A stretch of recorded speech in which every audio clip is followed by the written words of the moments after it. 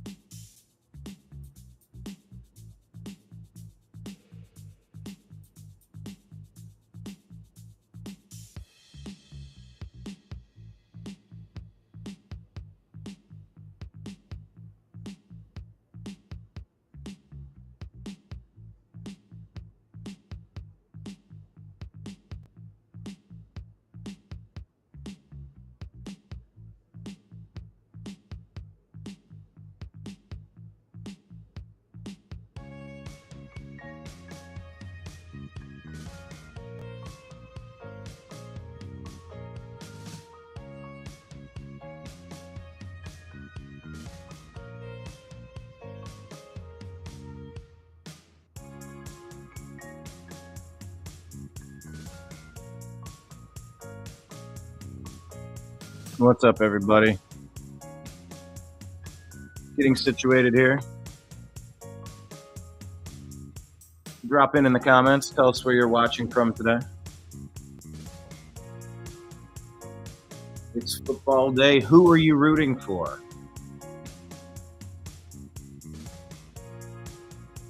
Who is your favorite team?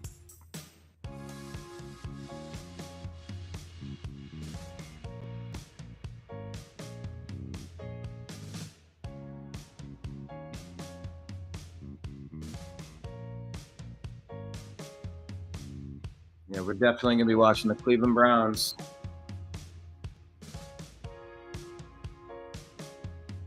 Curious how the Bengals start this season.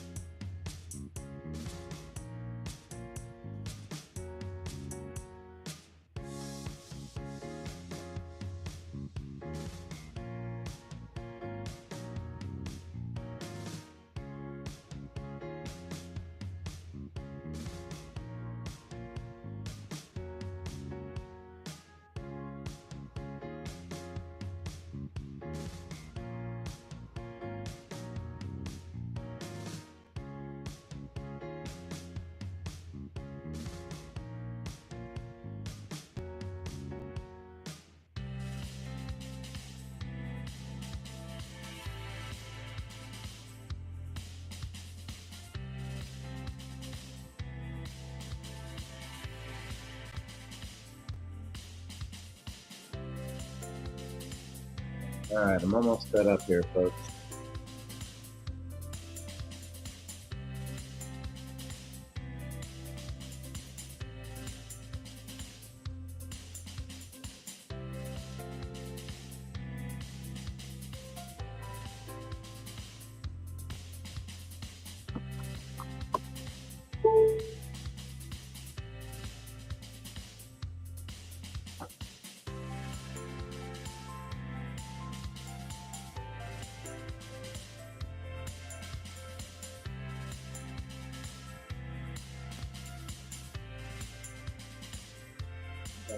Dunking on? Looks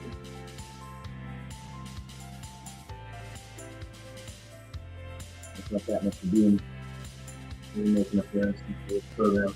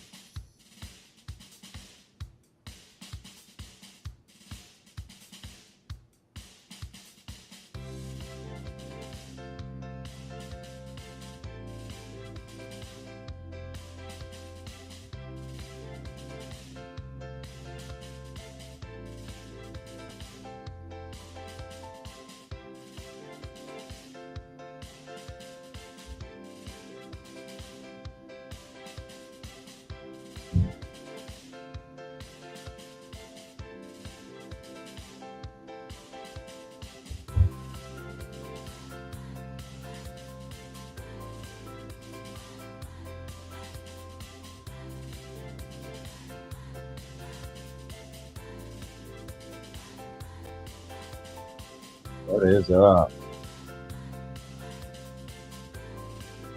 We're not fully set up, but we're working on it.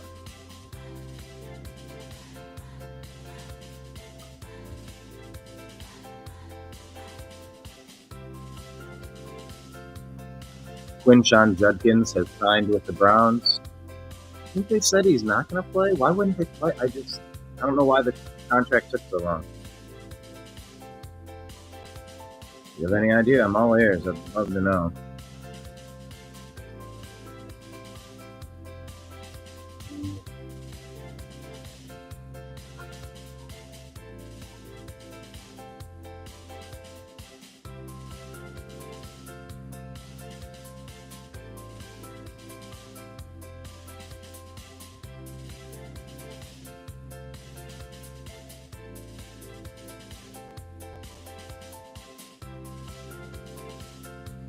Yeah.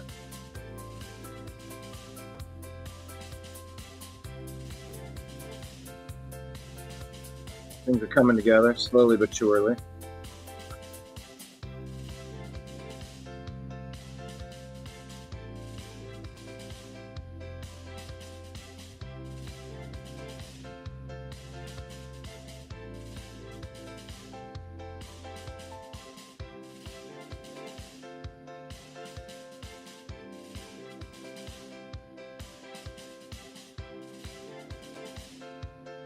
Mm.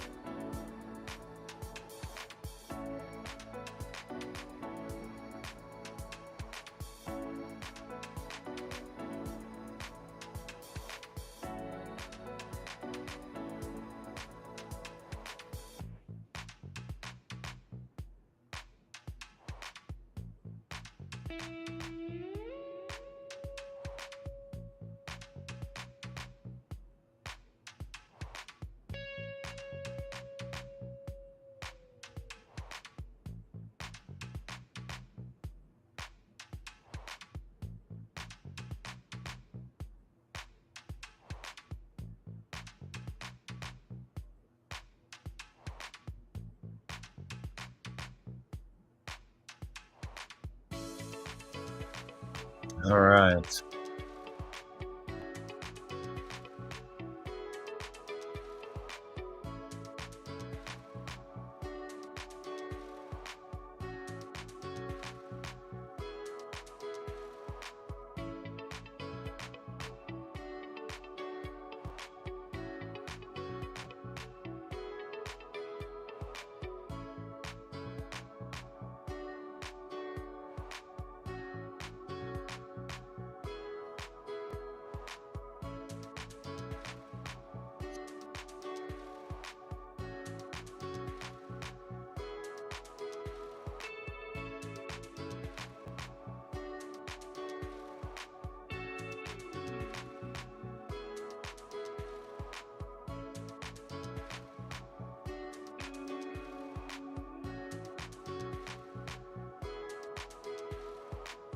Okay, yeah, I'm really close to being ready here. Let me just grab my charger. It should be set.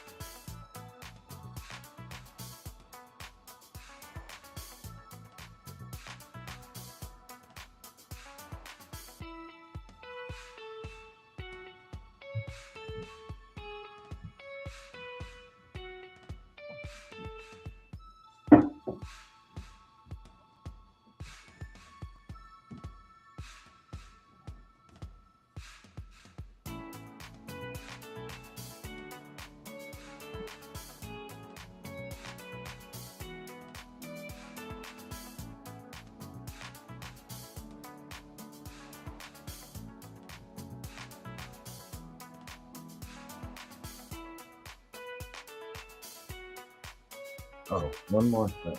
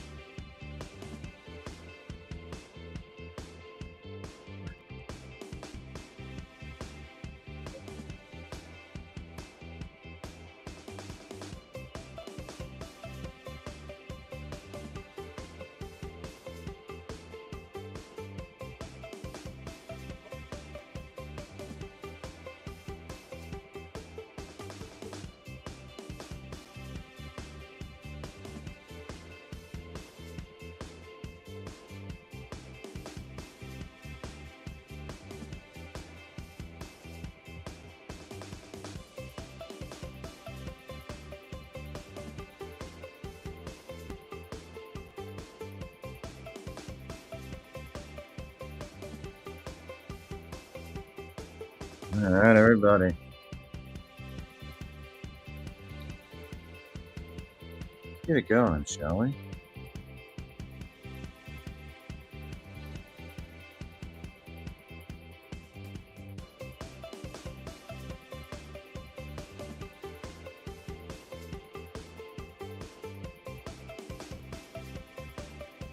All right, what are we watching? Take a look. Hi, this is Eric Metcalf, and you're watching Unhappy Hour. The unhappy hour is here.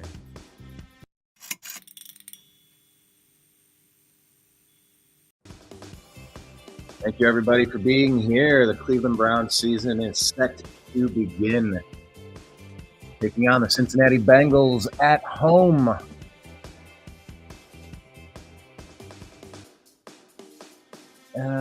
Which one do I want? That one. One is over here. I'm setting the light. I think I want the blended. Getting the new setup acclimated.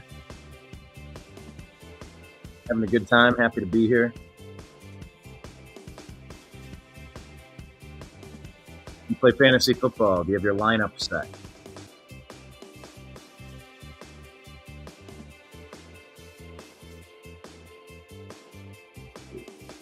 Lower third.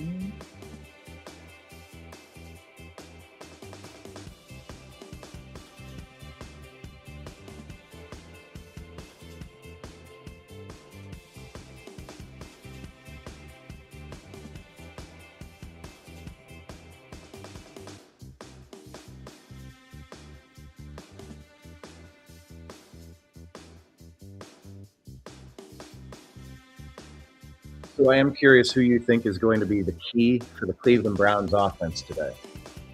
You know, questions like this, you try to put it on one person, and it makes for a good segment, but I think maybe what we should do is do a scatter shot of why the players are going to be important, why it's going to be relevant. David Njoku's relevant because when he was in sync with Joe Flacco before, he was an unstoppable force.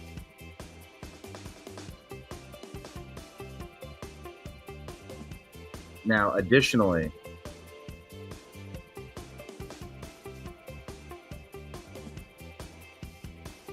well, and by the way, let's talk about that. Let's elaborate just a little.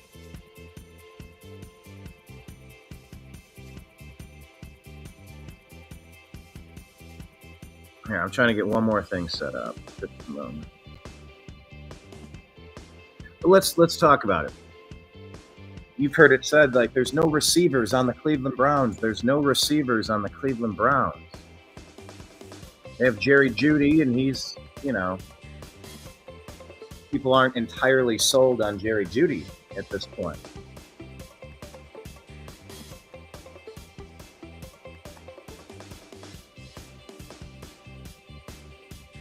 You know what? David Njoku is a problem for almost anybody on the field. He is a physical specimen that can get open. He can his wingspan, his reach with his height, his arm length. He is a real target. So Njoku's super important because, he sort of fell off last year because everything fell off last year. I think he's going to be a big key to putting it together. Now, let's talk about Harold Fannin Jr. from the draft this year, the Bowling Green Falcons tight end. He is a athlete with some size and some speed and some versatility. This guy, do not sleep on Harold Fannin Jr. You have now the most dangerous double tight end situation that Kevin Stefanski's had since he came to Cleveland. They've been trying to add players, Austin Hooper or Harrison Bryant, or they've had different versions of the second tight end, but Stefanski likes having a second tight end.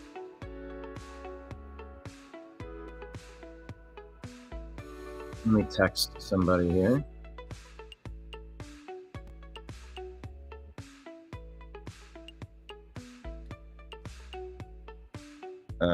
Let's see.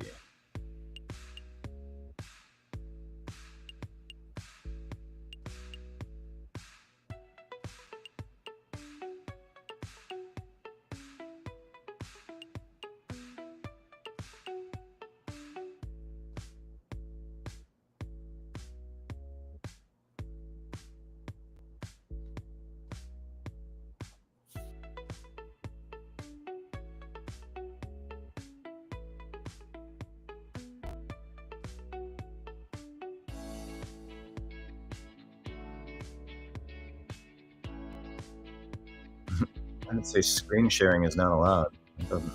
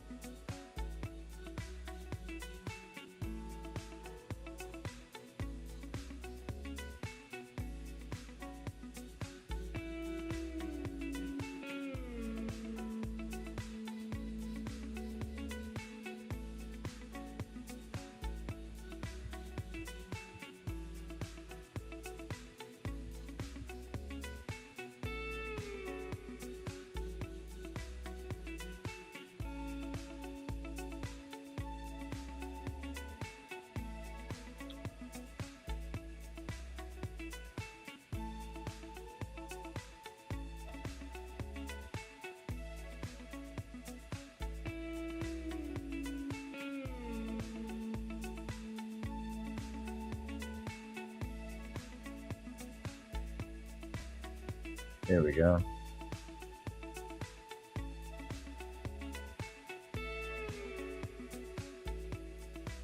So I think Harold Fannin is going to be a key to the Browns offense today. He's going to provide a lot of what the wide receiver 2 position is going to require. Now, Cedric Tillman. Cedric Tillman was very good when he was healthy last year. Can he improve upon that? I think he can. I think he has size. He's had some durability issues, but look, everybody has a chance. Like, anybody can get dinged up. It's a tough game. And injuries are the absolute worst part of the game. But I think at wide receiver 2, he has some talent. Jamari Thrash could get dangerous if you get him the ball in some open space. I think Joe Flacco is going to be key to stabilize that position. We can get the same type of Joe Flacco that we had last time 2 years ago on the Browns. I think we're going back to the playoffs. I think we could be a 10-7 team. Absolutely. I don't buy into this doom and gloom predictions that we have. None of it. I'm not even going to repeat what I've heard. I'm not having it. I'm not interested in it. Oh, is Kenneth here? Let me pull up. Oh, here we go. Now, the regular crowd is shuffling in.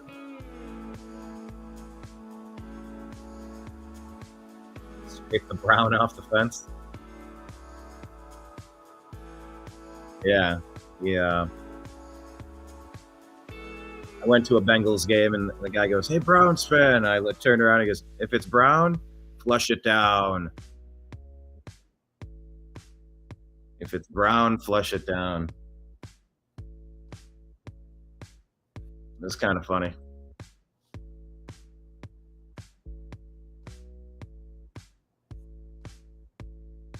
Let's take a look at the Browns.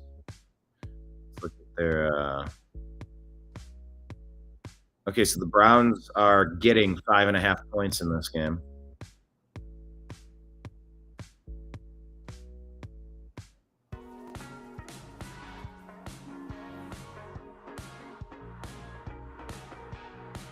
Yeah, so that's who the wide receiver room is going to be for... Oh, let me do this. Let me make sure the volume is working good. One moment here.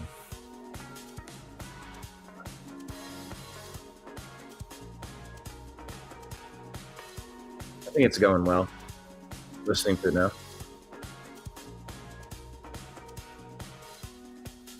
Yes, that's who the wide receiver room is going to be for... Oh, let me do this. Let me make sure the volume is going on.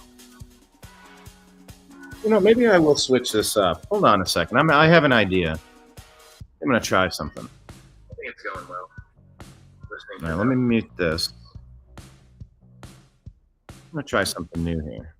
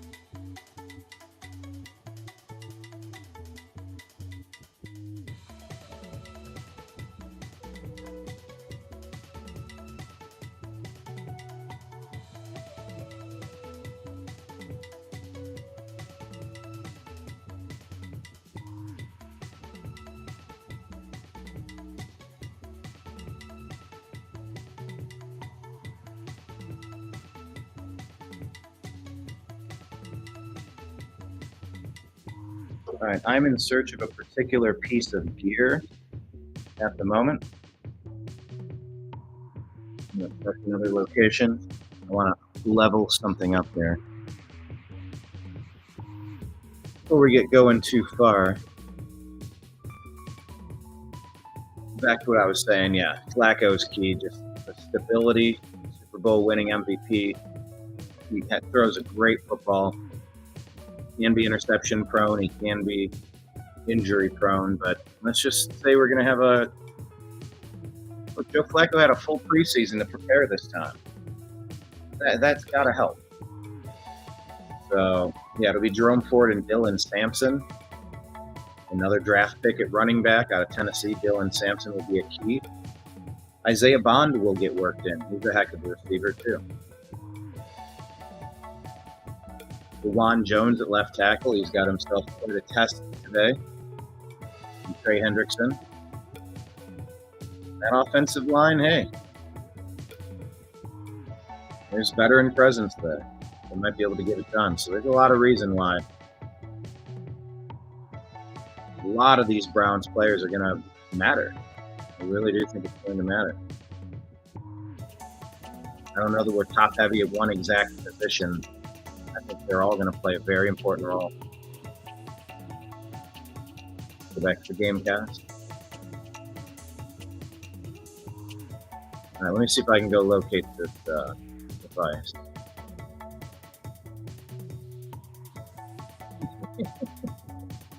I say grandmother.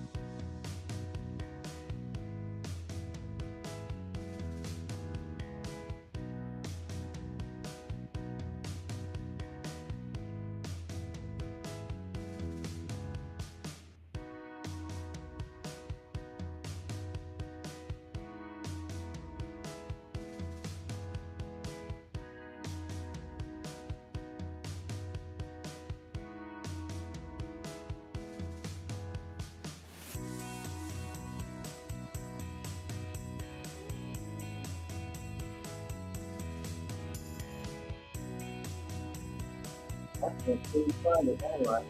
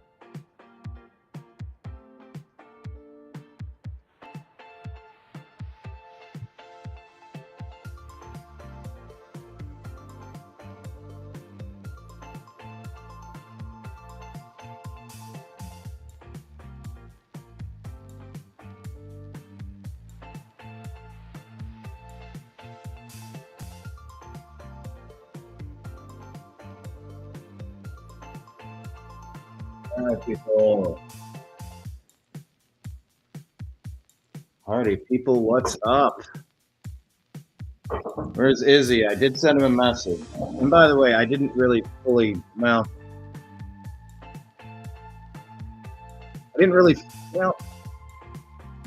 what I keep stopping from saying is that I didn't fully have a plan here.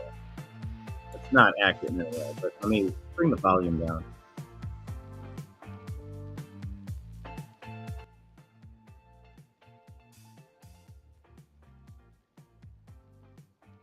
It's hard to move the dials. Okay, I'm testing levels, wondering if that'll be any better. We will see. I'm listening to it on the playback. Cleveland Browns take on the Cincinnati Bengals. Cheers, everybody. Welcome to the bar. This is the Unhappy Hour. My name's BrianEngelman. Thank you for being here. Hello, Kenneth. Yeah, I'm testing levels, wondering if that'll be any better. Let me mute this and see how it. I'm listening to it on the playback. Cleveland Browns take on the Cincinnati Bengals. Cheers, everybody. Welcome to the bar. This is the Unhappy Hour. My name's BrianEngelman. Thank you for being here. Hello, Kenneth. No, I think this is good. This will work. What I was trying to locate was my headset. I have like one of those microphones, headsets, and for the life of me, I don't know where it is right now. Let me switch over. This would be good.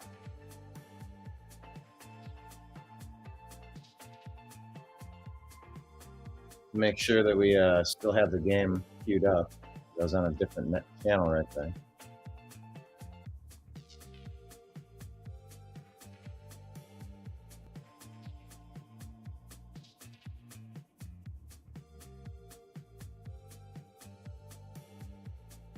Yeah, we should be set. All right, this is a great time, everybody. Take a moment and check your fantasy football teams. Here's your reminder, check your fantasy football teams. Any late scratches? Let me ask Grok.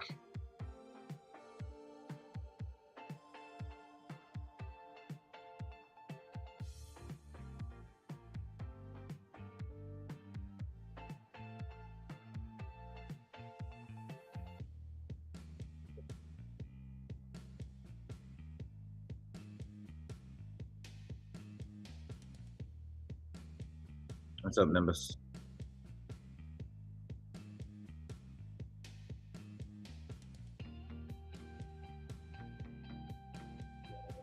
Yeah, Nimbus, I got a bunch of beverages back here. Please do not jump near these.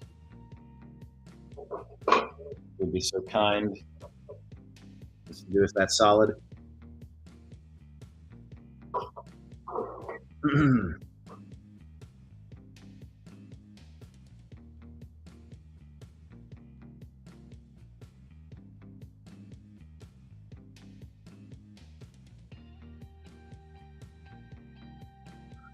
Let's ask Rock.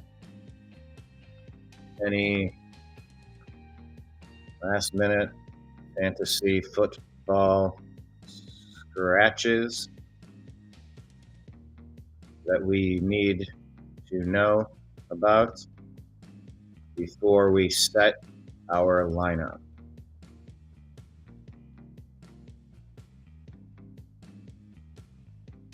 Nim Buster. Nim busted.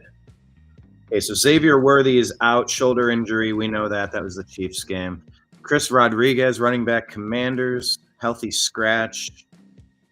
Ja'Cory Krosky-Merritt is a safer fantasy play, projected to lead in early down snaps. And Austin Eckler, handling passing down work. Jeremy McNichols is also active, but primarily plays special teams.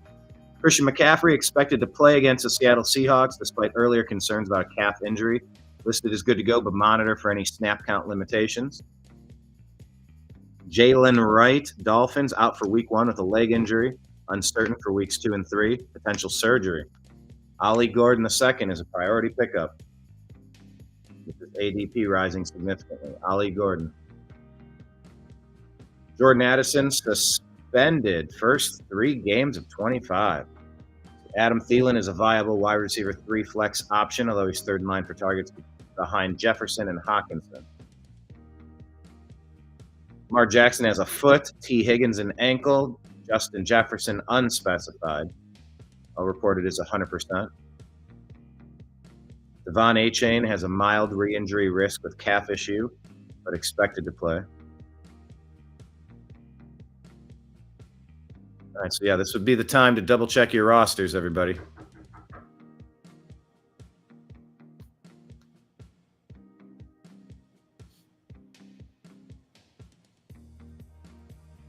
One moment here.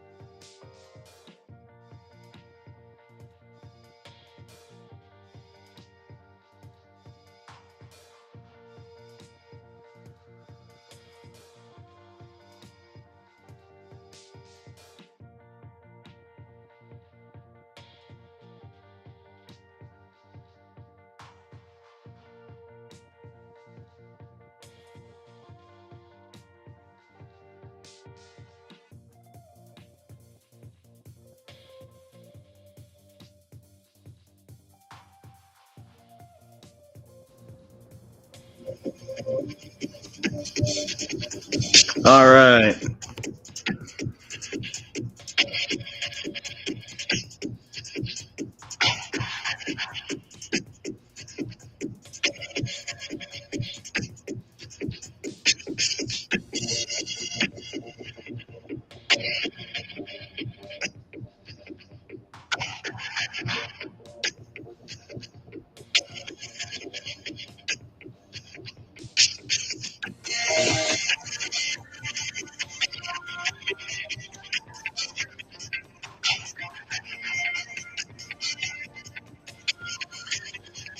We're almost ready for the season to start. This is incredible.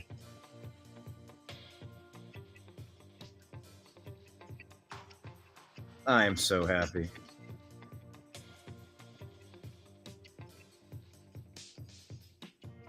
You know what I did not think out, though? I did not consider snacks.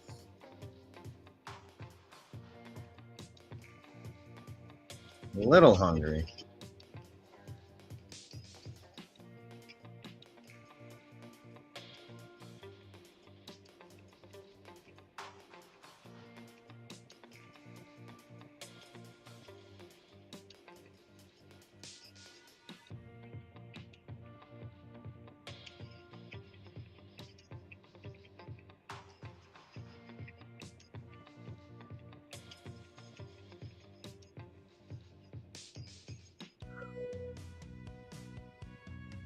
Yeah, so we'll see if Izzy's able to join, Kenneth.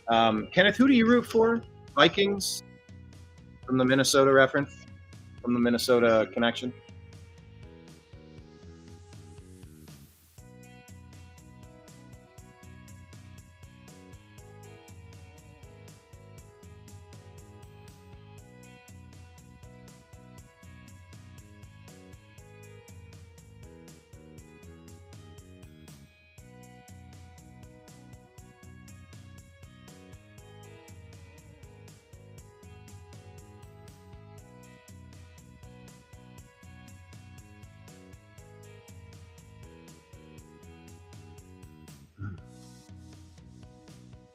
Maybe I'll try this. Amos, this will not be a good place to jump. Come over here. Over here. Like this. This way.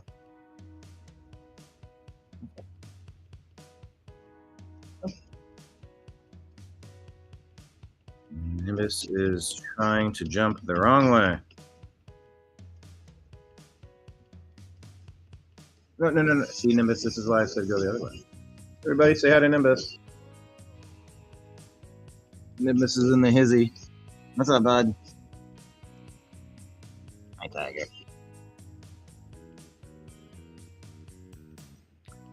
All right, what are we sipping on?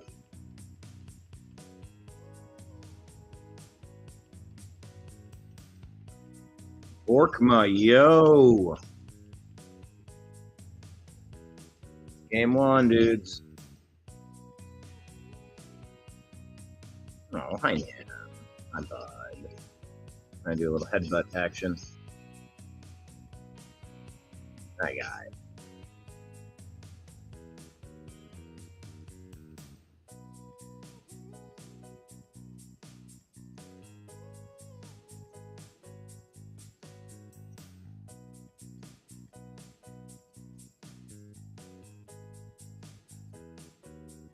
I think what I'm going to try to do is go live on Facebook. I'm already live on Facebook, but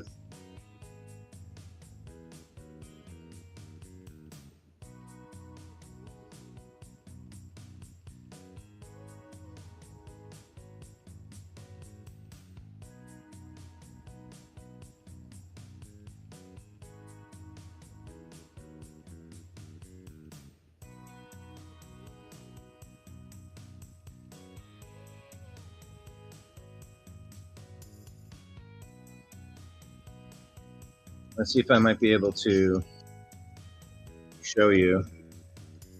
I have a hunch Nimbus will knock this over. That's what Nimbus does. Come on, buddy. He likes coming up here to get groomed.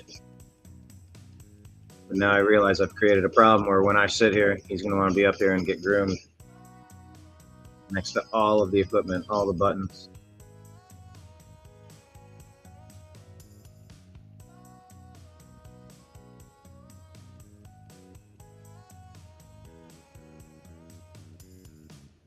The season is upon us, folks. Let me check. Actually,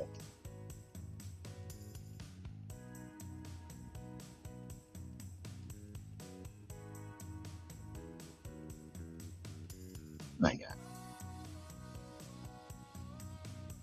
Pretty sure my lineup is completely set.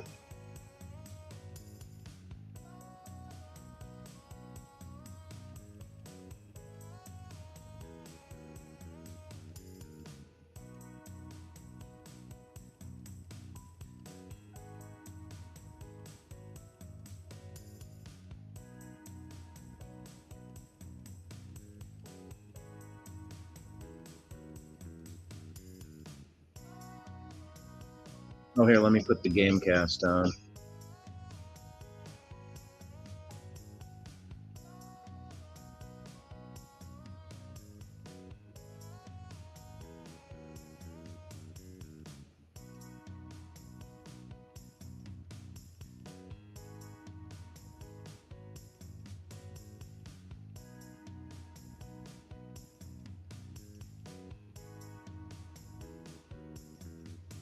We are watching the game. We are talking about the game, brother. Trevor Sage. Yeah, I cannot restream the game because I do care about my YouTube channel that I have millions of views on over 14 years and 2,000 videos. I can't stream it, otherwise they'll yank it and I'll get a strike on my account.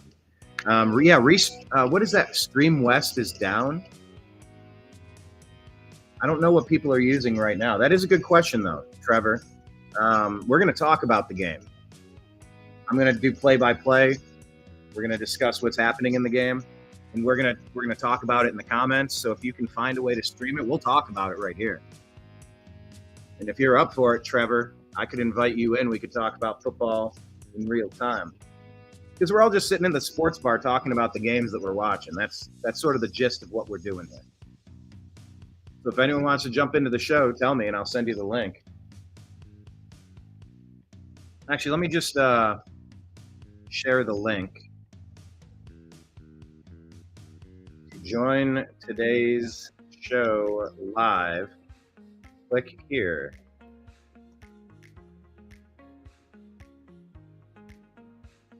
So if you can grab that link, you can join today's show.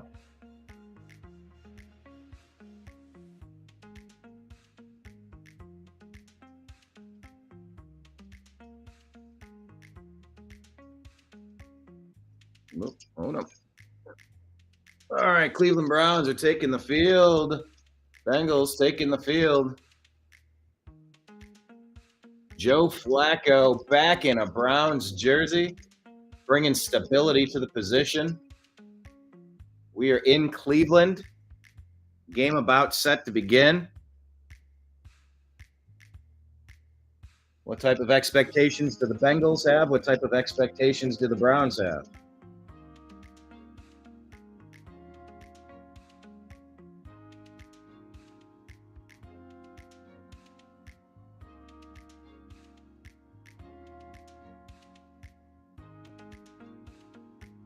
Well, I got to check my other lineup. I only see one here.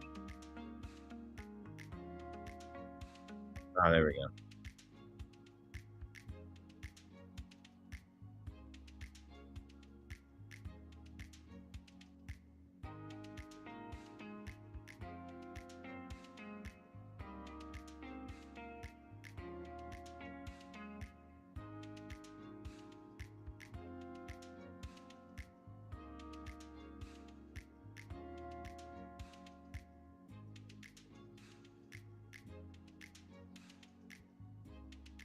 Okay, fantasy football lineup number 2 is set. Joe Burrow, Jonathan Taylor, Lucky Irving, Zay Flowers, Jerry Jeudy, Tyler Warren, Terry McLaurin, Seahawks, and Brandon Aubrey. Let's go. Check my Yahoo League real quick. The final moments before the games start.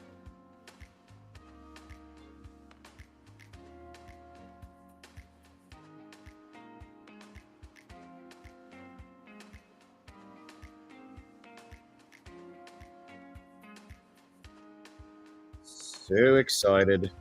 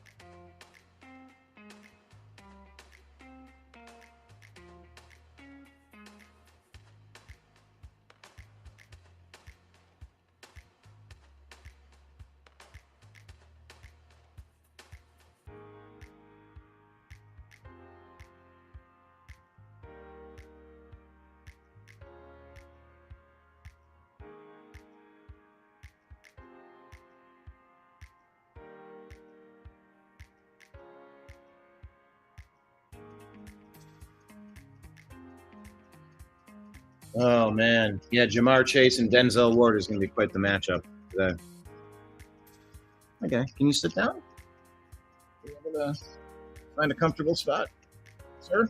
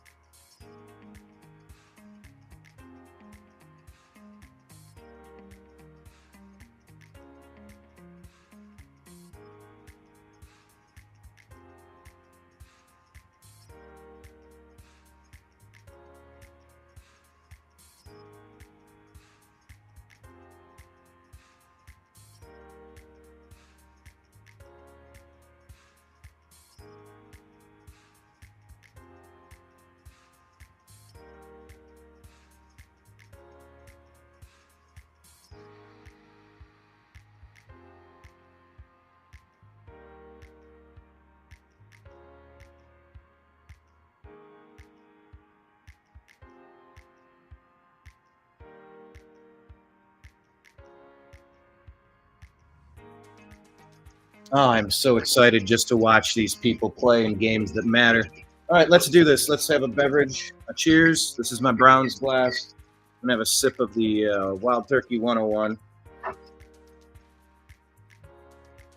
I have a new plan. I think bottles that are open things are going to be condensed. I think we're going to move through some stuff. That's a general theme for me right now with my reselling business, listing more items to sell more items. And then just even little things like open bourbon bottles, like sip through them, close them down, remove that one. And I really don't sip on beverages like I used to. I've dialed it back, but I'm feeling good. I feel very good about things right now.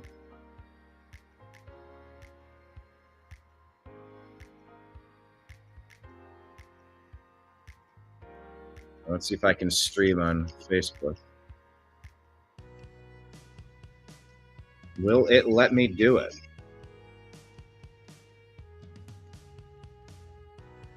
Day drinking? Does my sponsor know? Yeah.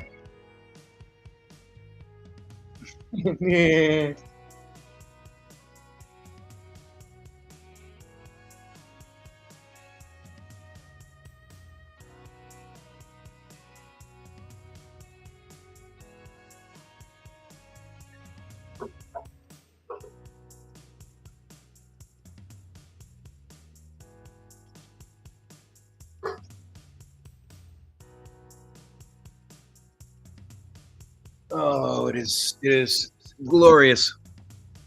The games are about to start. I can't wait. Oh, I'm so excited. Kickoff's about to happen. Let's go. Let's go.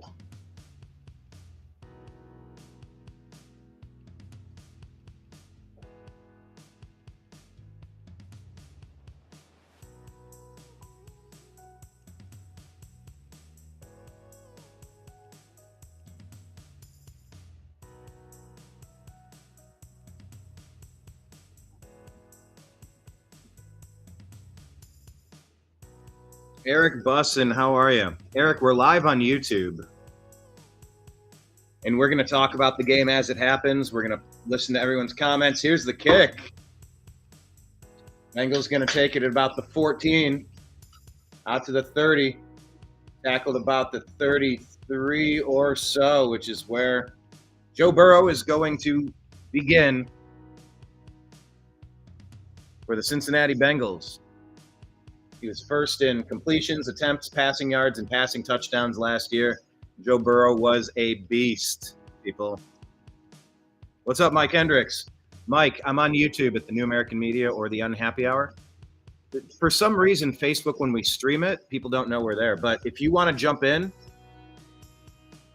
if anyone wants to join the show, we're just watching the game in here and talking about it. Like we're sitting at a sports bar. That's the game plan of what I'm aiming at here. Question of the day, what are we sipping on? Are we sipping on anything? I think Eric used to drink bourbon. Eric might not drink bourbon anymore. Joe Burrow fakes the handoff, complete out of the backfield. That's going to be a first down, maybe a gain of 15 for Noah Fant. It was play action left, two-back set.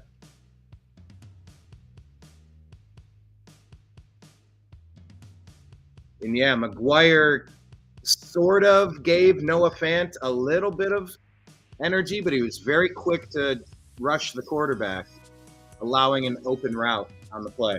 So that's first down and 10 at the 44 for the Bengals. Burrow gets the snap, delayed handoff, and he's wrapped up for a loss of 1. Browns defense looking strong right there.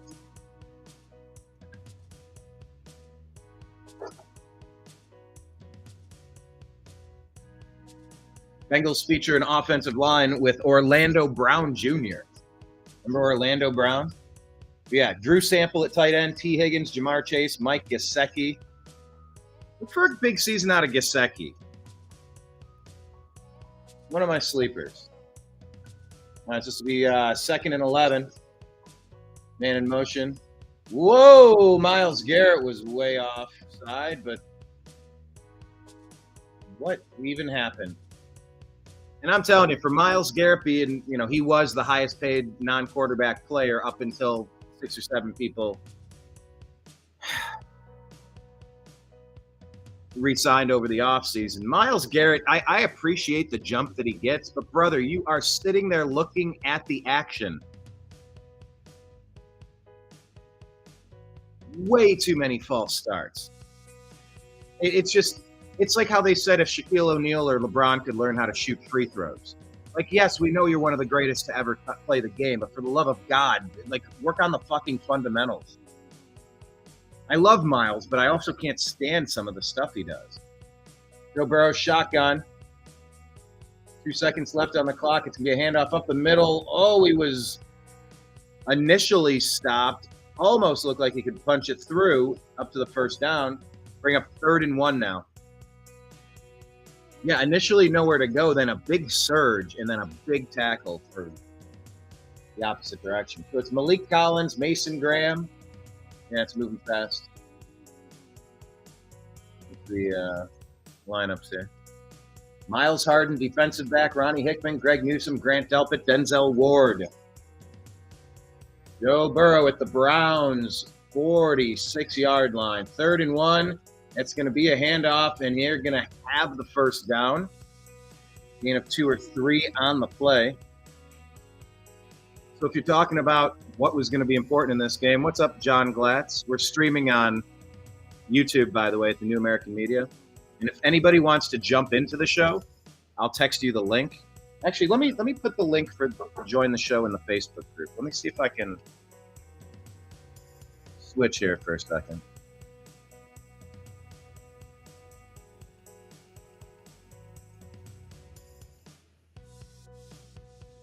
Out of the shotgun, Joe Burrow drops back, looking, dumps it off to the left. That's going to be incomplete. Felt the footsteps there.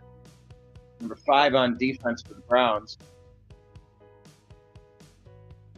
I don't have everybody's numbers memorized at this point in the season. Pressure up the middle from 93 on the Browns. Okay, I'm going to comment, and I'm going to give you the link to join the show if anybody wants to join on Facebook.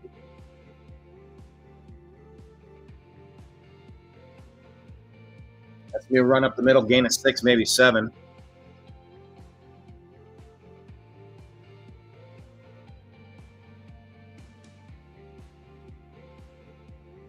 Third and 4 for the Bengals, 0-0, 11:28 left in the first quarter. Opening game in Cleveland, Browns-Bengals. All right, so here's the link in Facebook if you want to jump in and join the show live.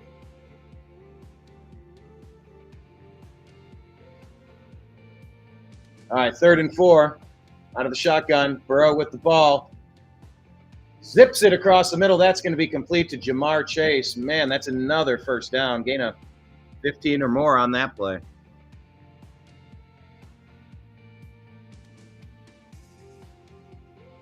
So, yeah, if you want to jump in and join today's stream, we're just watching the game together, talking about it. Instant analysis and thoughts. I know Mike Hendricks wants to be a GM.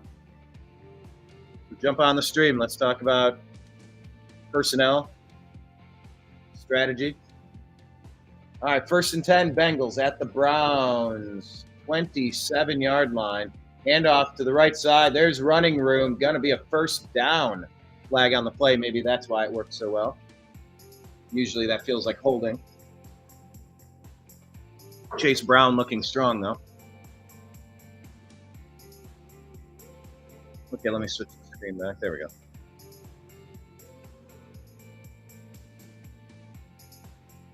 Illegal formation, offense number 71, 5-yard penalty remains.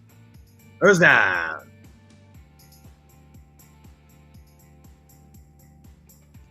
Yeah, it was like an 11-yard run.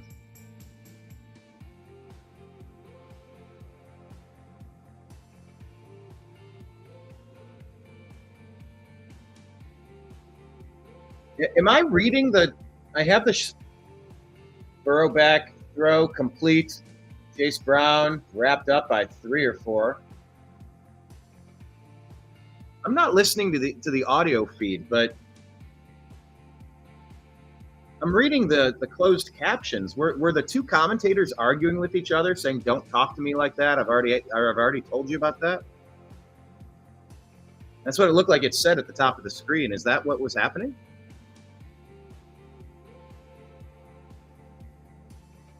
Let me put the question in here. Were the two commentators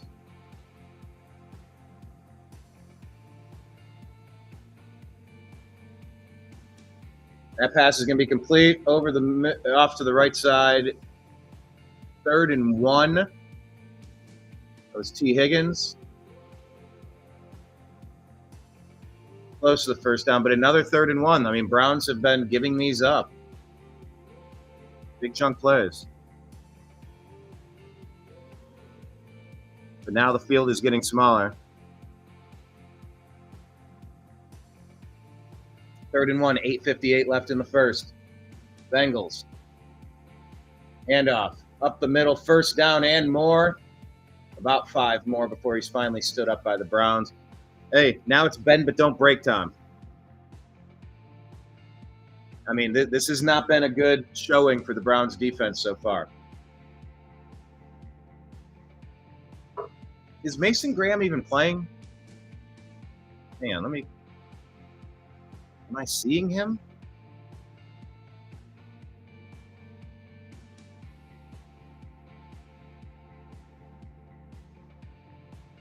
First and 10 at the Browns' 14-yard line. Man in motion, Burrow under center. Gets the snap, hands off to the right side. It is Chase again. Chase Brown with a gain of 9 yards. I mean, just doing whatever they want to the Cleveland Browns right now.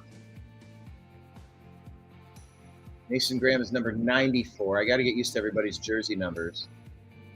Yeah, he got sealed off on that one pretty strong. You don't want Denzel Ward having to make those open field tackles. 2nd and 2 at the Browns 5. Man in motion. Burrow out of the shotgun. It's another run. He bounces into his own guy, and he goes left into the end zone for a touchdown. Bengals have scored with ease. I think you could say they scored at ease. Chase Brown, running back. For all that investment and talk about Mason Graham changing the Browns' offensive line, I'll tell you what, didn't do much good on that drive. But initially, he was bottled up. He bounced into his own player and went backward at the 7-yard line before finding daylight, bouncing it out to the left and into the end zone for the easy touchdown. So we're going to need Joe Flacco to make something happen here. The Cleveland Browns so that they can respond.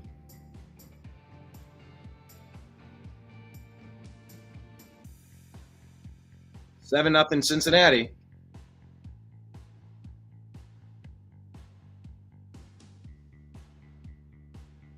No, Kenneth. I'm not drinking gin and juice. I'm just having a little sippy sip.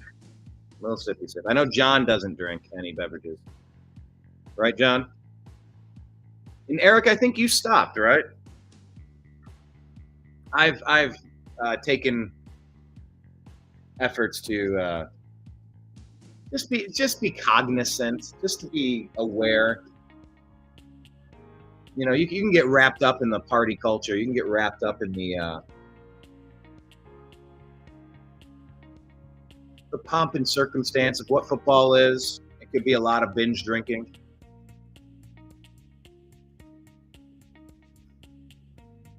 I've definitely been a lot of places, watched a lot of games in person and at sports bars.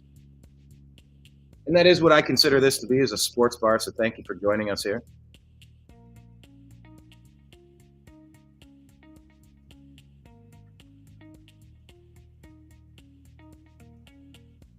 I was talking to my friend the other day. Haven't seen him in a minute. We were chopping it up. He looks down and he goes, "Man, that is an ugly shirt, though." Ugh.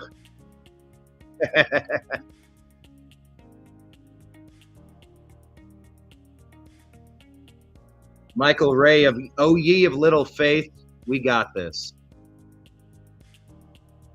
Also, I'm streaming live if you wanted to jump on the program for a minute and talk about how we still suck. We're at the sports bar. We're just sitting around talking about the Browns. That's the game plan.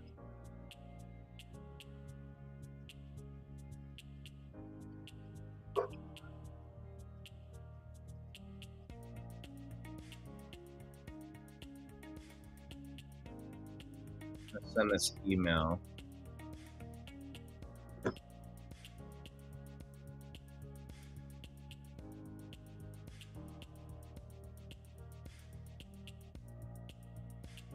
Let's see.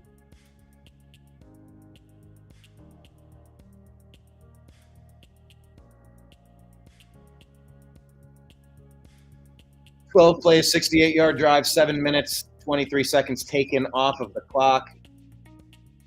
Brown had 8 carries, 36 yards, and a touchdown on the drive. The Browns have got to get that figured out. Give me a second. I'll put it back up on the screen in one momento.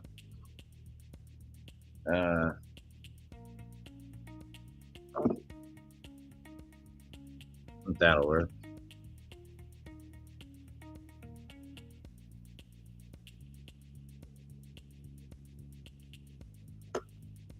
Browns get the kickoff out past the 20, past the 30, about the 34, 33-yard line. So the Browns are going to take over.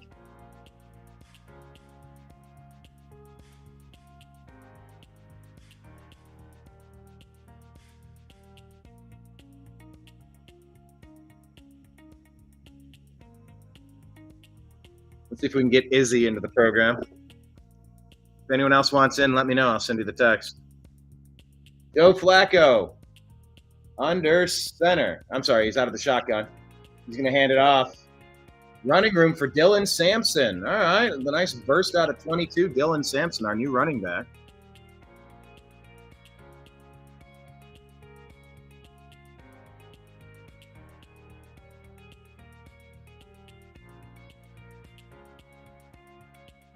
I'm going to text my college roommate. That's the link. That's the link right there if you want to jump in and talk about football during the Browns game. Or talk about your Steelers. Just jump in, talk a little football. Here's the link to click if you want in. Out of the shotgun, 2nd and 5, fakes the handoff. Pump fake. Completion. Nice. That's to number 44, Harold Fannin Jr. Please, I tell you, at your own peril, do not sleep on Harold. I warn you at your own peril, do not sleep on Harold. Number 44 kind of feels like a fullback number. Like a Jay Novacek or something. But he's a tight end / wide receiver / running back / blocker. He's the real deal. Joe Flacco out of the shotgun, 1st down at the Browns' 43-yard line. Quick snap, quick throw, 16, got it. Gain of about 6, maybe 7. Who was this? Jamar? Oh, this is Isaiah Bond. There we go. Yeah, it was a screen. All right, that's how that play's supposed to look. Gain of 5 yards. That's just be efficient. Get the ball out of your hands. Get it to your playmakers. Wear them down. Flacco just knows how to play the position. Out of the shotgun, there's a handoff over to the right-hand side. That's Jerome Ford. Gets about, maybe 2, or he's wrapped up and pushed back. That'll set up 3rd and 3, I believe.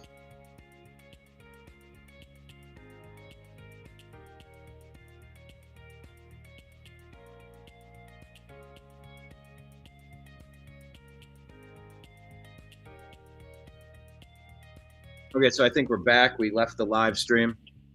Jump back in. We're watching the Browns game. And if you want to jump into if you want to jump into today's program, the link has been sent in the comments. Joe Flacco is calling an audible, moving forward from the right side to the left side. He's going to give it to Ford, up the middle, hit, pushing, reaching. He's going to be 2 yards short of that. Maybe that'll be 4th and 2. And unfortunately, 2 of 2, 10 yards for Joe Flacco is not going to get it done. 4th and 1, they're calling it. Close to midfield, though. This is Stefanski four-down territory. So let's see if Stefanski actually ends up going for it. Would not be surprised. He is going for it. Browns fans getting on their feet, but, you got to let them hear things. You're not trying to distract them. You're trying to be there for them. So there you go. Joe Flacco under center, 6 seconds left on the play clock. Man in motion. Strong right. Hands off to the up back who's going to push forward and apparently get the 1st down. Who was the up back? 35, Sanders. Rocket Sanders. You don't see enough of these fullback designed plays these days. Like, that's old school football. I like that. That needs to be a part of the repertoire. All right, I'm impressed with the play calling by Stefanski and the Stefanski offense thus far. 1st and 10. Fakes the handoff. Flacco's looking deep. Oh, he was trying to dump it off underneath to Harold Fannin, but the right tackle, was that Hendrickson? Knocked the ball down. Who was it that got his hand up? Flag on the play. Guessing either holding somewhere. After the play, illegal hands to the face on the Bengals. I'm sorry, they said before the pass, illegal contact defense. Number 42, 5-yard penalty, and that's going to be a Cleveland Browns 1st down. We'll take it. What's up, Matt Pastorelli, Timothy Sean, Joe Meyer? How are you? Let me put the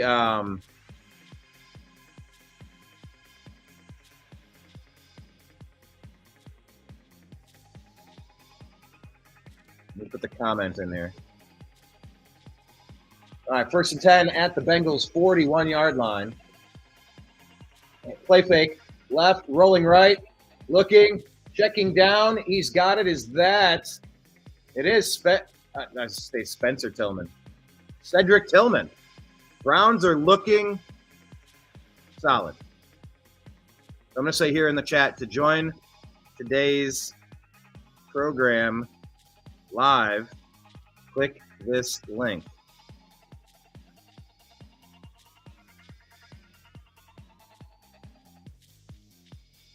Where are the comments here?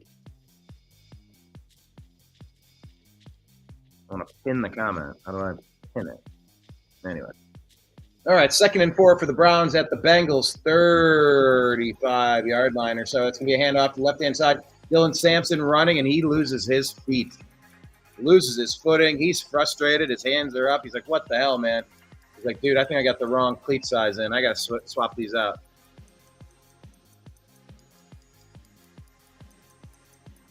Oh, Angela says she's at work. So glad you're keeping me up to date. Angela, are you listening? How does this work? You have me on and you're listening? Like, hold on, wait a second. Holy shit. Angela, am I a Jim Donovan type character for you? Jim Donovan, one of the greats, rest in peace. Joe Flacco out of shotgun. He's going low.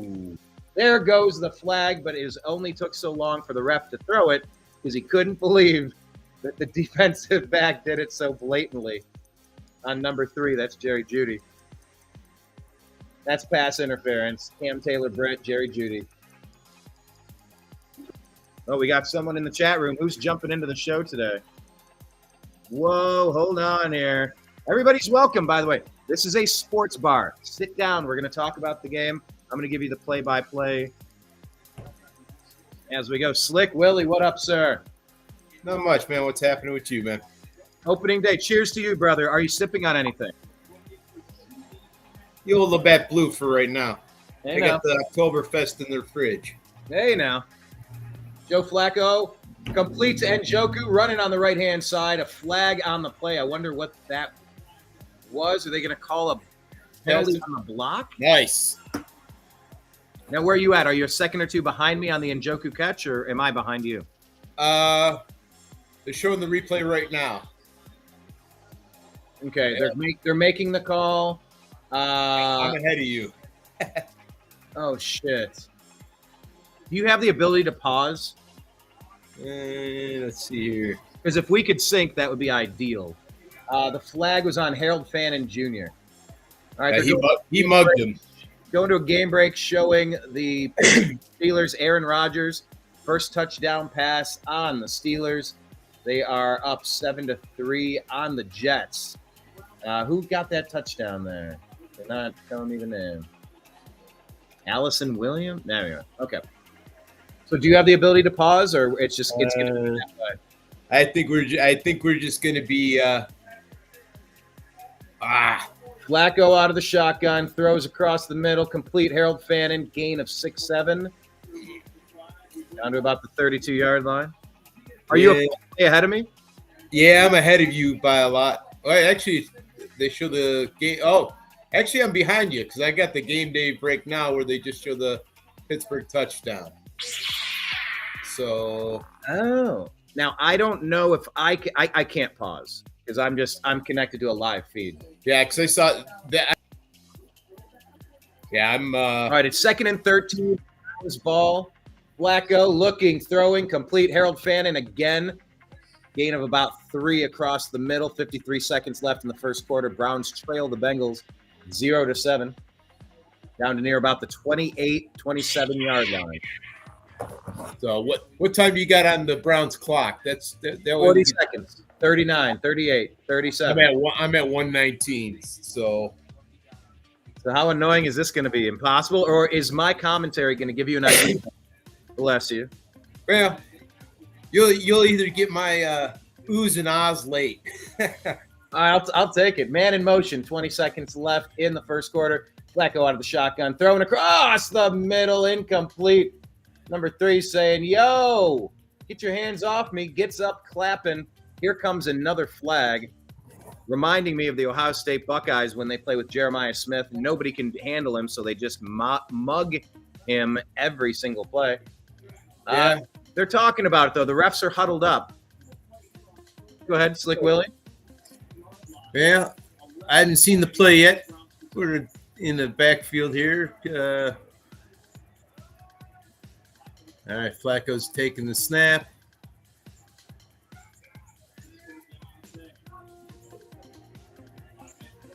So on this play, Judy's faking like he's going out to the right, and he jukes his defender well, where he's got him wrapped up. He's ahead of the play. Pass interference. The Browns are marching. The Browns are matching the Bengals' energy, and it's reminding me of that great Baker Mayfield game. Of course, we got to put a touchdown in before I can start thinking this way, but yeah, I mean, my thing is this: I think this game is going to be competitive. How the rest of the season is going to pan out, though, is going to be a completely different story. talk about a completely different story. Oh, who's down on the ground for the Browns? Slow to get up, 77. That Wyatt Teller. That play you're about to see, it's going to be a direct snap to Harold Fannin. They have him playing all over the place. Yeah, they kind of mentioned that they were going to do that earlier in the week. So he is that type of a talent. A very curious character to check out. So we're going to move at the end of the first quarter now. It's a commercial break. Angela watching. Angela and I go so way back. Angela and I go way, way, way, way, way back. So many years, and she's working right now. And guess what? She's listening to today's show. I am the radio feed. Slick Willie, you are Angela's radio feed, listening to what's going on here today. So I'm part of the radio feed. Interesting. Yeah, man. And by the way, to Angela, let me tell you this, Angela. I think you're watching us right now through Facebook. Can you go to the New American Media YouTube channel? Watch us from there. Your comments will show up on the screen that way. Also, Slick Willie, if you're not doing that, you can type comments in with our chat room if you're on the YouTube feed for the Unhappy Hour or for the New American Media. But I think you'll get a direct audio feed with the best quality possible, Angela, if you switch to YouTube. Because Facebook, I'm sort of recording my screen instead of a feed going directly from Restream to Facebook. Because Facebook doesn't let you people know that I'm broadcasting. I have thousands of viewers or thousands of group members in our private group for the Unhappy Hour, but they don't let you know I'm going live. So I have to put my camera on the screen to go live, and then everybody starts showing up. It's the weirdest shit. It's like Willie. Yeah, I've dealt with several different platforms. All of them run differently, and you never can get a perfect connection and stuff like that. And I know when I did my podcast with the horror movies, ours was all recorded and then set to play, at midnight on Sunday morning. So you do it in advance and then you drop them midnight Sunday. Yeah, that's how we did it then, because then we kind of some editing, some sound effects, stuff like that. So, but it worked for us when we were doing it. Guess what's occurring here? We got our Brady Bunch thing happening. Now, hold on a second. We found Angela. Hey. My homegirl. Can you hear me? Yes, I can hear you. Can you hear me? Oh, that's cool. I can hear you too. Welcome. We're sipping on some wild turkey right now. How about you? Dylan Sampson, big play across the right-hand side. First down flag on the play. No, I'm working at the liquor store, and my Browns app keeps turning off, and you're the only thing that stays on, so I'm listening to everything through you. Oh, that's awesome. Open invite when we do this to jump in, and we're sitting. Look at me. I'm at the sports bar. We're talking about the Browns. It's what we've done for decades, right? Nothing. Yeah. But we're doing it remotely now. I haven't talked to you in a heartbeat. I saw your brother recently. Well, maybe last year, but recent That's for cool. me. I don't get up to Ohio a lot. I know. This is Slick Willie. This is Angela, everybody. Hi. Angela, Nice to meet you too. How you doing? Good. That's awesome. So now you jumped in and you found us live. You found us on Facebook first. Oh, that was hands to the face to Flacco, rocking his face mask back. Oh, and he's giving him the cry harder sign.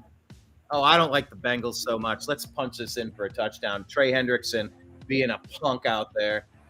All right, we're at the 4-yard line. Here we go. Joe Flacco, under center, one back set.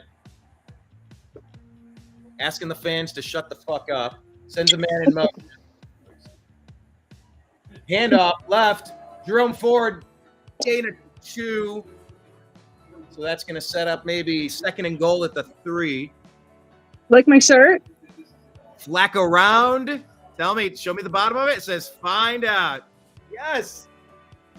Angela, do I have to state the obvious that any day you get to feature prominently your chest, we're having a great show? Do I have to say this out loud or like this? The craziness of it all. Yeah, Angela's not only an awesome human, but she's also very gifted. But no, that is an awesome shirt. Did you get that this season or 2 seasons ago? 2 seasons ago. I'm just excited to wear it.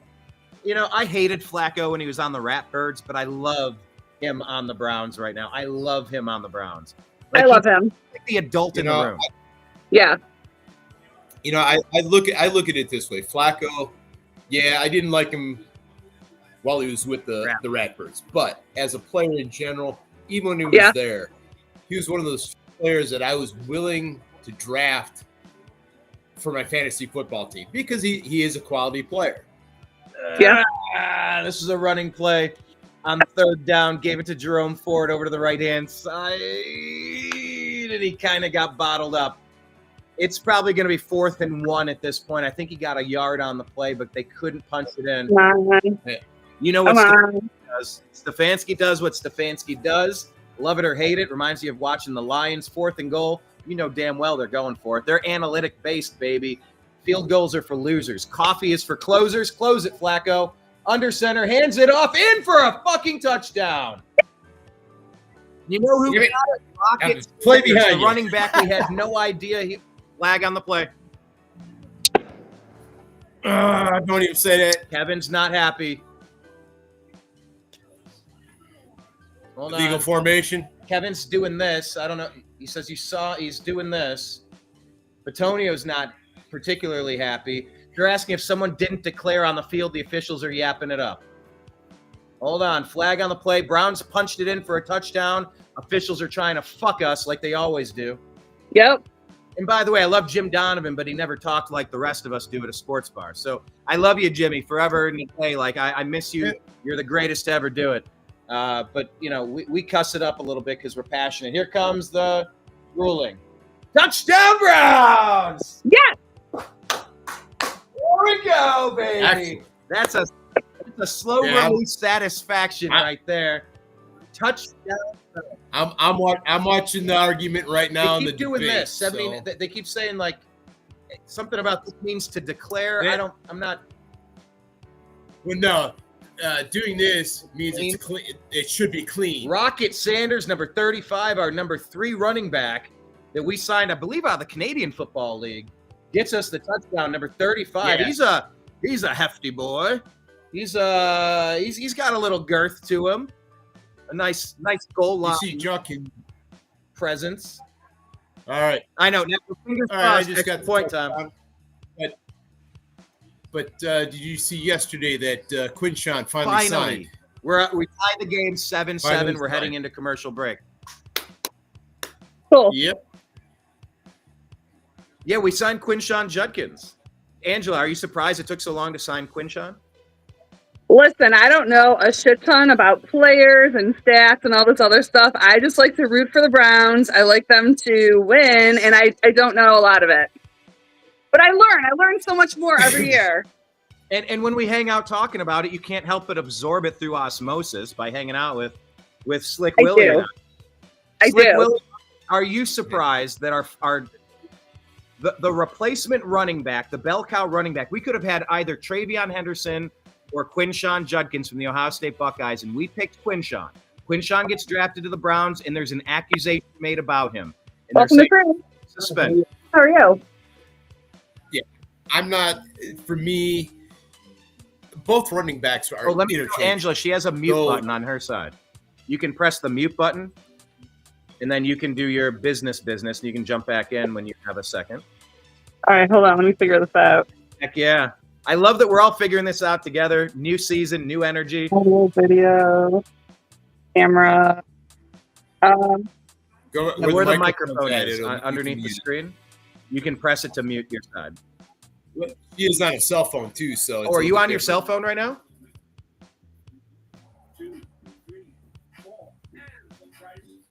There, she has it turned off. Perfect. Yeah, she's muted. So that's how when Angela needs to go do something, tap that button, do everything you need to, and come back when you can. Angela's, it's a placeholder. Also, William, if you could spin your camera like 2 clicks to your, how would I explain it? Clockwise, you get a little glare away. That way? Get the glare away. I'm in my garage. I watch a majority of my football games in the garage. Yeah, man. I got it set up. I got 3 TVs out here. If I choose to have people over, and that's usually what I do. I have poker games here, so we got fights on, baseball games, college football. By the way, speaking of setup, let me reset up today's program. Check this out. Hi, this is Eric Metcalf, and you're watching Unhappy Hour.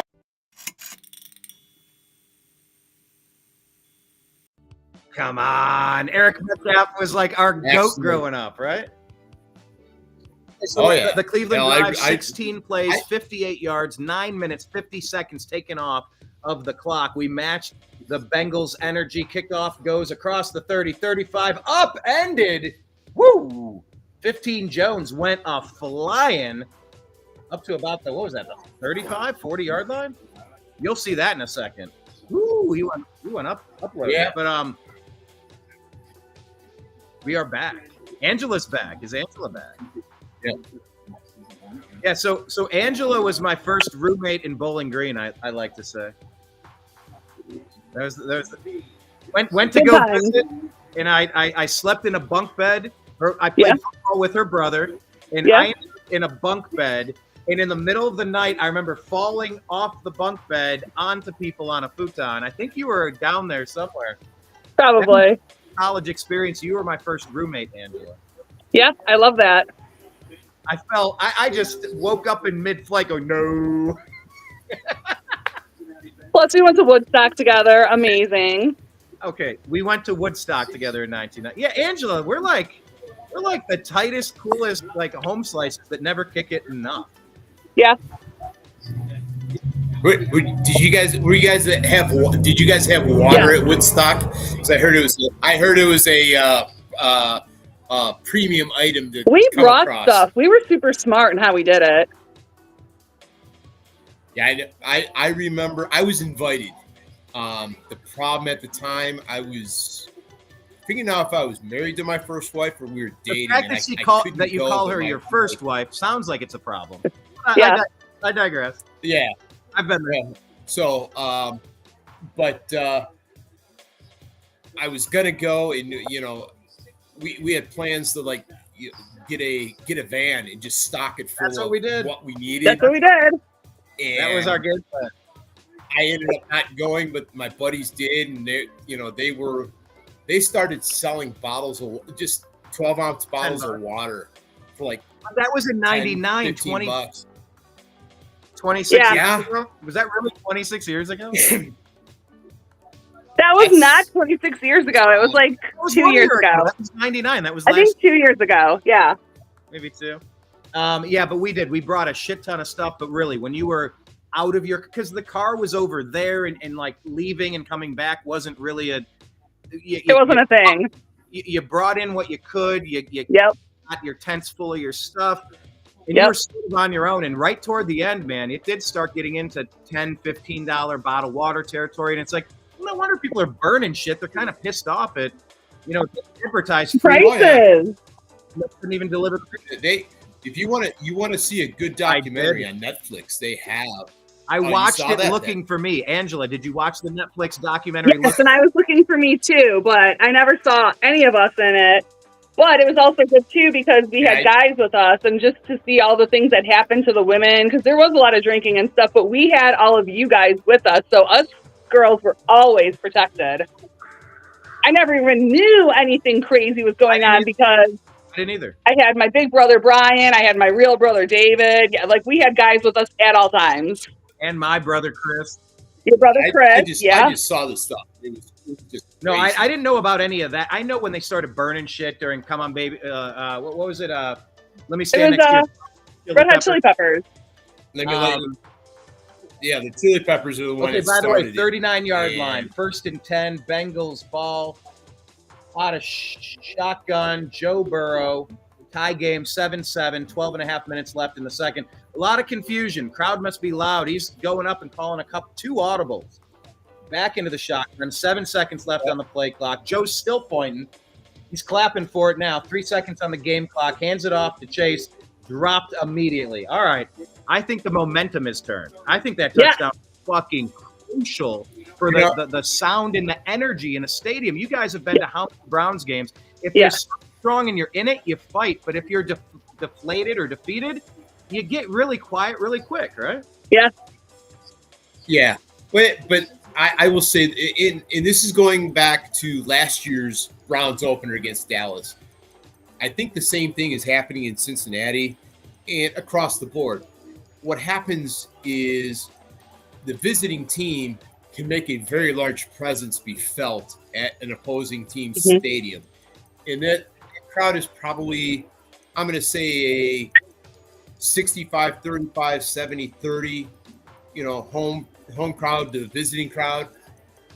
And even with that many people there, the Browns fans can be drowning out the Cincinnati fans during the play calls.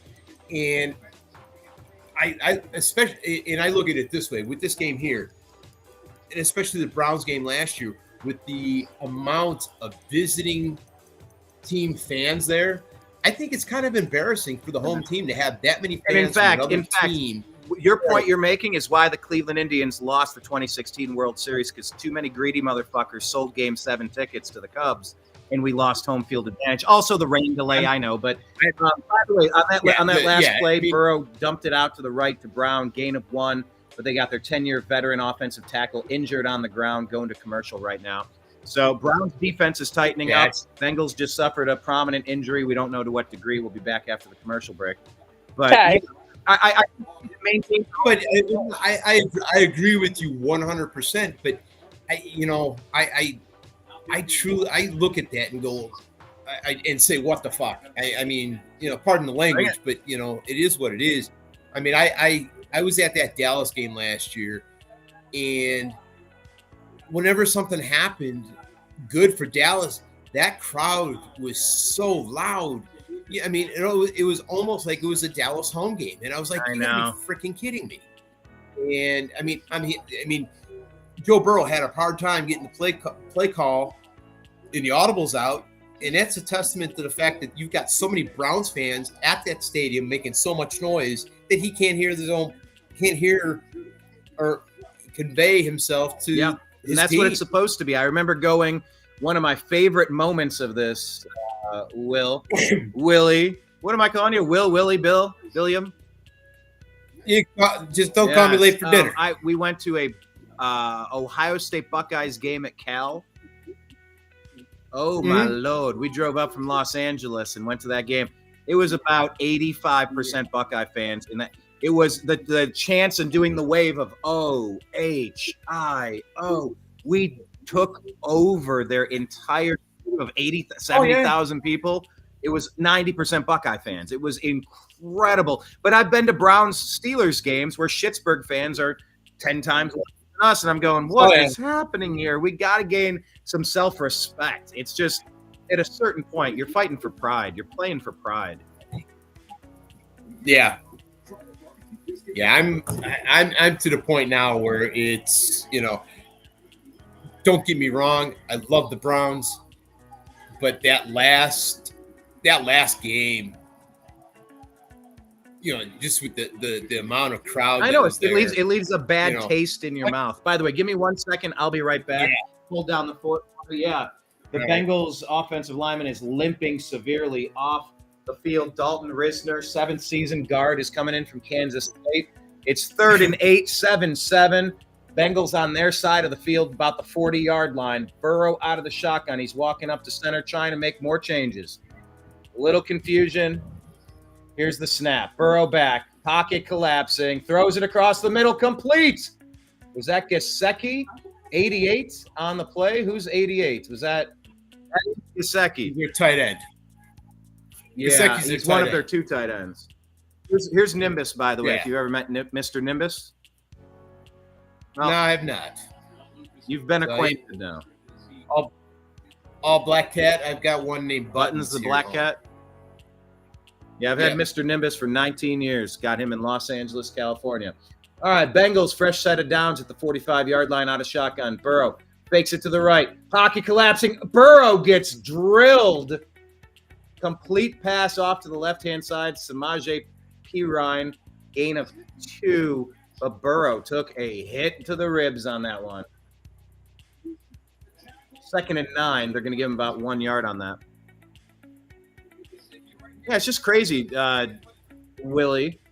Talking to Angela, thinking about all those interesting life events. You know, you look back at your life decades, and it's like, you can't recreate those shared experiences. Like you have people in your life, or you don't. I mean, to me, that's a true Gen X thing. I mean, in which by the sounds of it, we're all Gen X. So I'm technically a Zennial.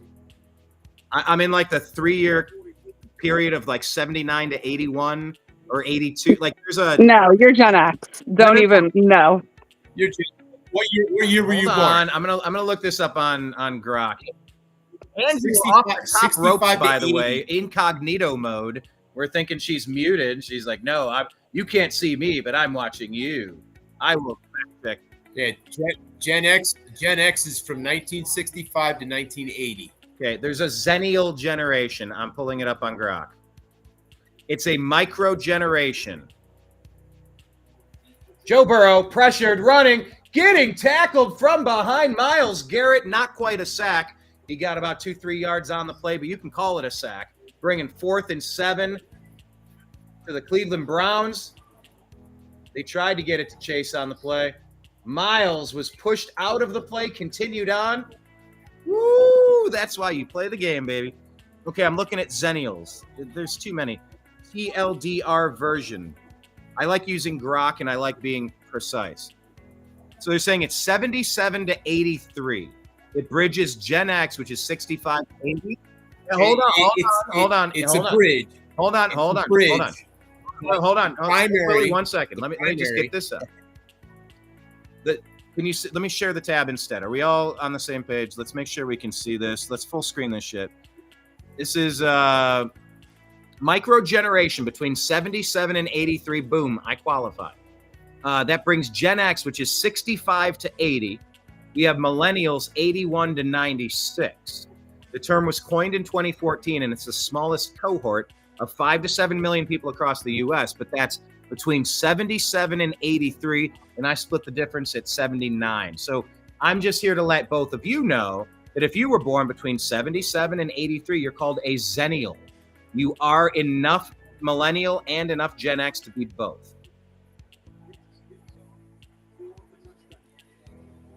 Blah, blah, and blah, I blah, yield blah. the rest of my time. Yeah.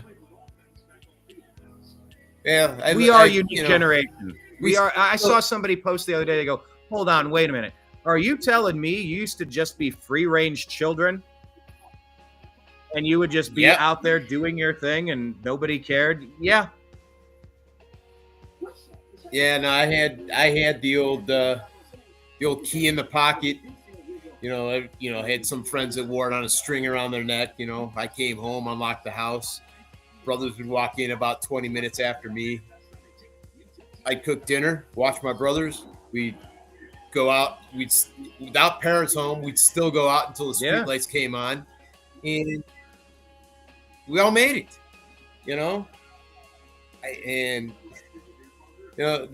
I can't say we were the product of capital punishment, but we were that generation that, you got the old wait until your father gets home. It's like, America has needed that energy for a while. Wait till dad gets home and he's going to be pissed. Yeah. That's happened to me once or twice. My biggest problem, my dad's a retired Brook Park firefighter. But with my dad, if he was on duty and my mom said, wait until your father gets home, and it was 3:00 on a Thursday and my dad was working, I had to wait until Friday and get home from school when my dad was finally home for the day to get my punishment. So I had 24 hours to stew on it. And it was, it was never good. But if he was home and my mom said it, was like, gosh, I mean, look, whether it was a belt or a wooden stirring spoon for the. Yeah.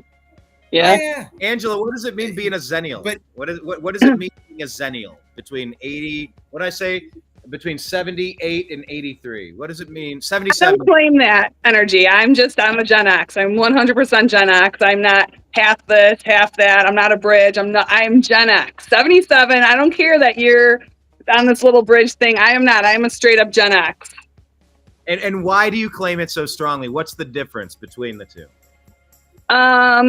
Millennial, like a superior energy from the Gen X. I'm feeling this from you right now.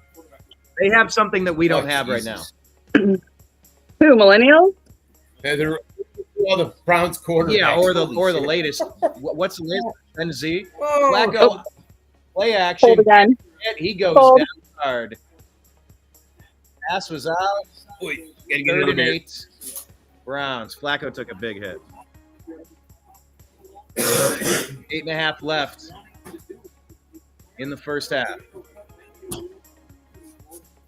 Yeah, Flacco faked the handoff, and man, he got popped. You don't want your quarterback that's a 300-pound boy there landing on him. You want as few of those moments as possible. 3rd and 8, 8:45 less than the second quarter, 7-7. Browns, Bengals tied.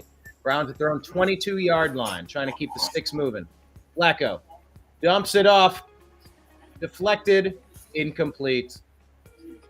Tried to get a screenplay to Njoku, and that's going to bring up 4th and 8 and a Browns punt. Unfortunately, giving it back to Joe Burrow and the boys. Give me 1 second. I'll be right back. Will. But take the lead. Tell us a story about something. You got 6 seconds. Tell us a story about something. Browns. While you guys were going to Bowling Green State University, I spent my time at Southern Parma University, more commonly known as Tri-C, and managed to take my first semester and nearly flush it down the toilet, even though it was a community college. Oh, yeah, I just saw your play, the incomplete pass, and nearly drank myself out of college. Anyway, not that you people want to hear about that.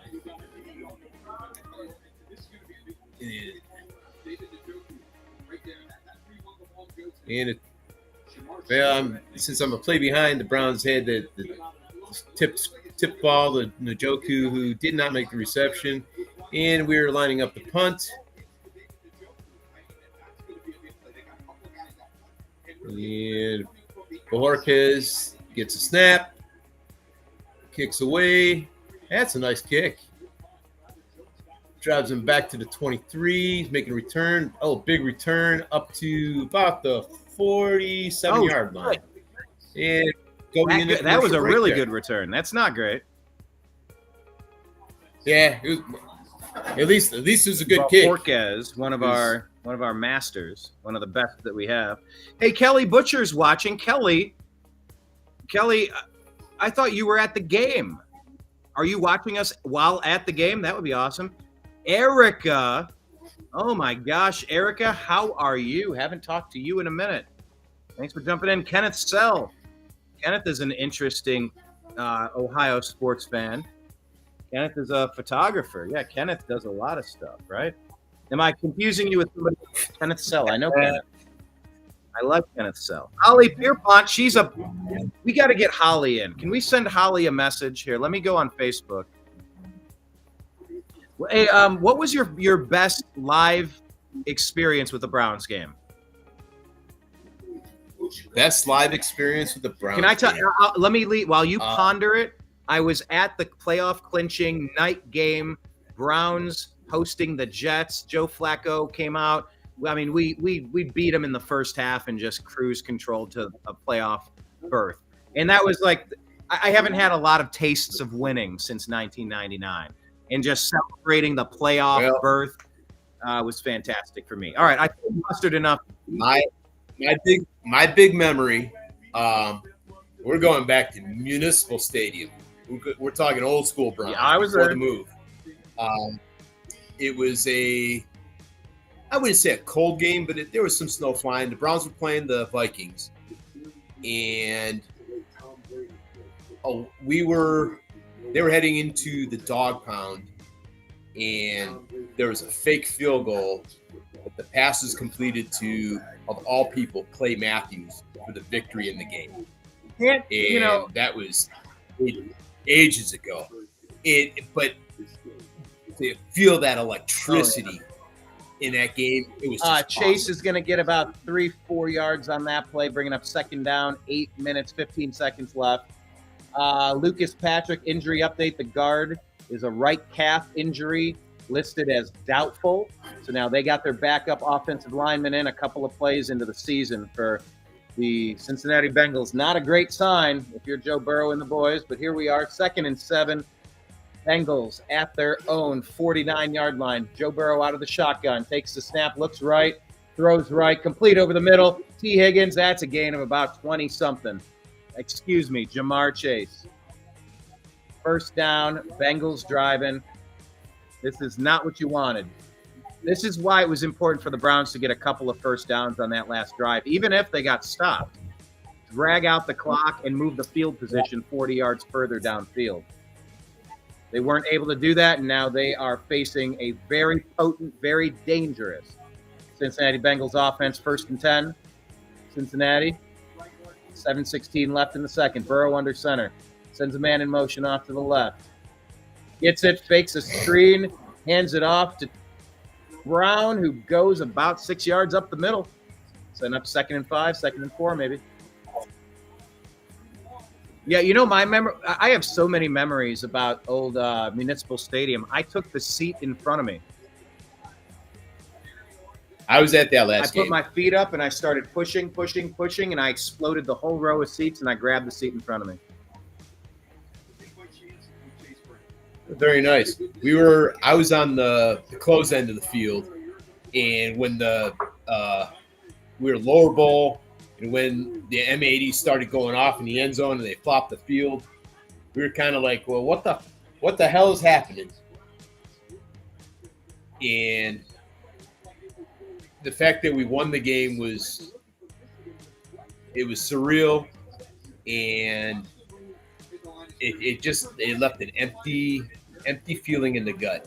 And the worst part is I went to that game as sick as a dog because my wife, ex-wife at the time, she's like, "Are you sure you're going to go to this?" I'm like, "Yeah, because I may never see another football game here in the city of Cleveland ever so again." brutal. Okay, Chase, 3rd and 2. Out of the shotgun, he gets hit. He's rolling left. He throws it complete. Doggone it, that's going to be another first down. Pirine with the catch, number 34 for the Bengals. The pocket collapsed. Burrow got hit. He bounced out of it and rolled left, made the play. I mean, that's just the difference between a top-tier quarterback and having some schlub. 96 got in there and disrupted the play. 63 got beat. Miles was right on top of Burrow, but he had just enough. Oh, he got hit in the face. He got a face mask, actually, that they did not call. 96 grabbed Burrow's face mask. They let it slide, and he kept the play alive. 5:17 left in the second quarter. Bengals at the Browns' 18-yard line. 4 out of the shotgun. Gets the snap. Looking left. Throwing deep. Newsome had his hands up, but his head wasn't turned, and they're going to probably call him on pass interference. Are they calling Greg Newsome on pass interference, it looks like? He didn't have his head turned, which is a problem on Jamar Chase. Chase on the replay here, going down. Yeah, they're wrapped up, sort of. I don't know. It's a little – you'll see. William, Willie – I'm checking fantasy scores right now. Well, look at the replay on this one, the pass interference. Tell me if it was ticky-tack or if he deserved it.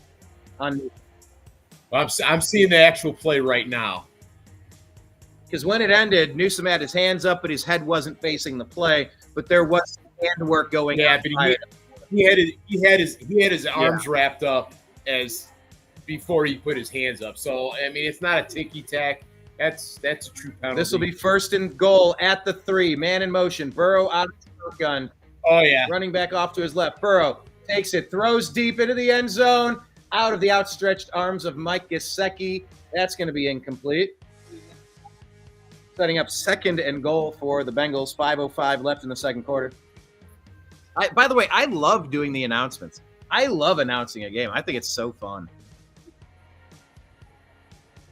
Yeah,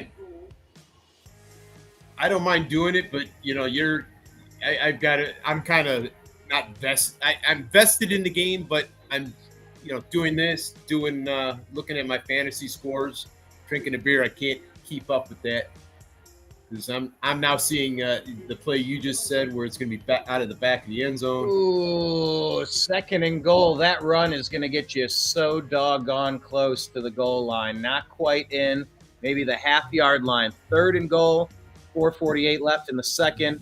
Bengals trying to punch it in. Browns trying to stop them. Potential 2-down territory for Jim Schwartz's defense.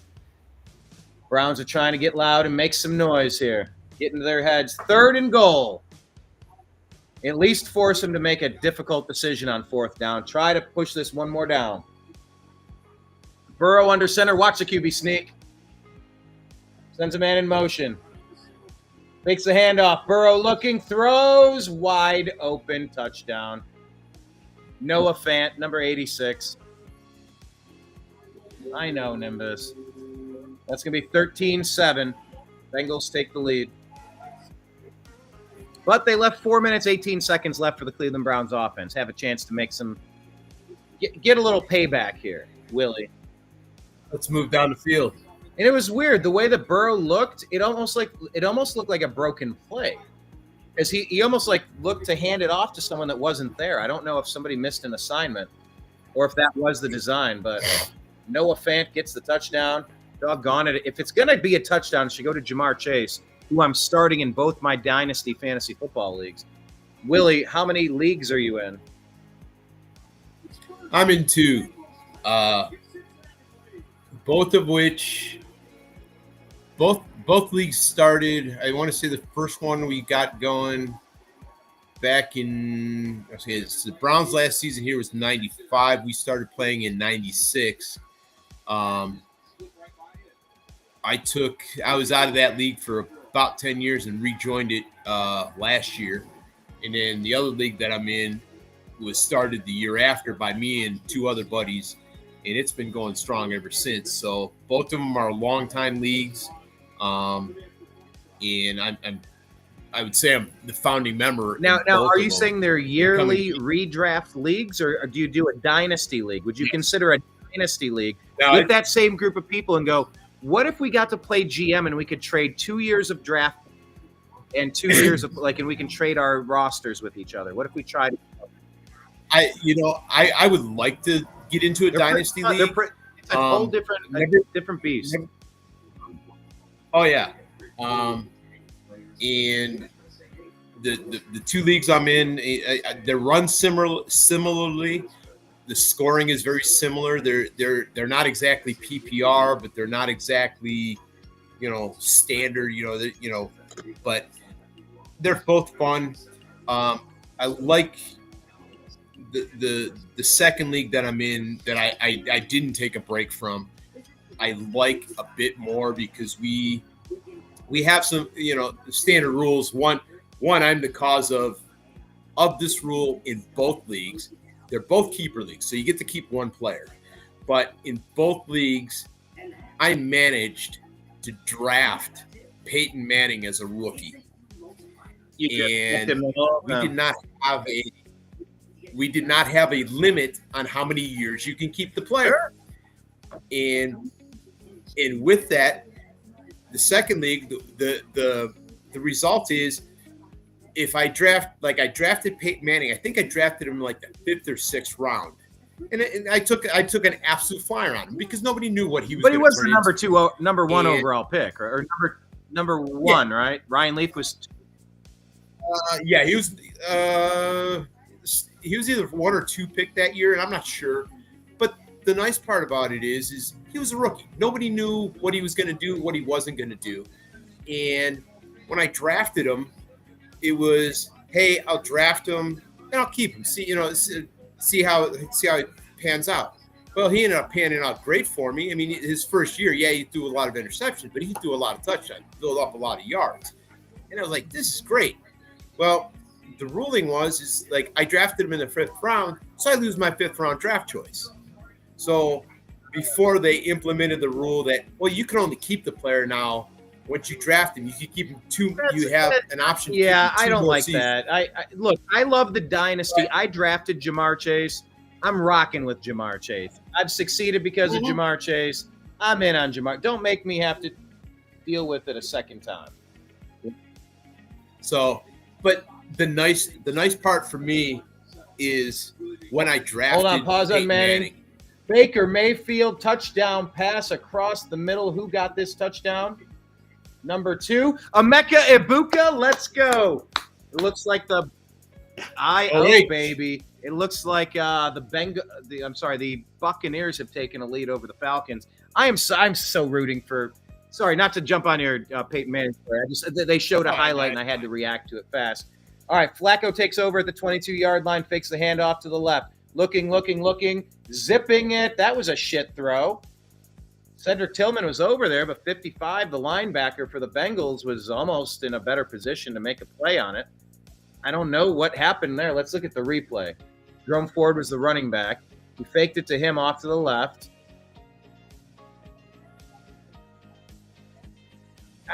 It was a tight window, and 55 put his arm out and got into it.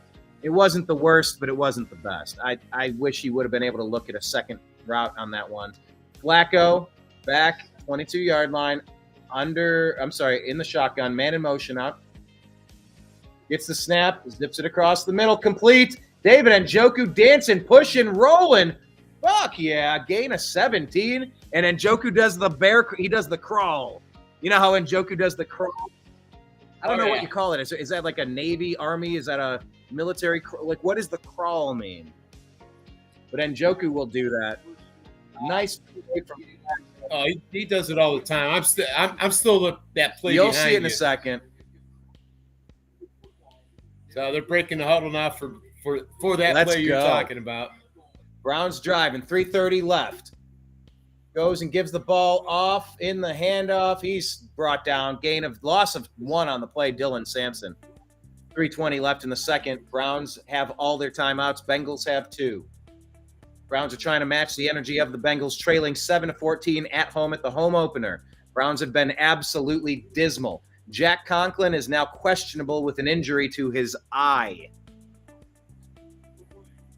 That's from that poke that he got on that last series. I don't know why offensive linemen don't have a shield there, but that's another story. Browns get the ball, 2nd and 11 at their own 38-yard line. Bless you.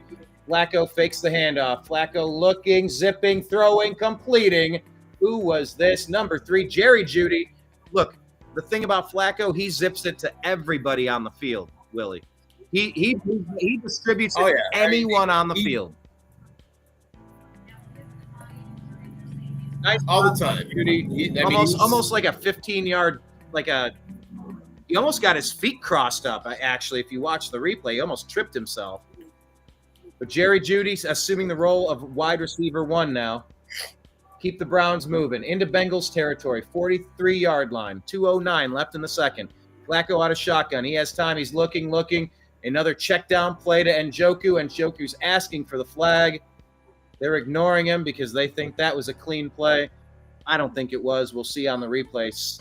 2 minutes, 4 seconds left. Clock stopped. Second quarter, 2nd and 10. Browns trying to tie this game.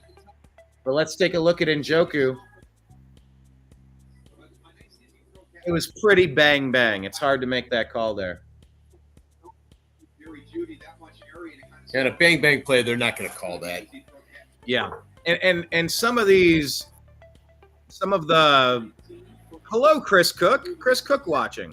Chris Cook, if you scroll back, there's a pass to Sampson out of the backfield, a swing pass to our running back, our second running back that we took in this draft. He almost got past the sticks, but he's going to get you to about 2 yards away. I think that's setting up a 3rd and 2.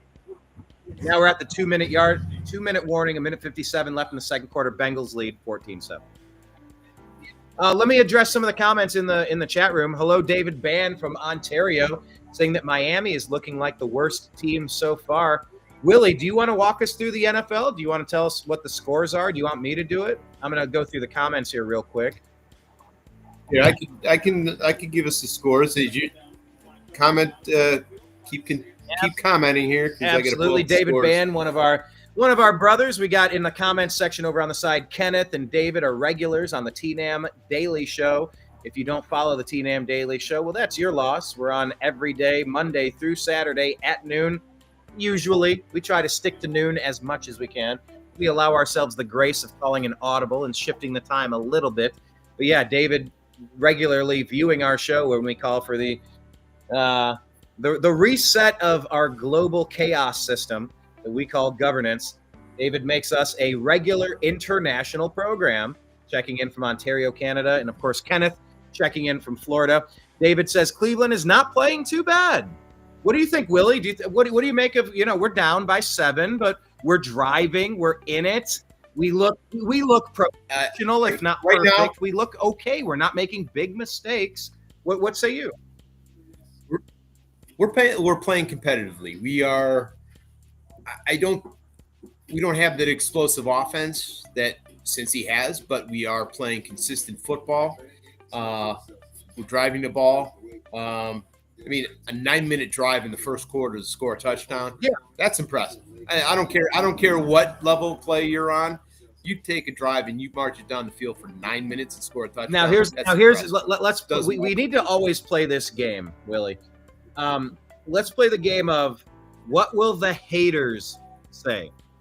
Whether we're talking about Baker Mayfield or the Browns or just anything in general, what will the haters say? The haters will say, oh, the Browns only had that kind of drive because there were a couple of penalties. And if you take those penalties away, the Browns were stalled. They weren't going to do anything on that Bengals defense. That was all because of the officials. Well, I can go on the flip side and say, the Cincinnati Bengals had several penalties to move them down the field in the first drive. I will say this. I've seen the penalties in this game, and none of them have been weighted towards the Browns. None of them have been weighted towards the Cincinnati Bengals. It's been an evenly called game. So you can't say that penalties are the reason. Here we go. Hold on. Pause right there. 3rd and 1. In Bengals territory, Joe Flacco gets the snap under center, moves off to the right on a quarterback sneak, moves it forward, first down and 10 for the Browns, 1:38 left in the second. 3 timeouts, clock is ticking down to 34, 33, 32. They're still in huddle taking their sweet-ass time like they've got no worries in the world, but that's what happens when you have cool Joe under center. He's a Super Bowl MVP winning quarterback. Man in motion, Cedric Tillman. Back out. Flacco from the shotgun, hands it off under center. That's going to be a gain of 3. Tick-tock, tick-tock. That not enough. You got to call timeout here and salvage what's going on. 1 minute, 9 seconds left. They're letting the clock run.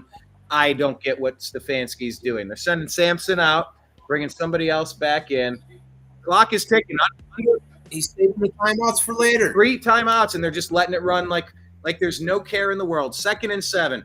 52 seconds on the play clock. Holy shit, they've burned 30 seconds here.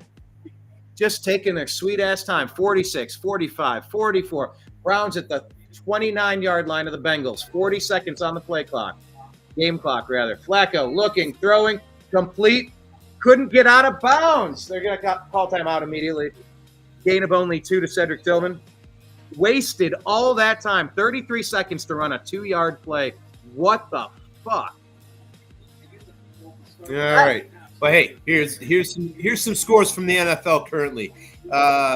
We have obviously the Bengals over the Browns 14-7, Buccaneers 10, Atlanta 7, Pittsburgh Steelers 10, New York Jets 19, Miami nothing, Indianapolis Colts 17. The Commanders are beating up on the Giants 14-3. The Cardinals have a lead over the New Orleans Saints 17-10. The Raiders are losing to the Patriots 10-7, and currently, I'll throw some baseball news out there too. The Guardians are up 2-1 in the 8th against the Tampa Bay Rays. And what was it? The Tribe are 2 games back, 2.5 games back, something like that. 2.5 games back of the wild card right now. 35. No Flacco and the Browns at the Bengals 27-yard line. Out of the shotgun, Flacco gets it. They send a blitz. Flacco rolling to the right. Pressure in. Flacco's going to dump it out of bounds intentionally, setting up an opportunity for the new place kicker to make it a 10-14 game. Flacco didn't see what he needed. Flacco walks off very quietly, very slowly. Couldn't get it done. The play wasn't available to him, and they're moving on. Who's our new kicker now? This number 25? 25 is the number of a kicker. Dustin Hopkins was taken away. Andre what's this guy's name? Sismit? He's battled USFL. His first career NFL field goal opportunity. 45-yard attempt. Here we go. Kick is up. Kick is money, baby. Look, we didn't play perfect, but we didn't take a knockout punch. We didn't have anything. We didn't take that. We didn't take a hard deficit. But hey, I'll take the field goal. I mean, not that it's that great, but don't we also get the ball to start the second half? Shout out to Kenneth, by the way, who says he's only here to joke. We want you here to joke. We want you here for all of the jokes. We were talking about Gen X and Gen Z. He says, I'm Gen Z. I'm assuming that doesn't mean a vibrator noise. I think that just means usually when the show's over, Kenneth says, bye, Z's. Like, I'll see you later. I'm sleeping on the show now. But yeah, he's Gen Z. He likes to take naps. Kenneth also says he's Gen exhausted. I feel like I'm in Gen exhausted a little bit, right? This world's a weird place, isn't it? It's a little exhausting. It is exhausting. 23 seconds left in the first half. We're getting ready to kick it off here. Our new kicker, I don't even know the guy's name. And these weird kickoff rules take it down to the 3-yard line. Bengals bring it out past the 20. Out to the 25 where he is the max by 98. Bless you. He is smacked. Bengals have the ball at the 26-yard line.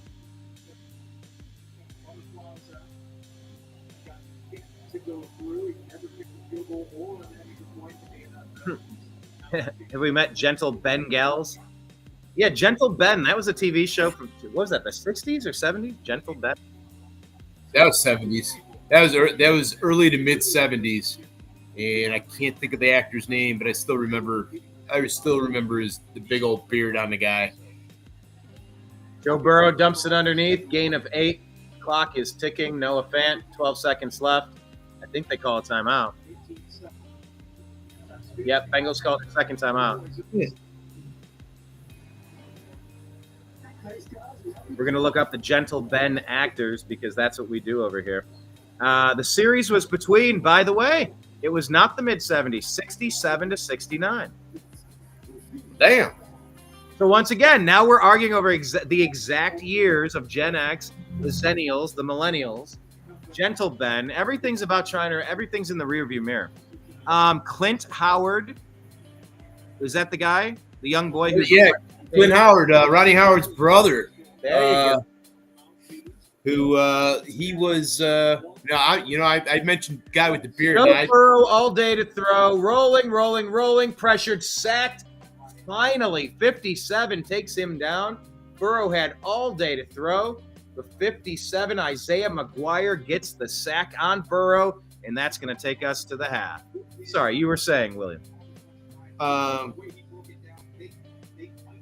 Clint Howard, just knowing that he's Ron Howard's brother, and Ron Howard has had Clint in almost every movie he's ever directed.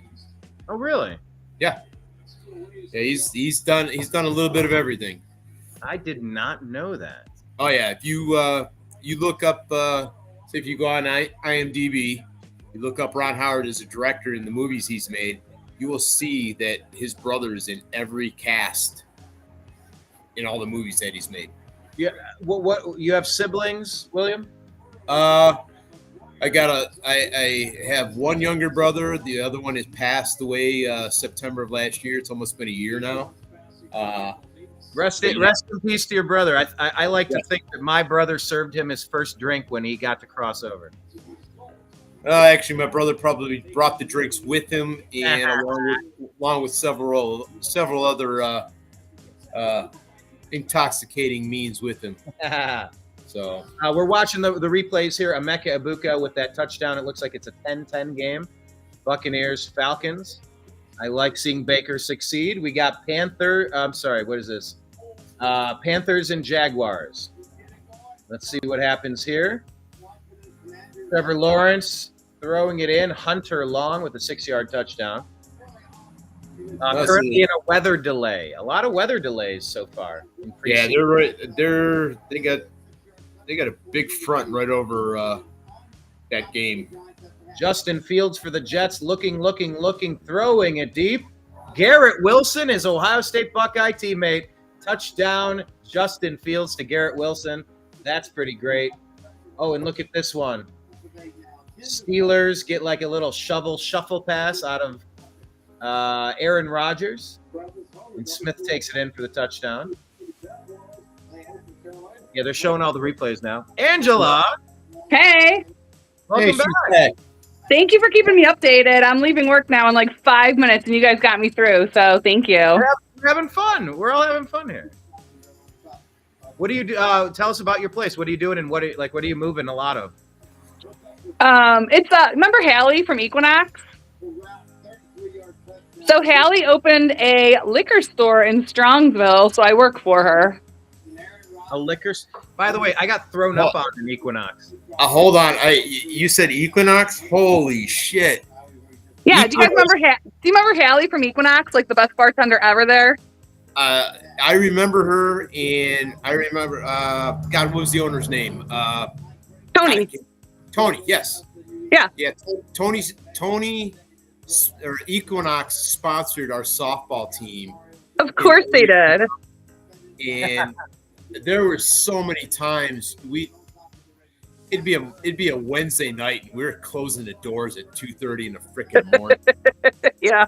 And I come home and my ex-wife's like, "You got to be to work in 4 hours." I'm like, "Yep." No, but that's a Gen Z or Gen X thing. Yeah, it is.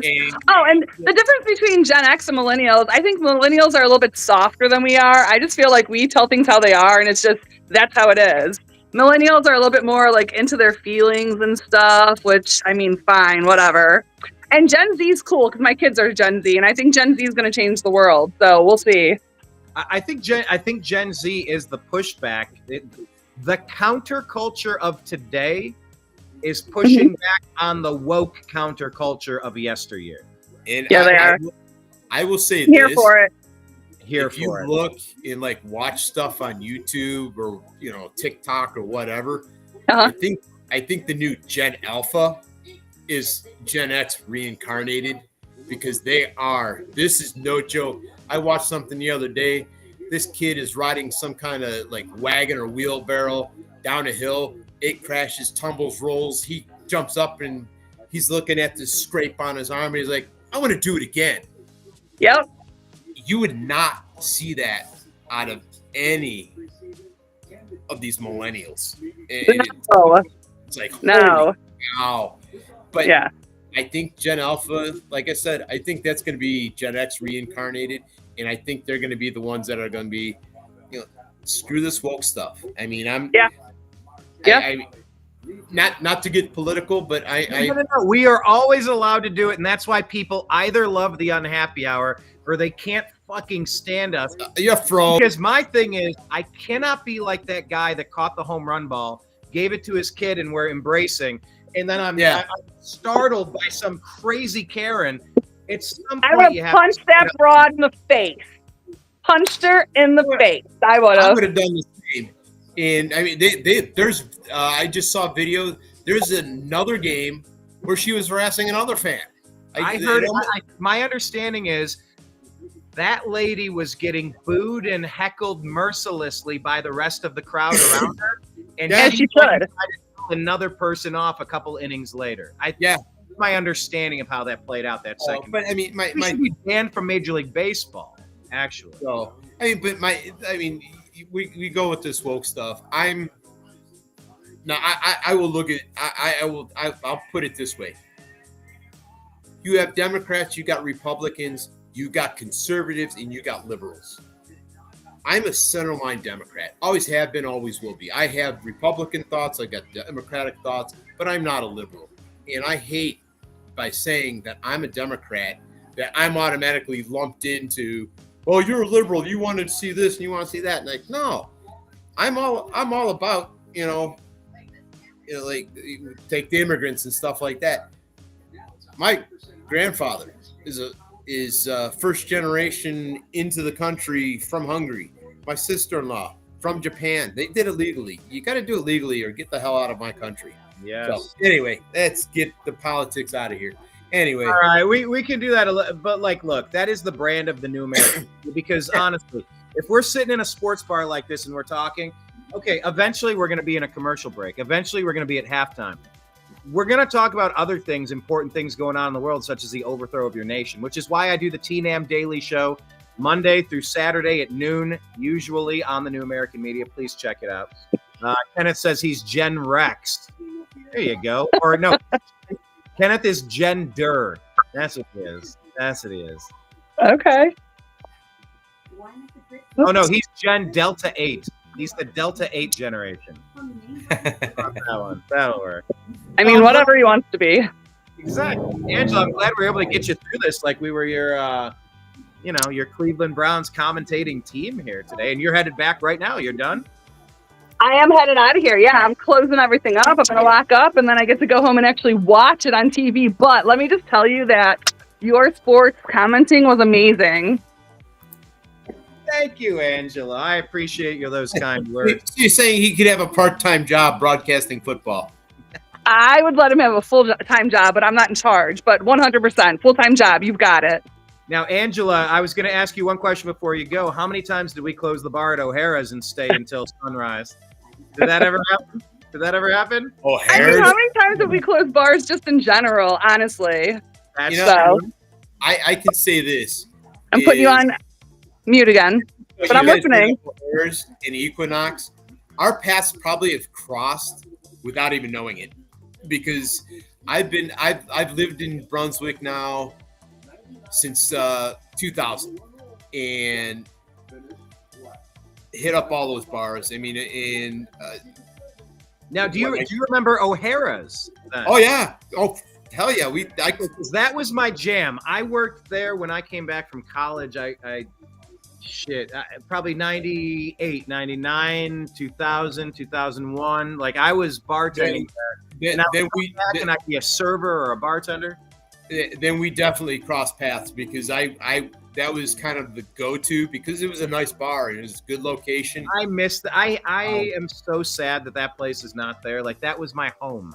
If I remember correctly, the biggest reason that it ended up closing had nothing to do with O'Hara's itself. It was the landlord got a better offer from somebody else. That's what I heard. I don't know whether I'll let you keep that version, because I think the real version was a little more sad. And I love that family, and I love that whole team. And rest in peace, Paul Tarakis, by the way. Paul was the son of the owner, and Paul was the manager, and I worked with Paul, and we'd play poker and play pool and turn the music up to 11, and we'd be there till 6 a.m. Like, but he was in a fantasy football league with me. And he passed away suddenly and unexpectedly. Yeah. And then he beat me without resetting his roster on fantasy football that week. I lost to a dead dude. He beat me in fantasy football.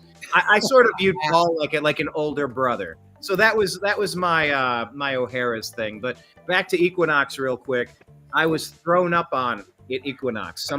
We were there at like a 10-year high school anniversary reunion.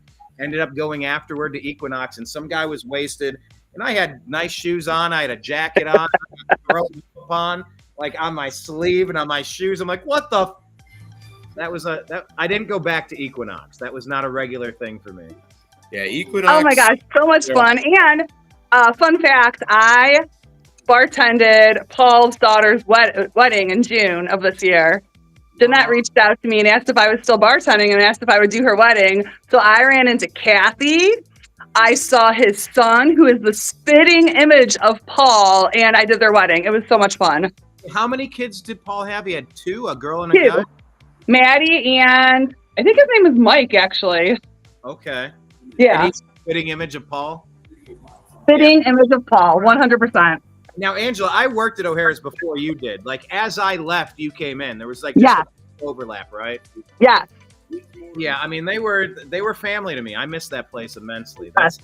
I love that we're all watching. Like, we're producing a global show about the Cleveland Browns and the Cincinnati Bengals to David in Ontario and Kenneth in Florida and everybody else watching. Please hit like, hit subscribe. But yeah, we're all of us are talking about Brunswick, Ohio. Freaking Yes. Brunswick, Ohio. It is the heart of it all. The heart of it all. Yeah.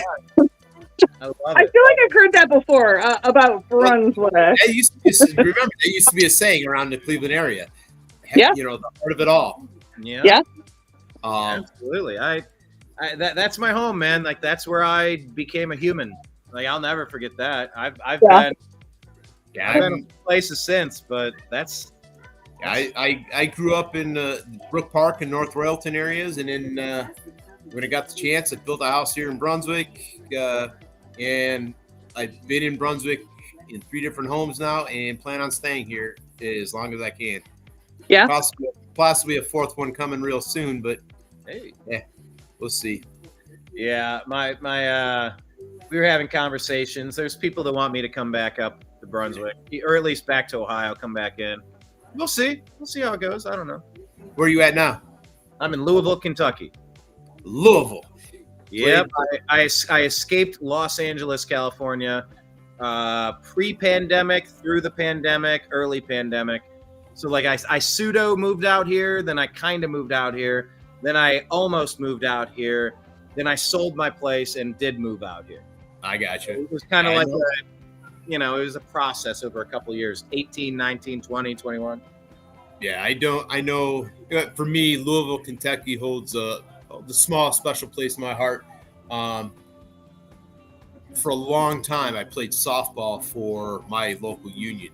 Okay. And we always had a Midwest tournament, and we played 3 times down in Louisville. And it was always a great time. There's great people down there.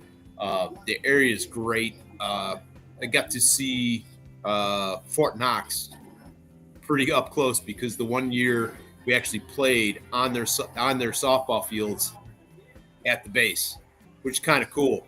Problem is I did make a wrong turn, and I had a swarm of black SUVs swarm me, going, "What are you doing here?" Scared the fuck out of me. Where did you end up? We were on the base, and we were just trying to get out. We were in between games. We're going to do a beer run, basically. Pause on beer run. Carter gets the kickoff to start the second half and takes it out to the 32-yard line. Hold the beer run story for just a second. Give me a moment to come back here. Alrighty. Continue. I'm listening. All right. Well, hey, I'm just seeing the kickoff now as we are sitting here in unhappy sports hour limbo, and because I'm 30 seconds behind, almost a minute behind, and takes it from the 3, brings it up to across the 30 to 32, 31, and we've got the Fox NFL B team announcing the game between Johnson and Kugler. What a wonderful sight this is. I always love the Browns getting the second tier announcers for a game.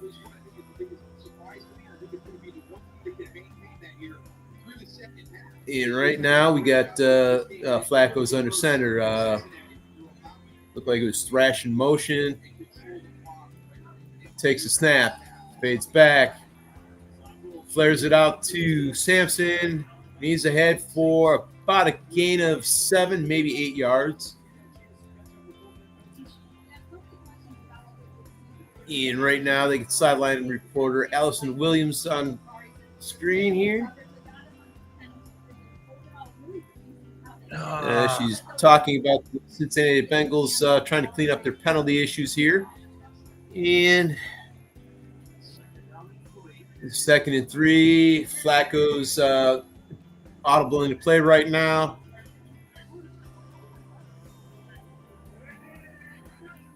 Over in motion, handoff.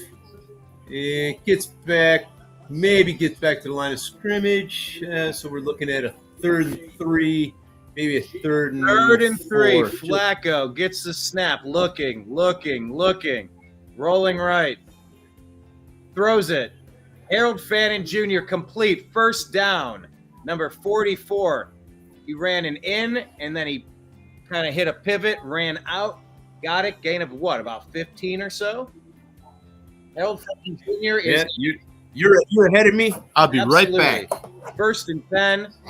Cleveland Browns at the Bengals 44-yard line. Flacco fakes the handoff. Looking, throws it, dumps it. Fannin complete, breaks a tackle, lowers the shoulder and knocks him on his ass. Gain of 6, maybe 7. Unfortunately, a flag on the play. Unless it's on the defense. They're saying it's in the backfield. Hopefully that's not holding.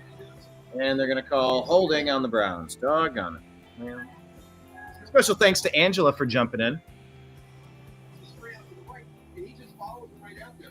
They called that one on DeWand Jones.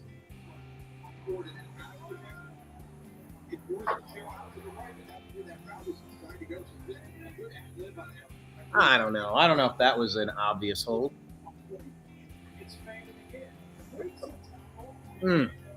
That play is just a killer.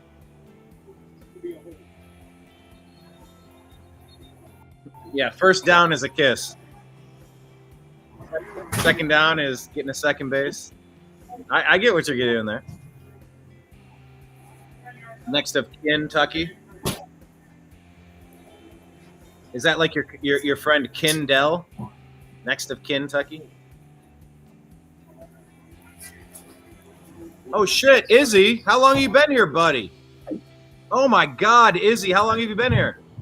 I've been here for like 20 minutes now, I think. Hey, buddy.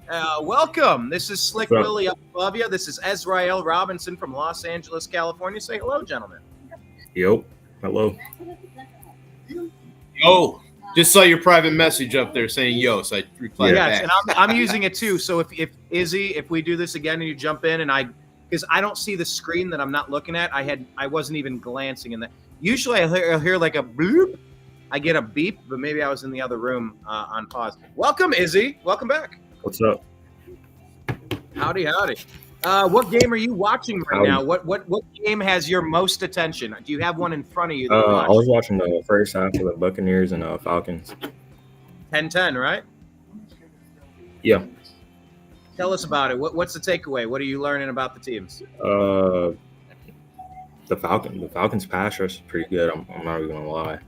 And then Michael Penix, he looks awesome. He looks awesome. He looks like a good quarterback. So what about Baker? Baker threw a touchdown to Emeka Egbuka. Yeah, Emeka. Yeah, it was a tight window. I thought I was gonna get picked off, but he caught it for a touchdown. That was a pretty good pass. Nice. Yeah, and the Colts, I haven't watched it, but they're blowing. What did I tell you about the Colts?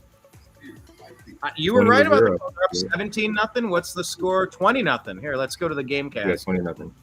Let's pull it up here since we have some time. Daniel Jones, 197 yards, 1 touchdown, 17 of 22 on the day. Michael Pittman Jr., a touchdown. I mean, look, this is the Sam Darnold effect, the Baker Mayfield effect, right? You draft a guy and it doesn't work out, but you don't give up. Like, these players are talented. You just got to give them the right opportunity, right? Yeah, just different teams. All right, Cleveland Browns, 1st and 20. They shot themselves in the foot at their own 46-yard line. Looking, dumps it out underneath.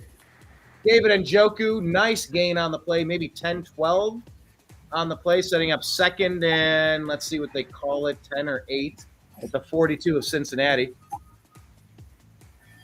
Yeah, the Colts are up. The rocking the Dolphins, man. Are the Dolphins busted? Are they toast? I told you, I got them finishing last in the division. This play to Jerry Jeudy is incomplete on the sidelines. It's 2nd and 8.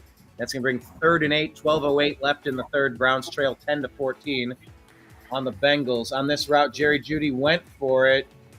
It hit him in the shoulder, but he kind of allowed himself to get his hands wrapped up with the defender on the play. All right, so 3rd and 8, Bengals, Browns, and the Bengals. Tua just threw a pick to a D lineman. To a D lineman. Yeah. Oh my God. I love getting updates on different games, by the way. Flacco out of the shotgun. He has time. He's looking, zooming, throws it across the middle, complete.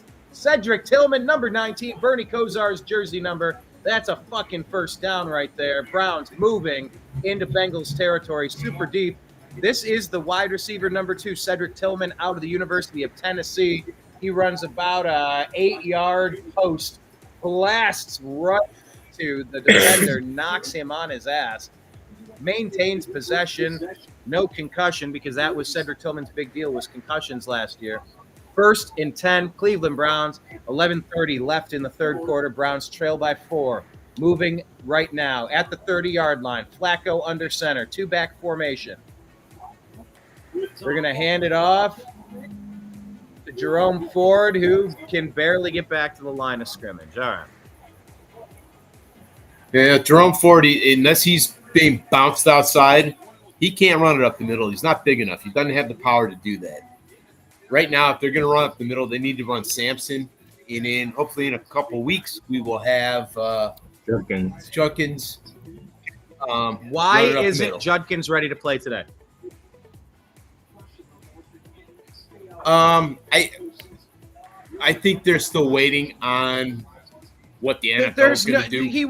We're all innocent unless we're proven guilty of something. Okay, 30-yard line, 2nd and 10, 10:38 left in the third. Flacco under center. What the fuck was that? Is that a false start or looks like the play clock ran out? Oh my God. Browns are just absolutely shooting themselves in the foot. Delay of game. How do you not get to 1 second left, knowing you're not ready to call it, and have somebody on the sideline save you that 5-yard penalty when you're in there? That was coaching. That was execution. Browns have had at least 3 mistakes on this drive. Still alive. 5 penalties for 45 yards on the day. Bengals have 5 for 23. We're going to reset it. Browns take 5 yards back. 2nd and 15. 6 seconds left on the play clock. Flacco out of the shotgun. Looks, throws across the middle. Complete at the shoestrings. Nice catch by Dylan Sampson. Takes it 8 yards up. He's going to set up 3rd and 2 for the Cleveland Browns across the Cincinnati 30-yard line. Okay, I can take a breath now. There was a lot happening. I had no time to catch up. Yeah, and I'm a minute behind. Look at the catch from Dylan Sampson. He goes to the shoestrings to grab this one. Izzy, are you streaming this game, and can you stream back to the Browns game and watch it with us? I'm on Red Zone. It's flipping back and forth between the games. Did you say you're on Red Zone? Yeah. All right, Flacco out of the shotgun, trips left, gets the snap, dumps it off to the running back, complete. 1st down, Browns. And he gets spun and wrapped and tossed backwards for Dylan Sampson. Wyatt Teller's going, you lifted him and threw him. Why could you lifted him and threw him? You lifted him and Wyatt Teller was saying, you can't do that. But they did that. Browns get the 1st down regardless, past the 20-yard line for the Bengals, maybe down to the 16, 17. We'll see where the refs spot it.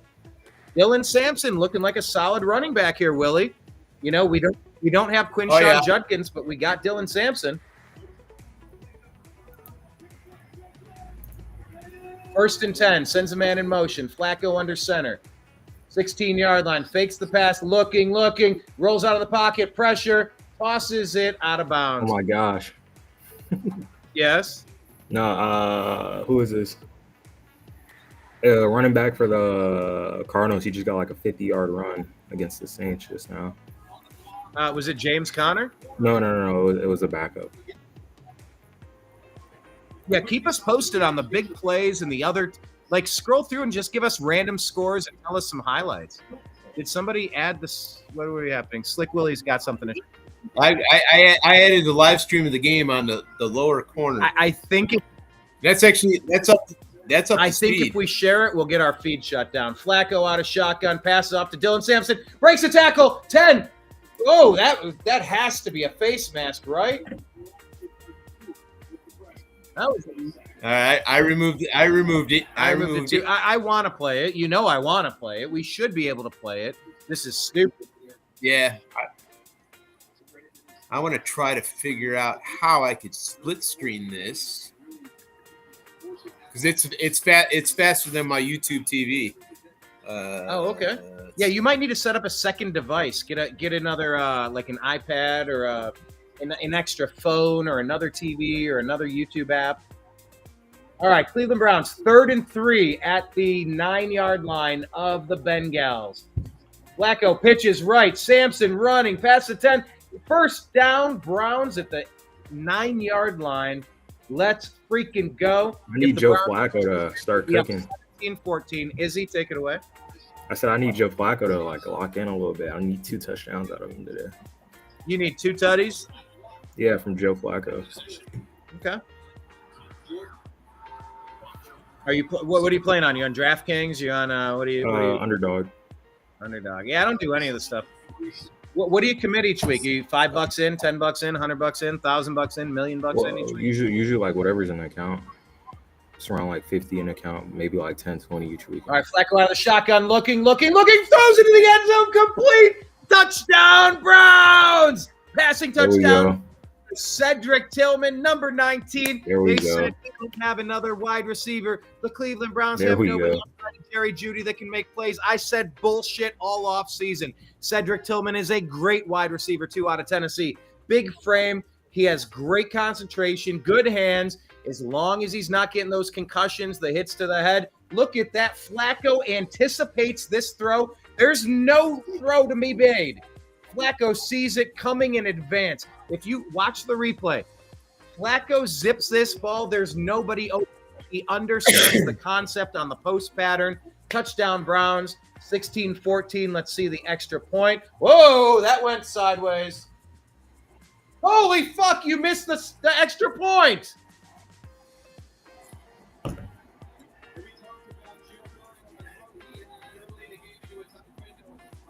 You're kidding me, right?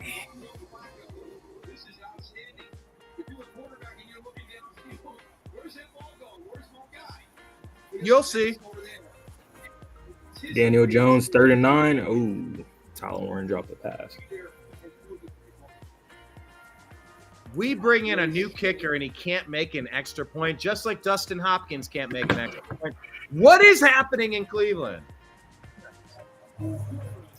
Yeah. They don't have Phil Dawson as their fucking kickers coach. That's the problem. Bring him back.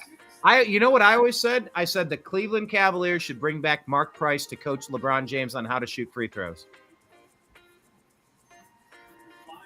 Why did nobody think to bring him back? Now, I know he was a coach and stuff, but why not work with him in the offseason and set that up? Mark Price is one of the best free throw shooters of all time. You know, is Ezrael Robinson, my 17-year-old buddy here, do you know anything about Mark Price? Yeah. I do. Tell me, what do you know about Mark Price? All I know is he was a point guard for the Cavaliers. He was good enough to be Probably on one of all-time the best point guards the Cavaliers ever had. He was special, and he oh my God, was automatic from the free throw line. He was the best example I could use in today's modern game. He was the Steph Curry of the NBA in the 80s and 90s, or 80s and early 90s. Sorry about that. Got some guys. No, I feel like Pete Hegseth just launched a B-7 bomber past your window. What in the fuck was that? That was like a souped up John Deere with like nitrogen tank on it. That was first a crotch rocket, and then it was a Harley riding by. Mind you, like I said, I'm in my garage. I love it. Garage beer, baby. Store. By the way, yeah, Mark Price, I think, is credited for splitting the double team. I think he was the one that invented splitting the double. And he would get doubled, and he would bounce in between it and split the double team. Yeah, Mark Price was an absolute legend for the Cleveland Cavaliers. But if LeBron James could have been money from the free throw line, if he could have taught Shaquille O'Neal how to shoot free throws, I mean, come on. Like, you take one of the only holes in these people's games, and you level them up 5 extra points a game, 6, 7 points a game when it counts. All right, the kickoff is going to land and bounce into the end zone. Bengals do the touchback. I have no idea what yard line that goes to now. They keep changing the rules. Is that 20, 25, 30, 35, 40? I don't know. Hey, Izzy, give us an update here. Izzy is a big fan of Justin Herbert. Tell us about that Thursday. Was that a Thursday night game against the Chiefs? Or Friday night game? Friday night. Yeah. What did you learn? The Chiefs defense is they're still going to stay good every year until Spagnuolo becomes a head coach somewhere else. And Justin Herbert, I mean, like I've been saying it for the past ever since he got drafted. I mean, he's just that good when surrounded around good talent. And Keenan Allen, I wasn't expecting Keenan Allen to do anything, and he led the team in receiving that week. So yeah, buddy, that's a phenomenal pickup. Run game. I mean, the Chiefs' defense is really good, but the run game got boxed up a little bit. But on 1st and 10 at 20, flag. Joe Burrow drops back, looks, throws it out to the left-hand side, gain of 3 or 4. Noah Fant again, maybe 5. He'll bring up 2nd and 5. But yeah, we were talking about Justin Herbert. Can he win the big game? He just got the big game. And guess what? I picked that the Chargers were gonna beat the Chiefs. And I predicted the Chiefs were going to take a step back this year. Xavier Worthy's injury does not help the Chiefs much at all. Did you have any takeaways from that game? By the way, 2nd and 5 for the Bengals, 6:36 left in the third. Bengals trail 14-16 to the Browns. Handoff up the middle, pretty much stopped. Gain of 2, maybe 3 as he falls forward. Did you have any thoughts on the game? Either the Eagles game or the Chargers game, Willie? Believe it or not, I forgot the Chargers were playing early. In Thursday night, by the time that I realized that it was Thursday night and the game was going on, it was over. Oh shit! I completely forgot that the NFL was kicking off on Thursday. I, was doing a bunch of different stuff and.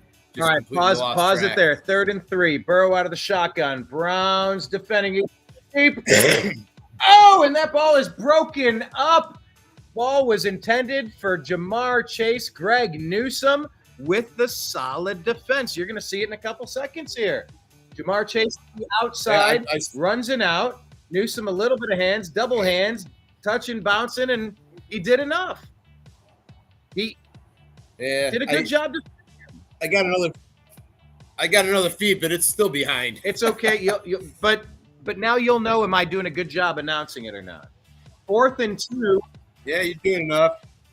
Newsome did a good job getting his hand in there to break up that pass. The punt is going to go back to the Browns' 10-yard line. Catch, no fair catch, out to the 15-20. Ducks his head out to the 25 for number 2. That's not Amari Cooper. I don't know who 2 is. Is that Thrash? I don't. Oh, yeah, Greg Newsome. Oh, you're going to see it in 30 seconds.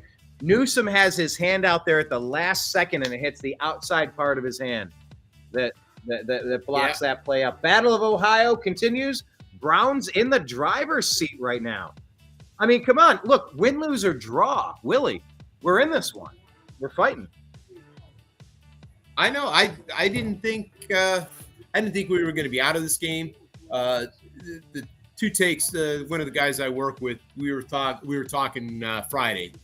And he asked, well, what do you think? I mean, my opinion was either it's going to be one of 2 things, or it was one of 2 things. We were going to play even throughout the game, or it was going to be a blowout. But on the flip side, I was thinking, Cincinnati and Cleveland, they're notorious for having shootouts. That Baker Mayfield game was classic. The Donovan Peoples-Jones, baby. One of my viral videos was a live reaction. I had no idea it was being recorded. My buddy Mike recorded me, and people loved that reaction to that video. Yeah, I remember that game. I mean, heck, I remember the 2 games in the early 2000s where it was like a 42-50 final, and in the very following year it was another 42-48. Cincinnati won 1, we won 1, but I mean it was an absolute shootout, and the scores just kept on going. Matter of fact, if I remember correctly, one of those 2 games is one of the highest scoring games in NFL history, with the both teams scoring just under 100 points. That might have been But the one I was thinking of. it is- I should maybe pull that video up.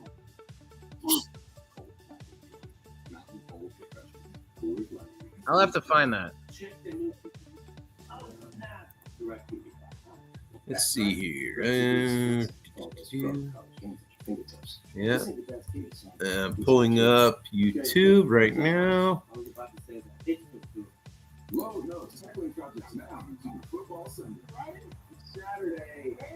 Yes, sir. Is that a statue of Otto Graham? Was he number 4? Number 11, They're I thought. showing a statue. I don't know who they're showing. All right, 1st and 10, ball at our own 25. Joe Flacco out of the shotgun, fakes the handoff, looking, goes down. He's sacked in the backfield. It was more a function of his feet getting tangled up as the pocket ends collapsed. Both of the tackles kind of collapsed there. Trey Hendrickson will probably get B.J. Hill and Trey Hendrickson on that one. Yeah, 2004, highest scoring game you haven't seen. The Browns versus the Bengals. Hopefully it won't. I'm going to mute that. It was in 2004 in week 12. Let's see. What was the final score? Oh, no! Joe Flacco intercepted. The 30-yard line, the 25. Yeah, they're going to take him down there. It went in and out of our receiver's hands first. Oh, my God, no. Yeah, the highest scoring game, Cincinnati versus Cleveland Browns. Cincinnati won 58-48. Well, let's look at this play. Flacco fakes it to Jerome Ford. He has pressure, throws it. The receiver's open, and the receiver should have caught it. That was Jerry Jeudy, and it went in and out of Judy's hands. That's not on Flacco. That's on Jeudy. And I get that it's a tough catch to make, but you're a wide receiver 1. Of course you make that catch.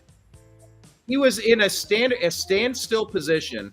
The ball was thrown out to the side, and he dove for it, and it bounced up and out of both of his hands into the defender's hands for interception. They're showing the replay right now. I'm going to pin that on the wide receiver Jerry Jeudy. I can't put that on Joe Flacco. I know it wasn't a great throw and not a great play, but you can't do that.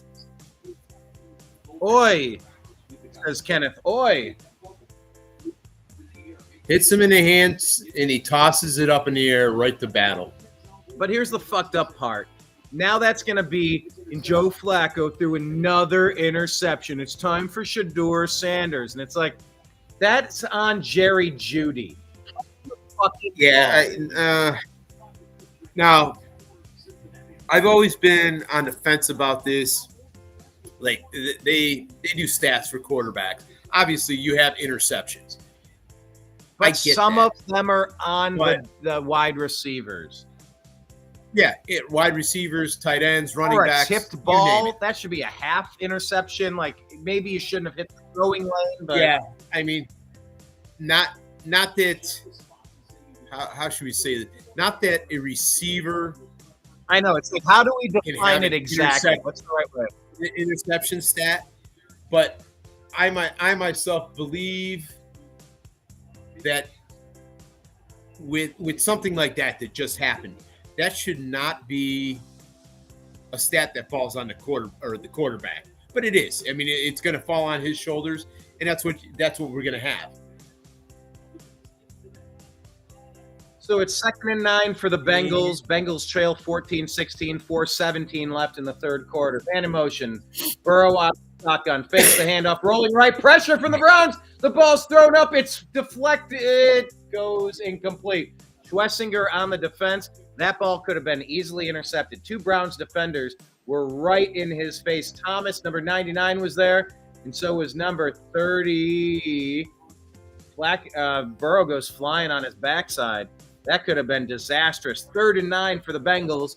Cleveland Browns are getting loud in the stands, making noise, banging the stadium seats. 3rd and 9, 12 seconds left on the play clock. Joe Cool sitting at the Browns' 33-yard line. Out of the shotgun, 5 left on the play clock. Gets the snap. Looking. Browns blitzing. Throws right. Complete first down. That's a T. Higgins pass. Keeps the sticks alive for the Bengals. Doggone it all. That's a huge play there because if you get the ball back or force a long kick, huge difference in the potential outcome of this game. Instead, the Bengals get 4 more downs, and you don't want to give Joe Burrow any more downs. Ever. We're watching the Gamecast up on the top left of this screen. You're watching the Unhappy Hour here on the New American Media. Joe Burrow, out of shotgun, hands it off to the right-hand side. That's a gain of 6 or 7. By the time they bring him down, 3.5 minutes left in the third quarter. Bengals trail by 2, 14-16. They're showing the replay here that Joe Burrow took a big hit to the midsection. From number 49, is that Schlesinger? A big hit to the midsection, the hip, the stomach, the sternum, the ribs. Joe Burrow, Cleveland Browns, 22-yard line, under center. He's calling an audible. He's stepping up. He's taking a few steps back. 4 seconds left on the play clock. Calling for the ball. Shotgun. Gets the snap. Throws across the middle into 2 Browns defenders. Incomplete. Mike Gesicki was the target on the play. That's going to bring up 3rd and 4 for the Browns. Can they hold? And unfortunately, because they missed their doggone extra point, a field goal at this point would give them the lead instead of the tie. But we got one more play before that becomes relevant. We'll see how it goes. Denzel Ward on the defense on that play. 3rd and 4. Clock stopped at 2:55. Bengals at the Browns' 17-yard line. Burrow out of the shotgun. Gets the snap. Throws it across the middle. Caught and dropped. Schlesinger with a great hit. They're saying this guy reminds people of Zach Thomas. He's a hell of a middle linebacker, and he disrupted this opportunity. Chase Brown, he felt the footsteps. The ball was in his breadbasket, and he pulled Jerry Judy. A pass he shoulda, coulda, woulda caught. Dropped. 4th and 4. They're going to bring out their kicker. That's a good thing. Yeah, let's block it and make it a great thing.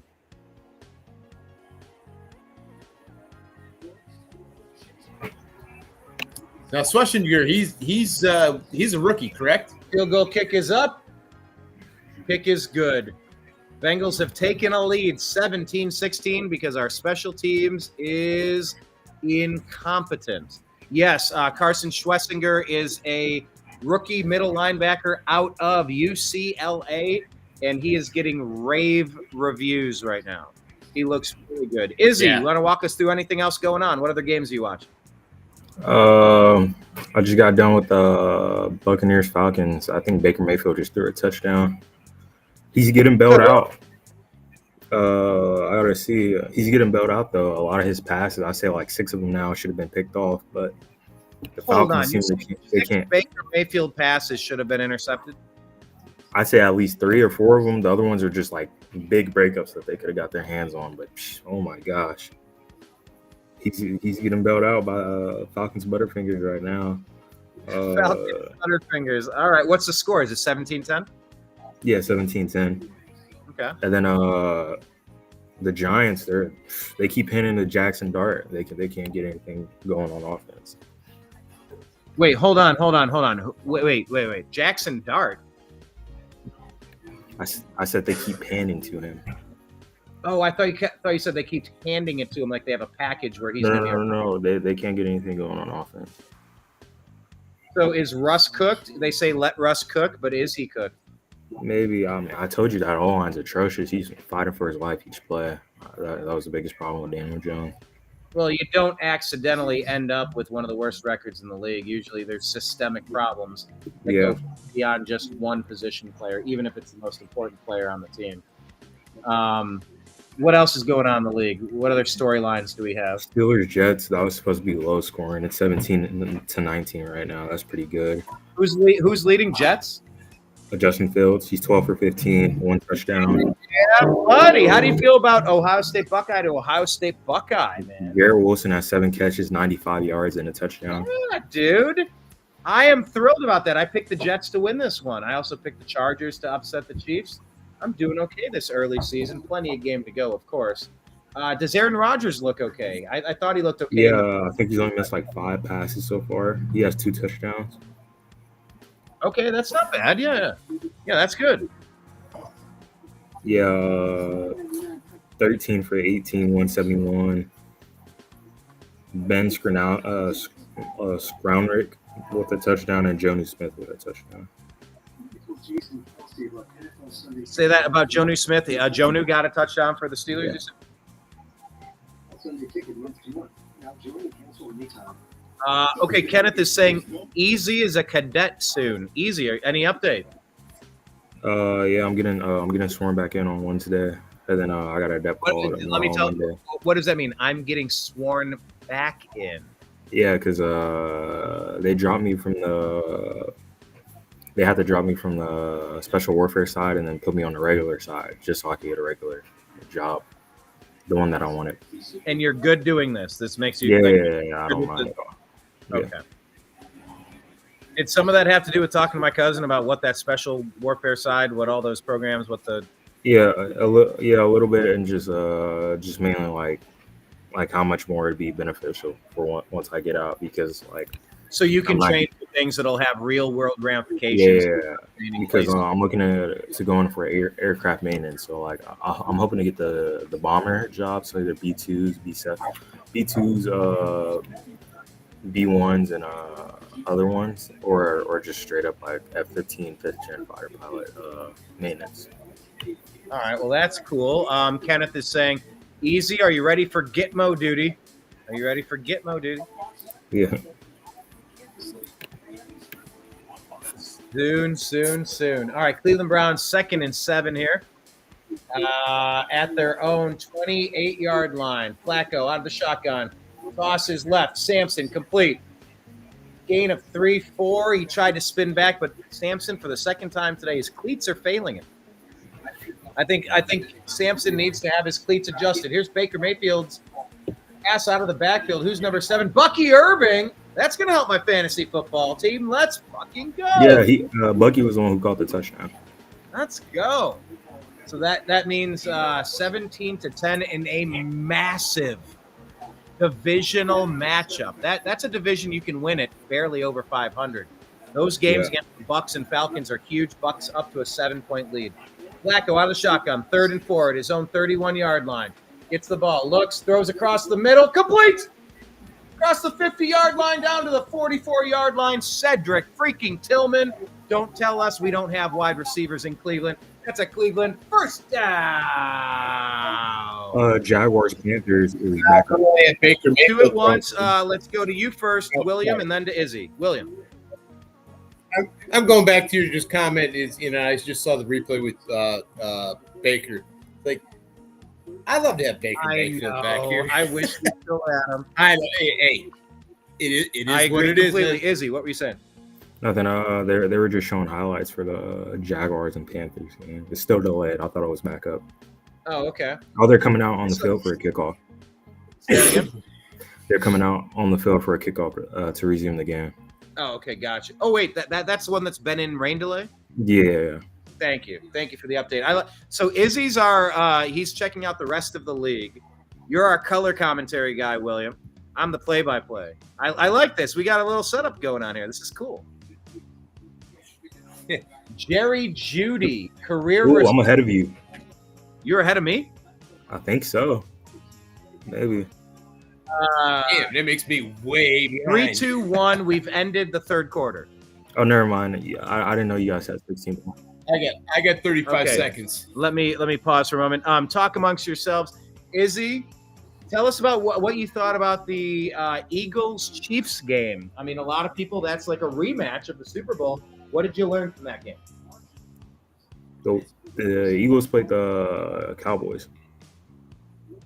Eagles played the Cowboys on Thursday That's what I night. meant to say. That's exactly what I meant to say. Please continue. Yes. Uh-huh. That was a great game. It was agree. really good. The Xavier Worthy injury was pretty tough, though. That messed it up. Well, which game are we talking about? The Once Chiefs, again, Chargers, you're on the or wrong the game. Cowboys or Eagles?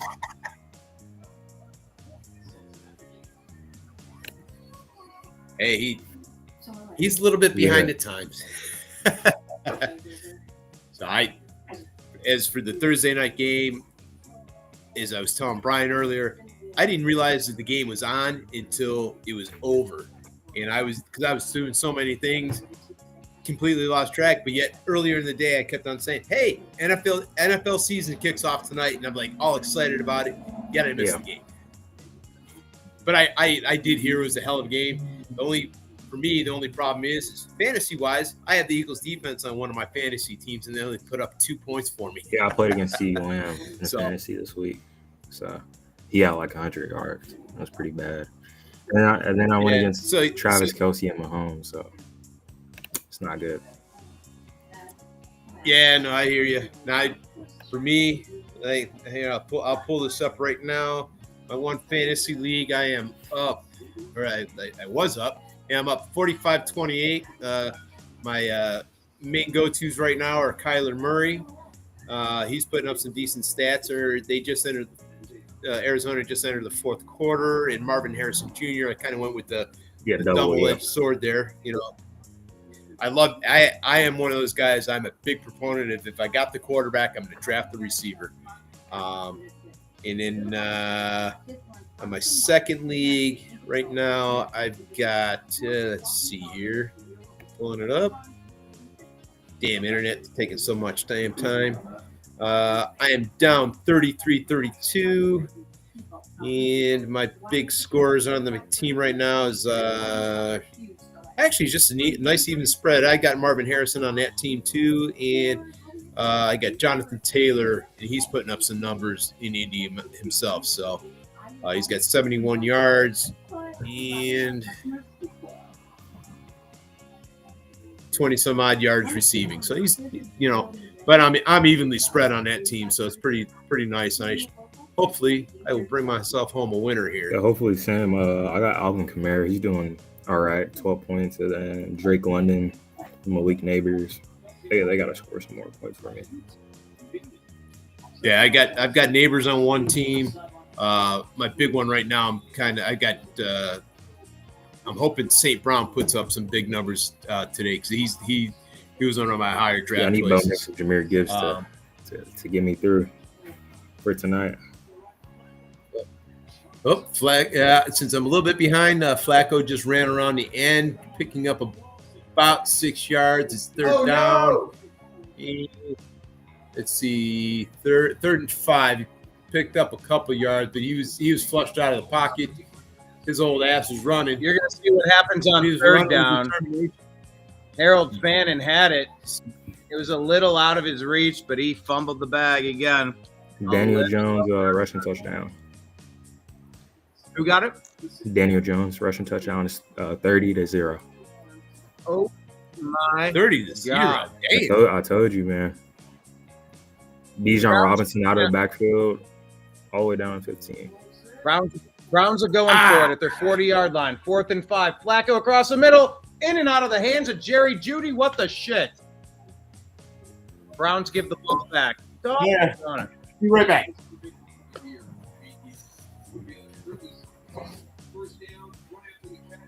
You can't drop that pass. Like, the Browns receivers are failing Joe Flacco big time in this game.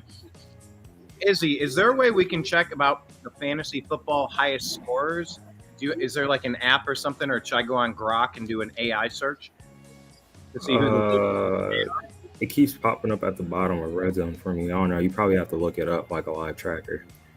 Are you eating anything this morning, afternoon? I'm probably going to make some sandwiches after this. What's the Israel go-to sandwich? Turkey? Pastrami? Egg, sausage, meat. Bacon, egg, and cheese kind of. Oh, bacon, egg, and cheese too? Yeah. I've been so into eggs lately. So many eggs. I think the Jets scored again. It's 26-17. Oh, I'll take that. That helps the Browns. But we got to help ourselves. The Falcons are in the red zone. Uh-oh. It's 3rd and 8 for them. Arizona's up 20-10 over New Orleans. All right, 3rd and 4. Michael Penix drops back. Drake London runs an out route, and he gets sacked. Who was that? 4th down. Good job. Good job. That is not a good job. My fantasy team is hurting at the moment.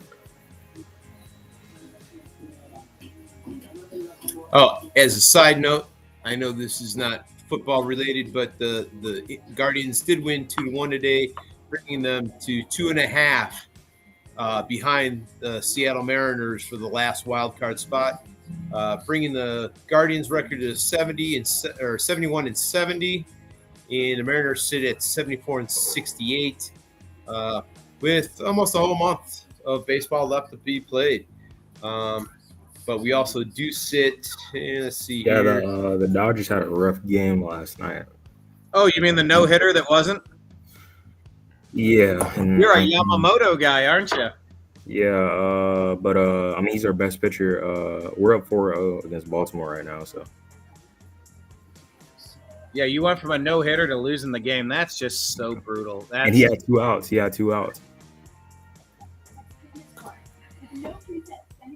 Bengals are going to run the ball, and they are stuffed at the line of scrimmage, 2nd and 10 at their own 39 yards. Bryce Young just ran for 20 yards, escaping the pocket and a sack. Brock Bowers just picked up a 30-yard gain. Yeah, we need to find a page that'll show like the top fantasy scorers on the day. Jamar Chase, only 2 catches for 26 yards. I started him in both my dynasty leagues, and I got a whole lot of nothing right now. Yeah, Judy should have caught that ball. I just seen it, but it was kind of low towards the knees. But you still have to catch it if you're a wide receiver 1. You got to make the catch. You're an NFL player. Catch the ball. It gets you in both hands. Catch it. Figure it out. Contort your body. Slow down and don't put yourself in that spot. Figure it out. That's got to be out of bounds. Out of bounds, incomplete. Bringing up 3rd and 9. Good job, Cleveland defense over there on T. Higgins. 3rd and 9. Good job. Yeah, you got to watch those feet. 1 foot. Oh my gosh, Bryce Young just got smacked. He's a little guy too, right? Yeah, it was I think it was a safety or a corner blitz. He just unblocked.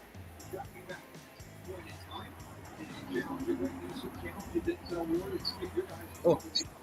All right, you asked about fantasy football high scores for the day currently.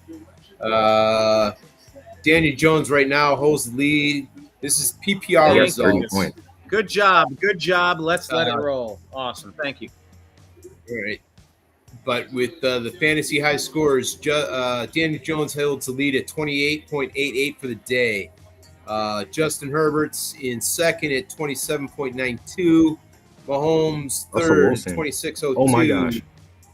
It was like a 20-yard jump ball that Russell Wilson just tossed to Malik Neighbors out of 3rd down.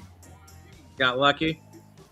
No, Malik came back to the ball. The DB had his head turned around. Keep it going, William. Alrighty. I will keep going. And then 4th in scoring is Quentin Johnston with 24.9. Jalen Hurts, 24.28. Pause right there. We got 3rd and 9. 13:23 left in the 4th quarter. Bengals at their 39-yard line. Browns trying to get the ball back, trailing by 1, 16-17. Burrow out of the shotgun, throws it left-hand side, up, complete, maybe, calling it incomplete, out of bounds, and it would have been a yard short anyway. Browns defense stifles. Greg Newsome doing a stupid dance. Keep it in your pocket, bro. I don't need all that hip movement. This isn't a Minnesota Vikings cheerleading squad. But the Browns were able to stop the Bengals on this play. Getting the ball back here in the 4th quarter, trailing by 1 because their idiot kicker Missed a simple, easy, stupid kick. But the pressure was there. Number 57, Russell McGuire Wilson. and Myles Garrett both combined to blast Joe Burrow on that play. Go ahead, Russell Wilson. I meant not Russ, Aaron Rodgers. Two plays right now. Aaron Rodgers, he just threw a touchdown to Jalen Warren out of play action. Giants. Russell Wilson aired out. There's a flag on the play. I can't tell what the flag's on. It might be pass interference or holding. Yeah, it's holding. Oh my God! Watch the replay of Myles Garrett. When they go to the William, when it goes to the commercial break, and they start like, and we'll be back in the next. Blah, blah, blah. Watch when they show Myles Garrett peels off the end and peels in and destroys Joe Burrow. Watch this replay. Like right. Well, I'm already on the punt. No. After the punt, they're going to show the replay. Watch it after the punt.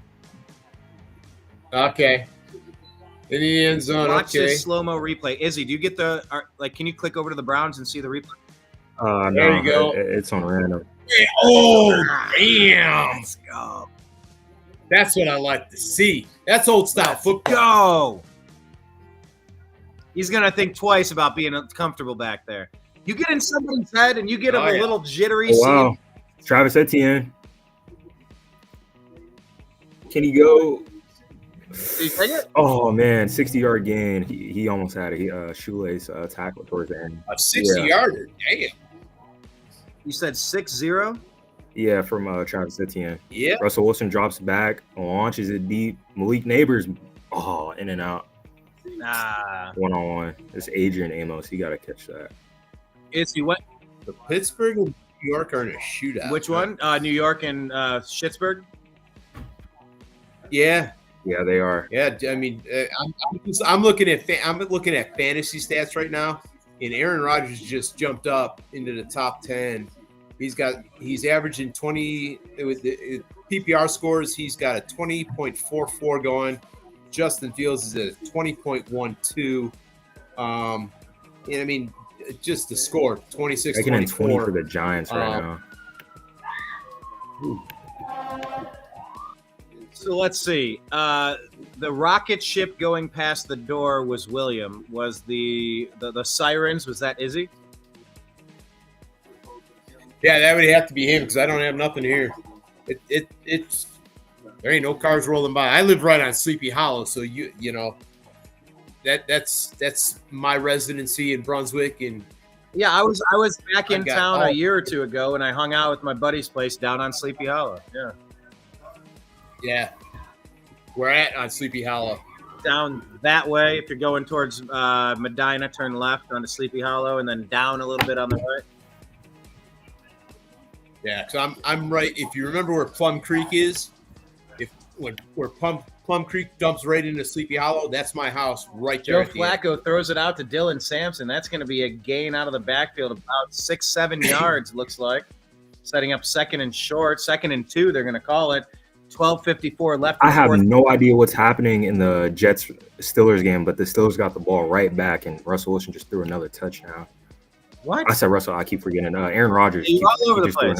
Aaron Rodgers.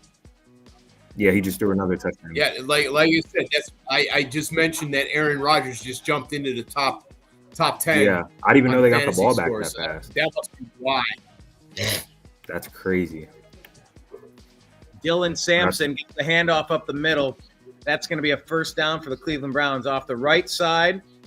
He gets through, cuts it back to the left, moving it out to about the 40-yard line. Dylan Sampson is getting it done for the Cleveland Browns. In the absence of Quinshawn Judkins, don't forget, we drafted Dylan Sampson high. Dylan Sampson helped that Tennessee team go to the playoffs last year. He's a heck of a running back. Cleveland Browns, 33-yard line.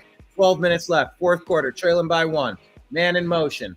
Fakes the handoff. Flacco looking, rolling right, looking, rolling right, looking. Throws it. That's complete. Errol Fannin Jr. just keeps going 20 yards downfield. First down, Browns.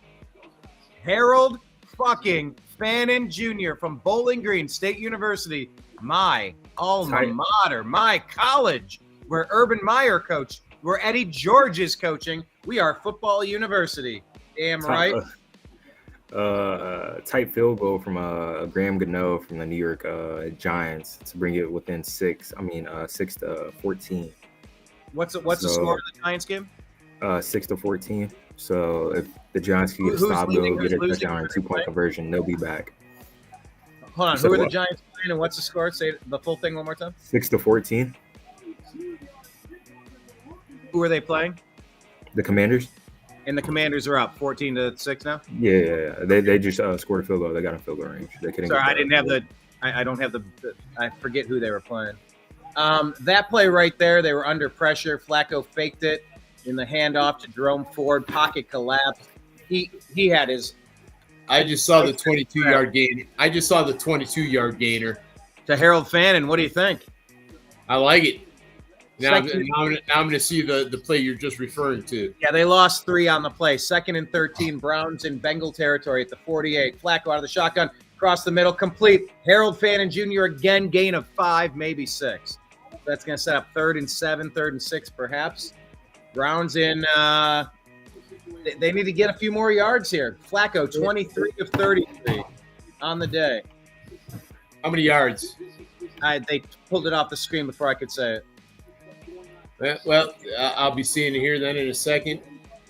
Harold Fannin Jr. last year had 222. 117 receptions, 1,555 yards, and 10 touchdowns last year for Bowling Green.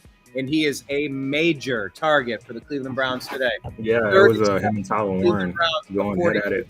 Line out of the shotgun. Flacco looking, throwing, dumps it across the middle. Judy catches it, can't evade anything, down immediately, but there's a flag on the play. So will it be holding on the defensive secondary or holding on the Browns offensive line? It looks like holding on the Browns, something that they will decline. Browns fumble in the bag here. Holding offense. DeJuan Jones, penalty declined. Doggone it. DeJuan has been beat a couple of times by Trey Hendrickson. I don't know. I don't know that you should even call either of those two as holding on DeJuan Jones. Honestly, you're just battling on the outside. I don't see anything ridiculous. You know what? Hold on. Forgive me if I may be so blunt. Fuck that. They let Myles Garrett get raped on the field, and they don't call half of the penalties on him. What? The punt goes down to the 2-yard line, and number 20 was right there, and he couldn't down it. He should have downed it at the 2-yard line and said it's going to be a touchback to the 20-yard line.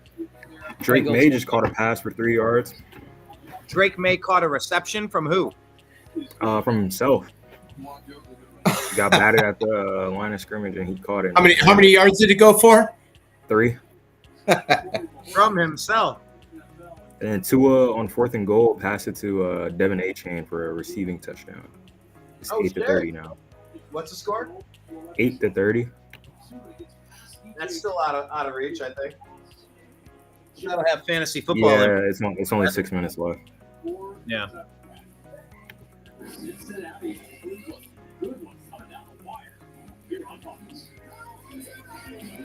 Guys, how happy are we that football's back? William, how does this feel to you, buddy? I live for fall. As you see, I've got my name, but underneath it says football degenerate. I get into anything, high school, college, or pros. I'm bigger into the college game and the high school game than I am into the NFL, but I do love NFL football. I'm not going to deny it. So, Izzy, tell William about the time that you came to the Brunswick football practice and you got to witness something with Brunswick football. William lives in Brunswick. Oh, wait, Izzy left. What? He says, give me a second. All right. All right. Have you been to a Blue Devils game this year? No, I have not. And I'm sorry to say that I can't root for the Blue Devils right now because Yes, you can. Stop it. Yes, you can. Hold on. My cousin, her daughter is a cheerleader for Buckeye. Stop it. You can root for your kid's cheerleader without rooting against your hometown. Stop it. Stop it. Well, but hey, that doesn't count. No. That doesn't count. But I will say this, is if we were going to alumni stuff, I've got to go with Bryn Mid Park Titans because I I went to Mid Park for 3 years, and unfortunately, I spent my senior year at North Royalton. So, but I have adopted Brunswick as a good as my hometown football team. The problem is Brunswick football has been trashed for about the past 3-4 years. So, we got a big win against Elyria yesterday. A very big win.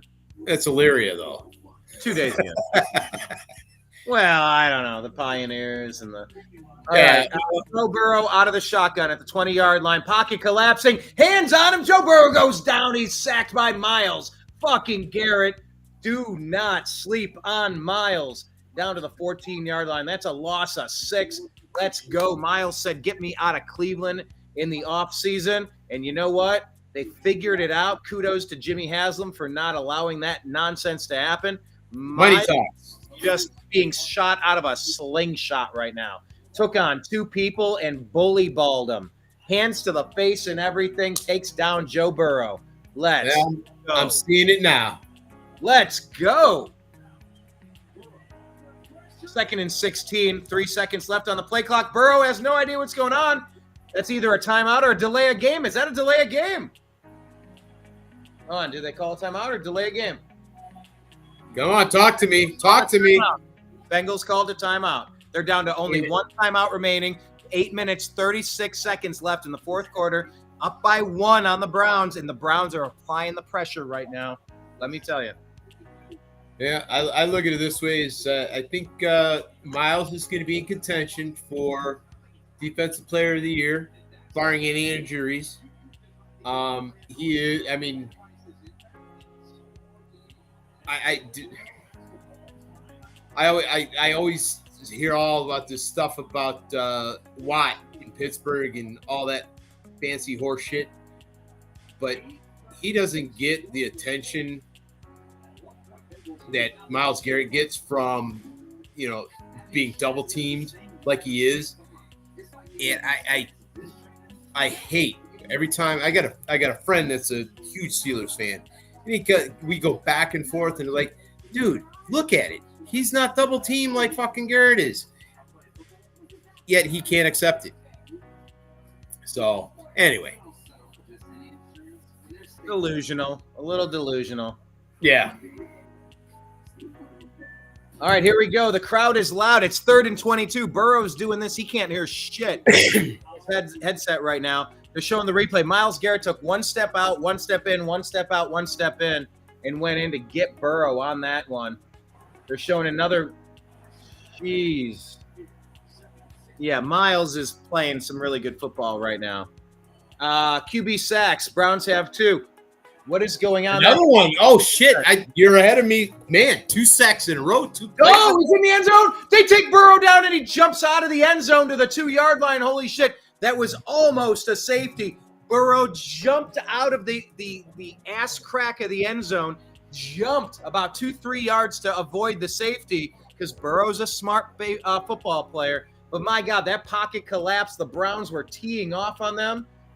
Dominant defense from the front 4. It all collapsed. Who got in there first? It's tough to say. They all had him.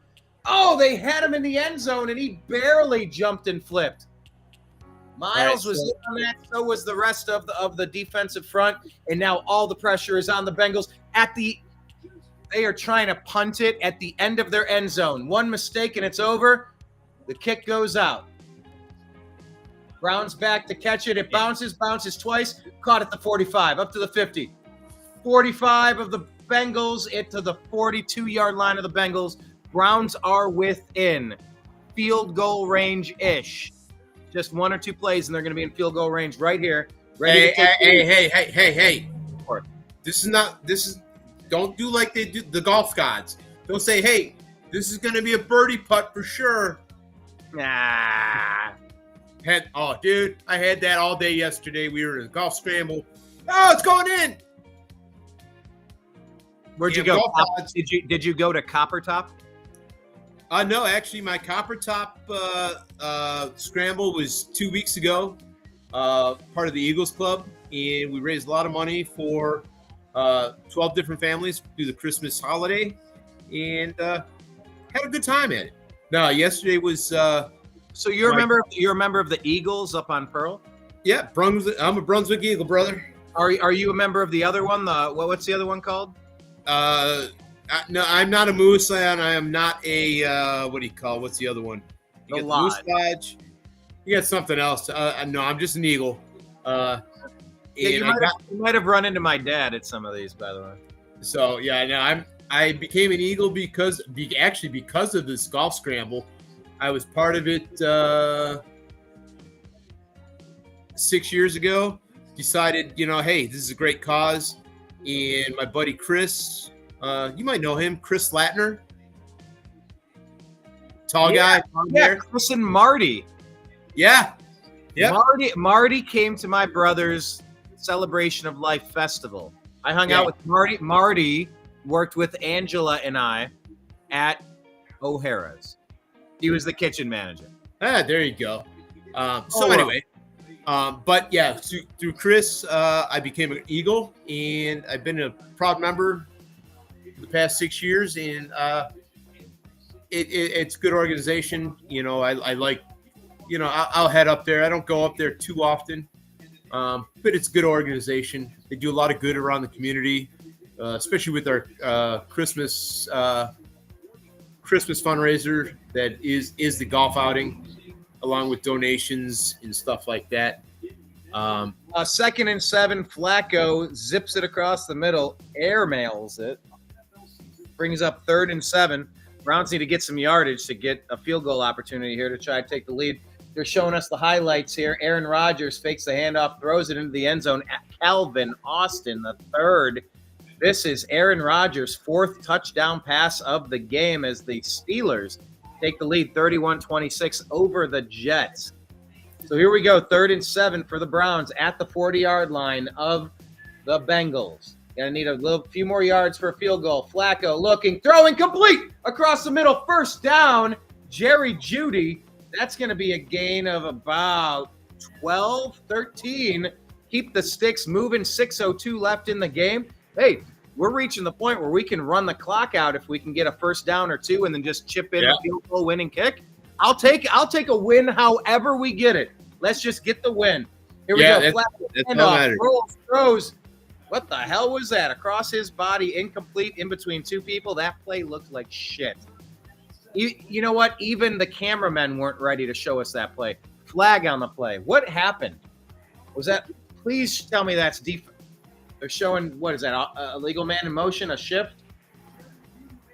Ineligible downfield decline. Yeah. They're going to decline the penalty because it was incomplete. Yeah. I got the first down play, so I'm up to there.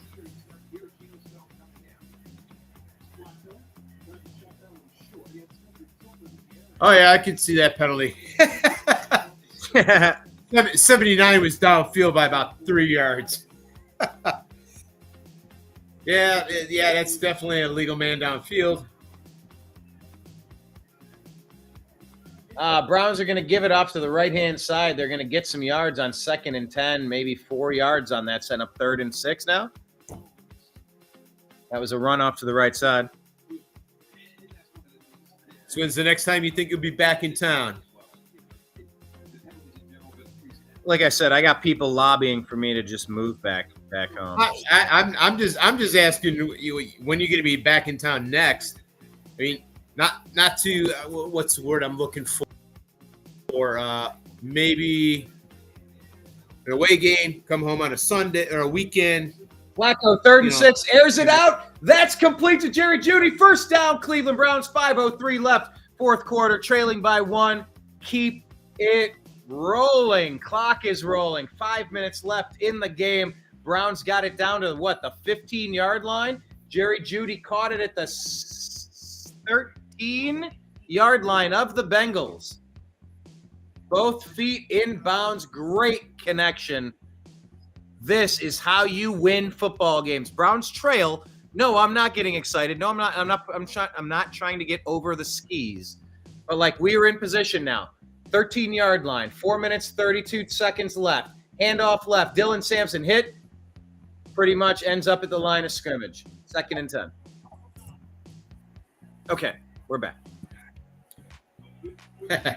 When these plays, I gotta keep talking. I love calling these. Like, I enjoy not listening to shit. I love not hearing anything. All I got is what the visual evidence.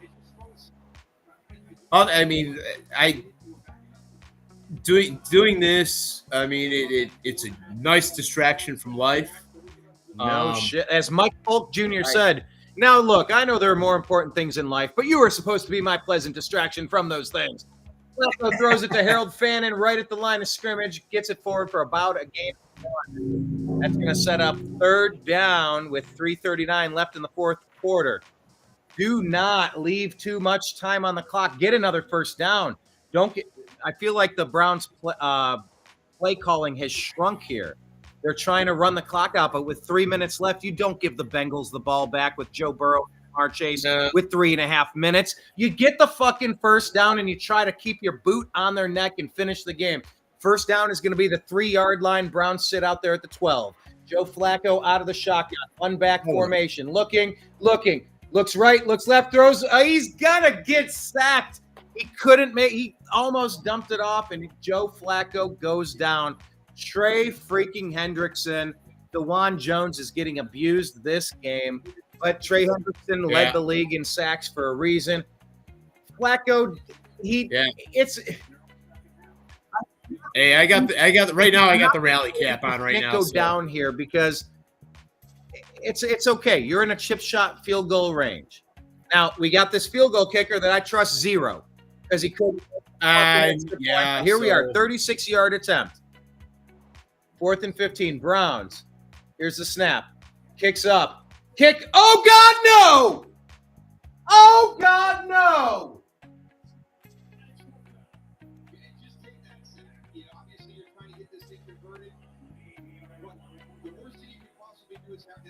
You're in the pocket. It's starting to collapse. You get 2 hands on. You can see Joe right there. Good ball security in the pocket as that starts to break down. I hate this team. In his first NFL game, the Lou Rosa Award winner for the best kicker in college football is a youngster at Syracuse. And it is no good. He missed it wide. I hate this team so much. God.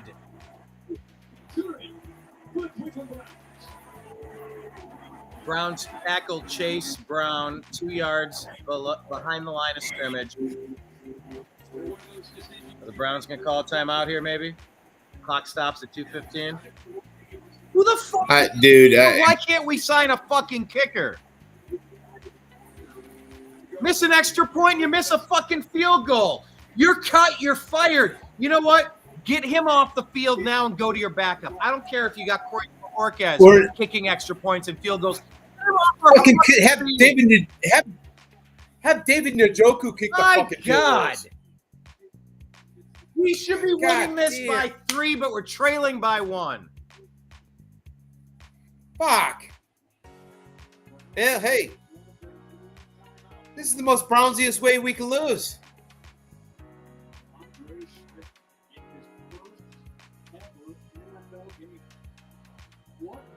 That pass is complete. Hey, you know what should be going through his mind right now? A fucking shotgun shell. God damn it. Joe Burrow gets that pass complete to T. Higgins for a gain of 9. They're going to set up like a 3rd and 1. It all comes down to this one play. Can you stop them and force the ball back? Because you got to make up for all these PD mistakes. 3rd and 1. Here's the game right here. 2 minutes, 13 seconds left. Browns trail 16-17. Bengals at the 35-yard line. Here's the snap. Here's the run. Oh, they're bottled up, and they're taken down right at the 35-yard line. I don't think he got it. Did they call timeout at least? 4th down. They're showing 4th down. 2-minute warning. Browns are going to get the ball back. We have a chance. So you're telling me we have a chance?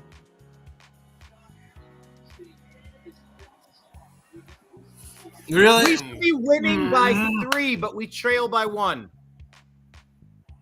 You don't miss extra points. You don't miss 23-yard chip shots. You don't fucking miss those.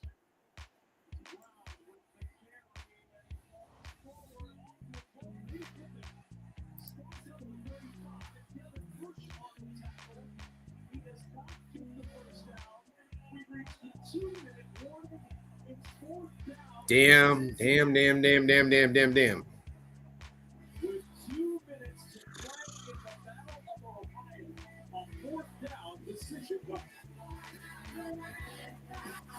All right, let's take a look across the league. Do you want to walk us through the other scores, where we're at?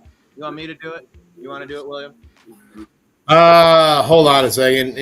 I can pull something up if you're not ready. I can do something here.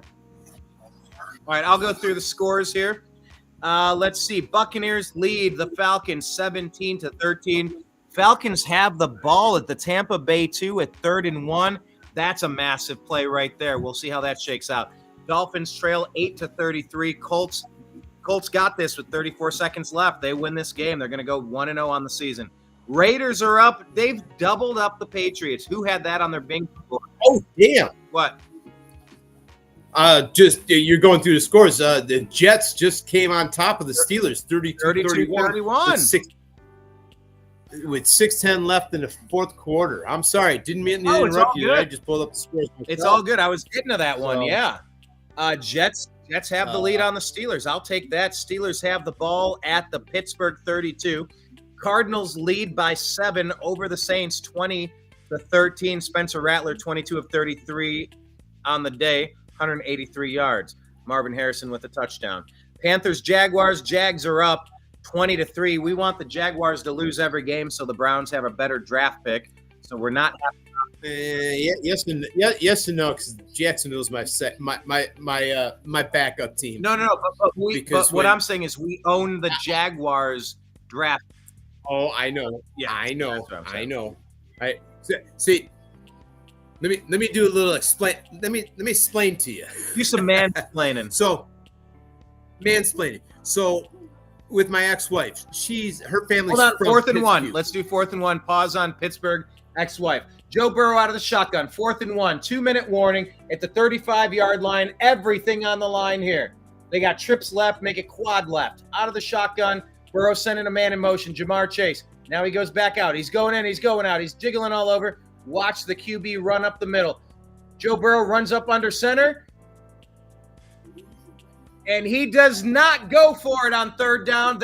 on 4th down. They're punting the ball. They get the flag. That's the penalty. They tried to draw the Browns offside because Lord knows Myles Garrett can get a little too leany and end up jumping offside from time to time. But the Bengals are not going to allow – the Browns will not allow the Bengals to pull us offside. They take the 5-yard penalty. It's now 4th and 6. Bengals punting to the Browns. 2 minutes left in the fourth quarter. Browns trail 16-17 at home. Home openers. Zach, the coach of the Bengals has been terrible. He's 1-11 over the past couple years in the first 2 weeks of the season. 1-11. Yeah. Here's the punt. All right. Punt is off. Punt is good. Browns catch it at the 21. Break a tackle. 25-30. Out across to about the 33, maybe 34-yard line. Browns are going to legitimately need 25, 30 yards for a field goal attempt from a guy that's missed an easy chip shot field goal, missed an extra point. Do you just have to go for 7 here? William, do you even try for a field goal or just go, I got to score a fucking touchdown like we're down 6? We gotta go for the touchdown. I mean, no confidence at this in the point, kicking team. Yeah. So, well, since we're in a commercial break, I'll finish up that quick story about my ex-wife, Pittsburgh and the Jags. My ex-wife, when the Browns moved, said, "Hey, you can start rooting for the Steelers." I think there's no fucking way in hell I'll do that. I'm gonna start rooting for the Jaguars because at that time, the Jaguars had the Steelers numbers and Steelers couldn't beat them. So I became a Jags fan. Nice. David Njoku with a catch of about 9 yards right up the middle here, moving the ball. 1:30 left in the game. Oh no! Oh fuck no! Oh my God! The Browns lose the game. Turnover. Another pass that hit our receiver in both hands, and he threw it up. as if they were playing volleyball to lob it to the next person. You're going to look at the stats and see interceptions from Joe Flacco. This is on our receiver core 100%. Flacco gets this across to about midfield to Cedric Tillman. Catches the ball. No, he doesn't. Tosses it up. Number 20, Turner, gets the interception. That is not on Joe. It's in his hands. Game over. All righty. Well, on that note,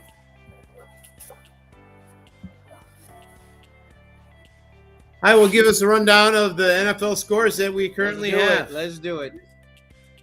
All right, Jacksonville's up 20-3 at halftime against the Carolina Panthers. As we see on the big screen right now, the Bengals are beating the Browns 17-16, and the Bengals are just going to run out the clock.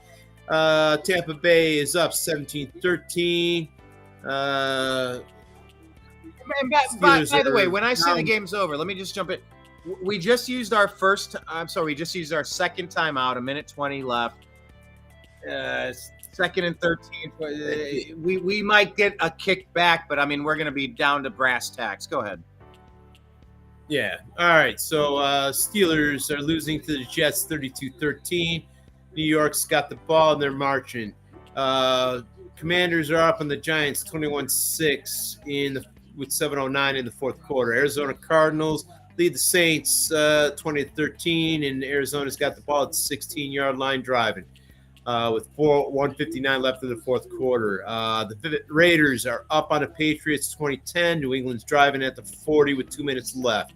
And then we got the afternoon games, the Niners, the Seahawks, Titans, Broncos, Lions, Packers, Texans, Rams, Ravens, Bills, and the final in the early game, the Colts taking out the Dolphins 33-8. On second and 13, the entire Browns defensive line jumped in before the play started. The question is, as the four refs huddle, were they brought offside by an illegal shift or some illegal motion and offside? They're calling encroachment on the Browns. Everybody was offsides. That's the dumbest shit you could imagine. Horrible coaching. When you got the whole defensive line moving. Watch it. You'll see it in a second here. Everybody on the defensive line moved. Everybody jumped in. At least 2 unforced errors by jumping off sides. You're looking at the fucking ball. It's right in front of you. It's a hard snap, hard count. Yeah, but you're an NFL player. You don't succumb to rinky-dink. You watch the ball. All right, 2nd and 8. Man, the Browns have double the offensive yards as the Bengals, yet we're losing. Joe Burrow sends a man in motion. Play clock runs out. What happened here?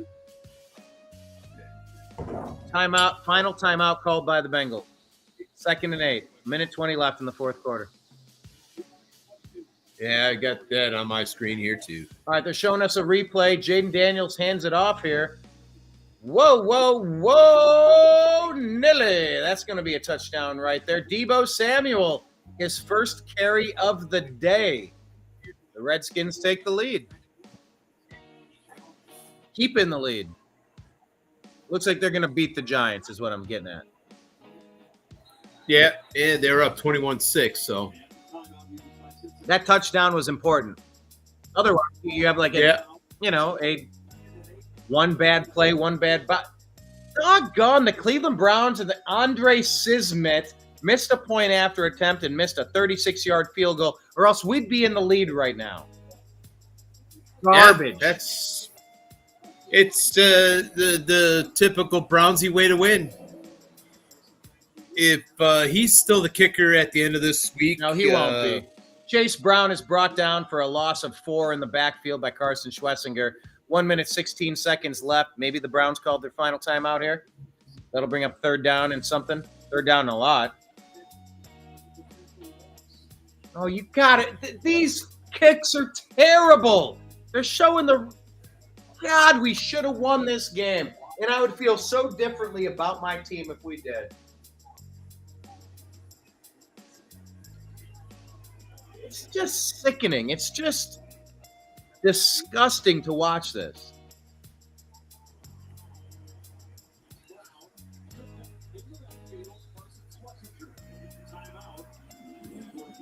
3rd and 12, 1:17 remaining. No timeouts for either team. Fourth quarter, Browns trail by 1.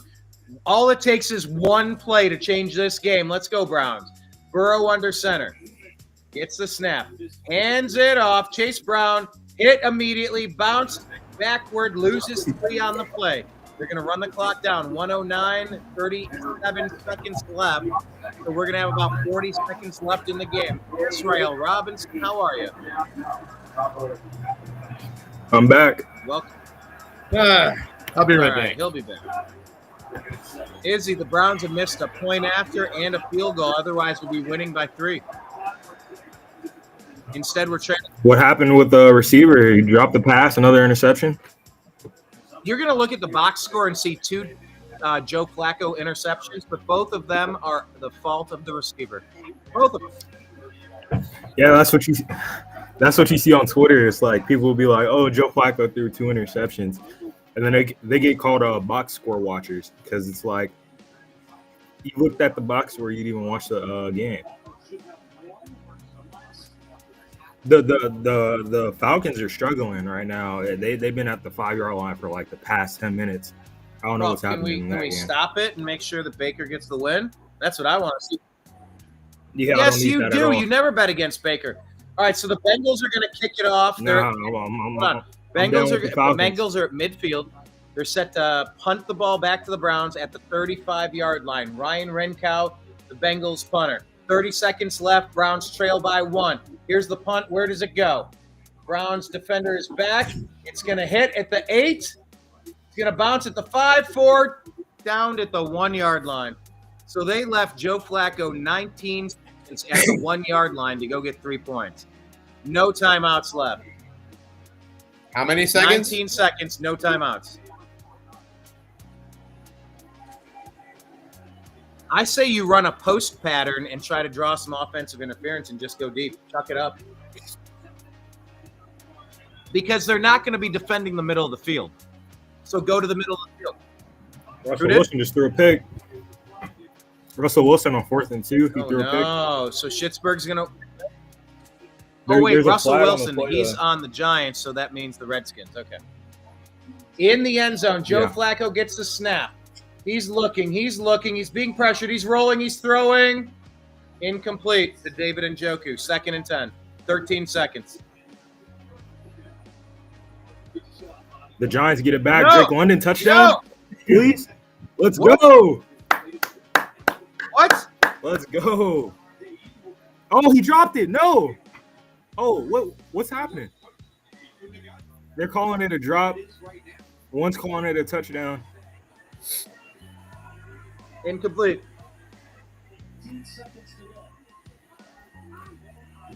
What happened? On. 2nd and 10, 13 seconds. Joe Flacco out of his end zone, throws it out. Complete. Gain of a few to Jamari Thrash. First time we've seen him. Gain of 7. It's 8 seconds left in this game. What play do you have that's going to get you a 60-yard chunk in 8 seconds, guys? That's not a catch. You're going to have to chuck it? A wing and a prayer? Yeah, something like that. Spencer Rattler drops back down at the 1. The Saints are trying to get a 2-minute warning, 2-minute drill. They're down by 7. They're driving on the Cardinals.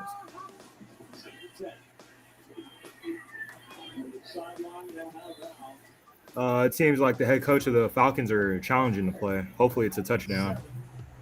8 seconds left.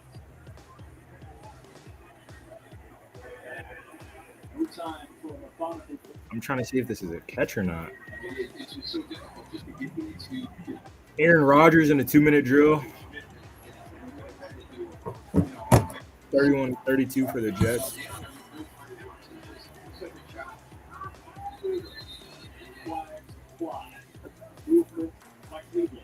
That ball's complete out to the 28-yard line. There's no time left. The game's over. What even was the plan there? That's the final snap of the game.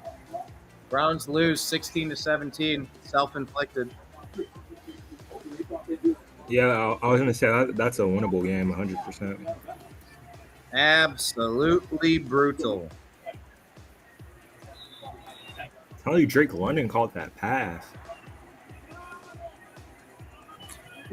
Well, today is your typical Brownies way to lose a game. You know what I call that? Well, look, what I call that is snatching defeat from the jaws of victory. Saints 3rd and 10, 9 seconds left. Spencer Rattler drops back, launches it, and he gets oh my God, he dropped the pass in the end zone. He had his hands on it. Oh my gosh. They got one more play. Which game are you watching? Rattler. Saints and Cardinal. Oh, geez. That 4th and 10. 4th and 10 on the 20-yard line. 3 seconds left. He had the ball in his hands. He dropped it. I don't know what happened. 20-13. I mean, Kyler Murray has 2 touchdowns on the day. That's okay. Yeah, that's good for me, man. He's on my fantasy team. He was one of my stardom sit-em on my 11. Strictly Football show. Do you guys know that I do a Strictly Football show? Of course, Izzy knows, because Izzy was a guest. Yeah. Izzy, did you have fun on the Strictly Football show? So Strictly Football, there it is. There's a graphic. We'll be back on Tuesday. 3rd and 11 for the Steelers. Hello, Strictly Football. Strictly Football. Aaron Rodgers launches it out. My thing's lagging. Wait, am I switching games here? I need to move away from. Oh, 34-32. Pittsburgh's up on the Jets. Yeah, he just dropped the ball. 4th and 11 for the Steelers. Calvin Austin could have came down with it. And the Cardinals won. The Saints couldn't get anything done. Okay, that's a done deal. I'm joining the Steelers-Jets game right now live. 34-32. Oh, man, that's blatant pass interference. Oh, my gosh. Where's the flag at? He held on to his whole body. Holy.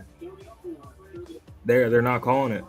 So I have to ask, does Justin Fields break the anomaly that Ohio State quarterbacks cannot make it in the NFL?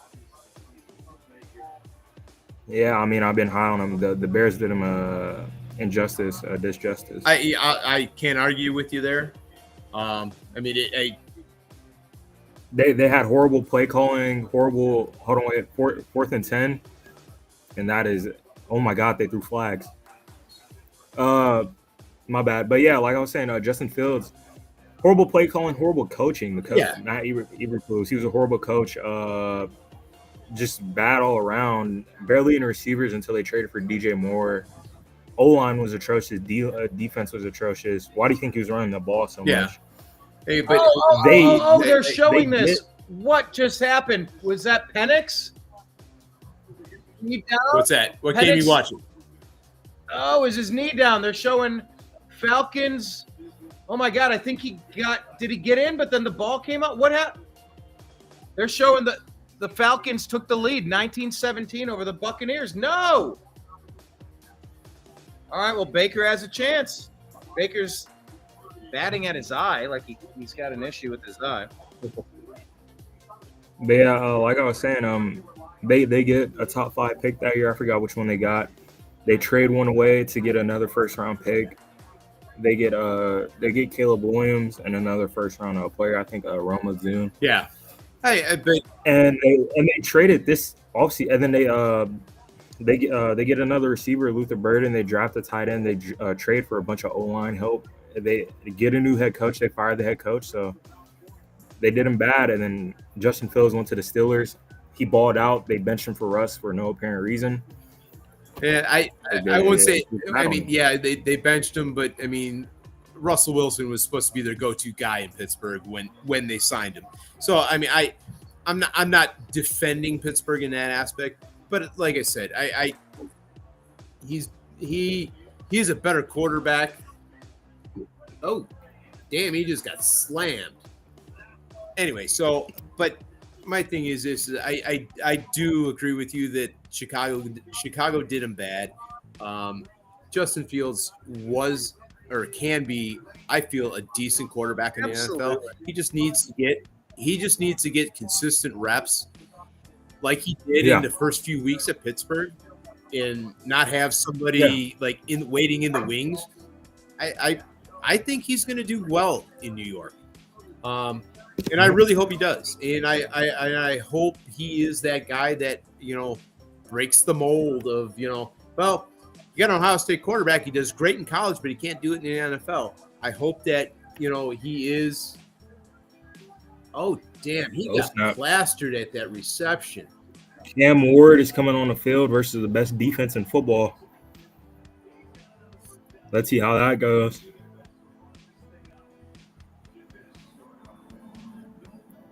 Man, I can't say too. My dad had the Commanders-Giants game in the living room. Oh, damn. Tom Brady, he's a way better commentator this year. What makes him better this year? Bless you. He just sounds more like a commentator and less like a robot. Like he knows what he's saying. 12 career game-winning drives in the fourth quarter overtime for Baker Mayfield in his career.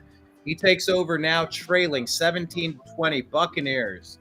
Have the ball, 1st and 10 at their own 37-yard line, trailing by 3 to the Falcons. On the road, hostile territory. Baker Mayfield out of the shotgun, no back formation. Baker pumps, Baker throws, Baker complete. First down across the middle to number 13. Who got that? Was that Evans? Yeah, I just turned it on, so I'm going to be a minute behind you. Baker's 13-27 on the day with 2 touchdowns. What happened? Falcons, Penix ran it in. The Steelers are up. What just happened? Jalen Ramsey's. Did Justin Fields throw a pick 6? Oh my gosh! What's this? What game are we talking? Hold on, hit reset. What are we talking about? Oh. Never mind. He didn't throw a pick 6. Garrett Wilson dropped the ball. No. It's over. Jalen Ramsey smacked him. He came down. It's the final. Pittsburgh wins 34-32. Yeah. I didn't even know. I thought the Jets were up. Yeah, they were up until about 5 minutes ago. Yeah. Jalen Ramsey with the game-saving tackle. Penix Jr. scores that touchdown. Damn it. Bad look for the Browns right now. They're at the end of the division. Dude, we had this game too. So are the Browns mathematically eliminated? Yeah. As long as they got that head coach. As long as they have that head coach, they're eliminated. Yeah, that's one way to say it.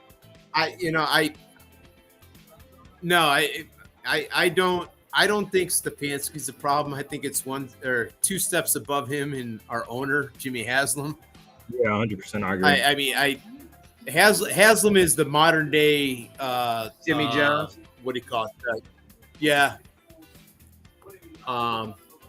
Though on the flip side of the coin is I'm a big proponent of them moving to Brook Park if they can get ODOT and the the Federal Aviation Commission, FAC or whatever it's called, to get on the same page. That Dome Stadium needs to be built. I mean, don't get me wrong.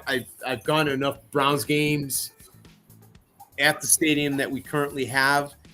The biggest problem is you got basically one way in and one way out of there, and it's not good. I mean, traffic is a bear after every game. Traffic's a bear getting into the games. And we need something new. I mean, everybody's complaining about new life, home stadium, new this and that. And the next thing, my thing is we need a change. Change might bring a big thing to the Browns. You never know. So that's my opinion. Yeah. Well, I don't know if did either of you watch the show that I did with what is it, 9 times Emmy Award-winning sportscaster John Telich and Zach Barris earlier this year about the Browns' move to Brook Park? We did a whole special on it. It was an interesting show. I encourage you to watch. But yeah, there are plenty of incentives. Baker from the 49, backpedaling, throws it, caught, and he is knocked backwards and out of bounds. Clock is running, 1:52 left in the fourth quarter. 2nd and 9, Buccaneers trail. He would have been better off throwing it incomplete. Can we see a Baker Mayfield interception? Hey! Yeah, they have the last 2 Falcons. The last 2 Falcons Buccaneers games, the Falcons won.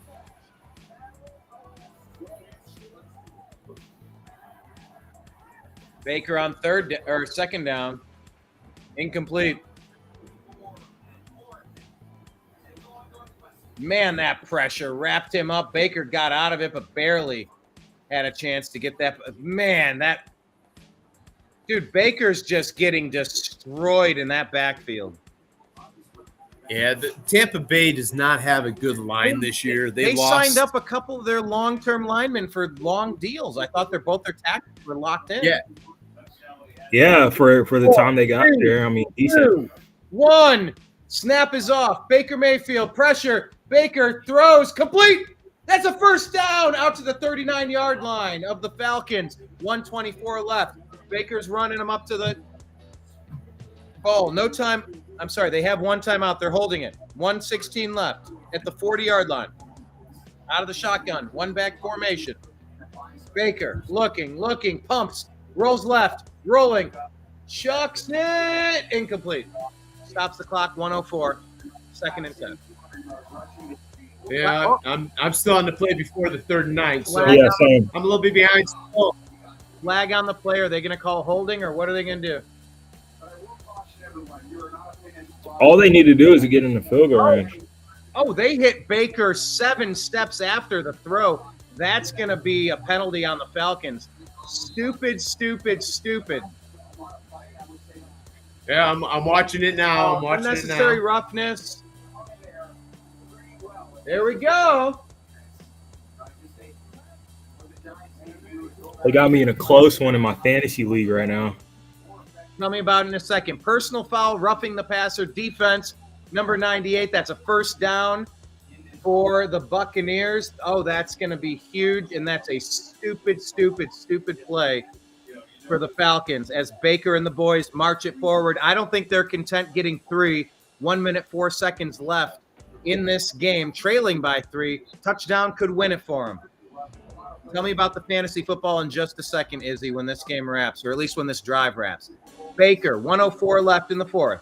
Down by 3, 25-yard line of the Falcons. Out of the shotgun, no backs. Takes the snap, looks, chucks it. Across the middle, touchdown! Emeka Ibuka, oh my gosh. Baker, touchdown maker. Emeka Ibuka with his 2nd touchdown on the day. Damn it if I didn't call. Emeka Ibuka is going to feast with Baker Mayfield. The reason Odell Beckham sucked in Cleveland is because he was freestyling it. He was too dumb to learn the routes, and he kept thinking, well, I'm getting open, just throw it to me. Baker's like, I will make Hollywood Higgins damn near an all-pro player if he runs his 10-yard out. If you run your 15-yard post, just be in the right spot at the right time, and I'll get you the ball. Emeka Ibuka gets the touchdown. Buccaneers take the lead, 23-20, 59 seconds left. Extra point dunks. The extra point doinks off of the fucking upright. Instead of being up by 4, which is nearly insurmountable, this idiot doinked it off of the left upright. You can't make it up. Funny. Hey, you can't make it up. What? My God. You mentioned Beckham. Yes. My biggest thing is receivers that run their routes. Perfect example is what's his face? I'm drawing a blank now. Browns picked him up from Dallas. Amari Cooper. Cooper, yes. Crisp route runner. If you got a crisp route runner, you're going to have a guy that you can hit because you're going to throw it to a designated point on the field. The receiver's going to be there. Odell Beckham didn't do that. Odell Beckham was, like you said, a freestyler. You gotta have a guy that's going to run a pattern. You're going to throw to a spot on the field, and you're going to complete a pass. Bottom line. I mean, Baker's the prototypical quarterback. He's going to throw to the spot on the field where he knows his receiver is going to be. Perfect example is Ibuka right there with the touchdown. Bravo. And Drake London and Michael Penix is getting the field goal range. I love to see overtime. I want to see London get some yardage because he is on my fantasy team. Same here. So I gotta pull this up here. Yeah, they got me 112, 115. They got me winning, but it's mainly because my defense has 10 points right now. It might go down if the 49ers score a touchdown. Yeah, I got my Niners are my defense, and They just started, so I'm at the max points at 20 right now for the initial start of the game. So I know that's going to come down real quick. Let's see. I got to go back. How here. happy are we all that football's back? By the way, Yeah, it's great. It's great. I'm definitely happy it's back. Like I made the comment earlier in the cast here. I'm primarily a college guy. I do love my NFL. Don't get me wrong, but last week Ohio State taking down Texas, and then taking down Grambling 70-0 yesterday. I'm really excited, and I look at it. Ohio State's that Texas game is going to mean a whole lot at the end of the season when they start looking at playoffs and stuff like that. Because Texas is not a bad team. Hold on. It's just they got to come in and own this year.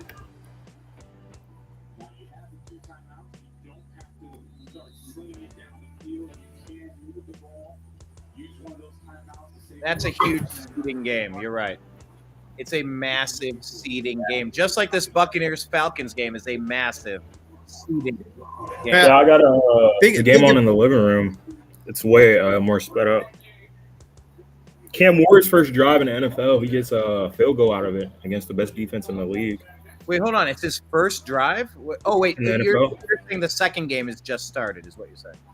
Yeah. He had a one for 3, 29 yards. The Broncos come out. I need Bo Nix to have a great game for my fantasy squad. Mahomes put up 26 against me.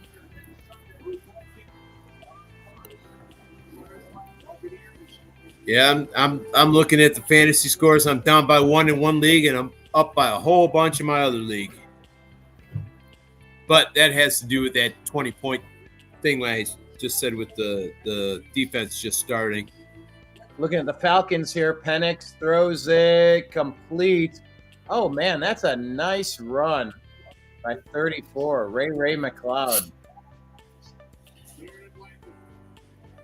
The Bucs defender missed the tackle, and that caused another 5-10 yards on that play. First. So do we go into overtime in this game? Let's just win it. They're at midfield, 36 seconds left, 1 timeout on the clock. Trailing by 3. Out of the shotgun, Penix looking. Throws it across the middle. Caught by number 2. Running. Hit. First down. Out to about the 35-yard line. I believe that's London, number 2.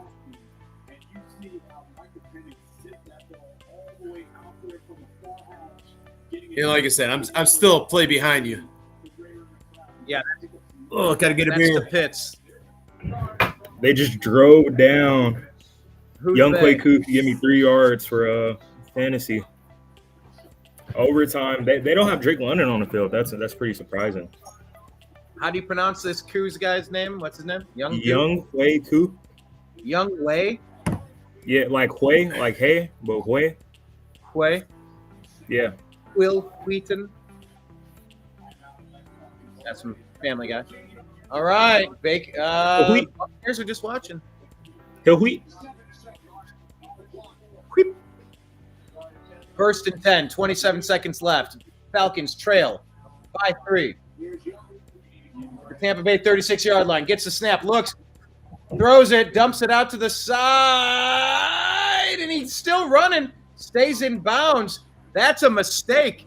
That play is a crucial fuck-up. Who was that caught it? Robinson? Clock continues to run 9-8, down to 8 seconds. They don't have any timeouts? No, they used their last one. So now it's going to be 9 seconds left, trailing by 3. They're in field goal range. They clocked it. 9 seconds left. One more shot to the end zone.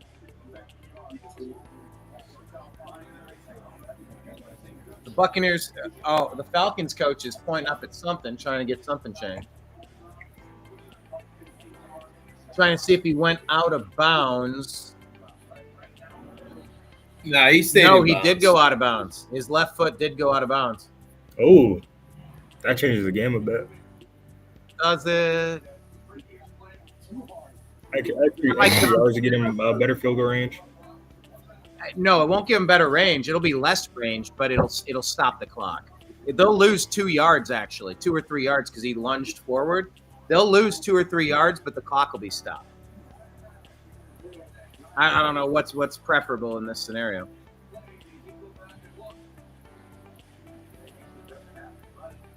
Oh my God, they went up to 21 seconds? That is Yeah, that's what I said. Yep, they get all that time back. Oh my God, that's massive. 2nd and 4. Oh my God.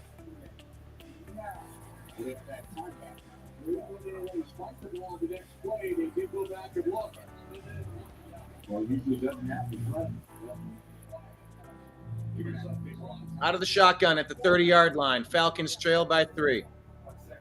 1 back formation. Penix gets the snap. Looking. Chucks it as the check down route. Complete. Hits. 1st down, 16 seconds left. They're driving. Oh man, I got Pitts on the bench this week.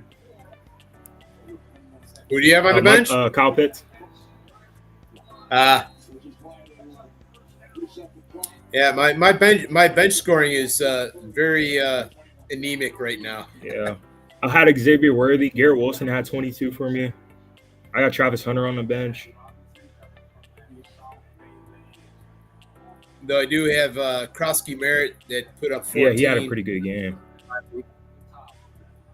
And then I got Pittman put up a good game as well for Indy. Yeah.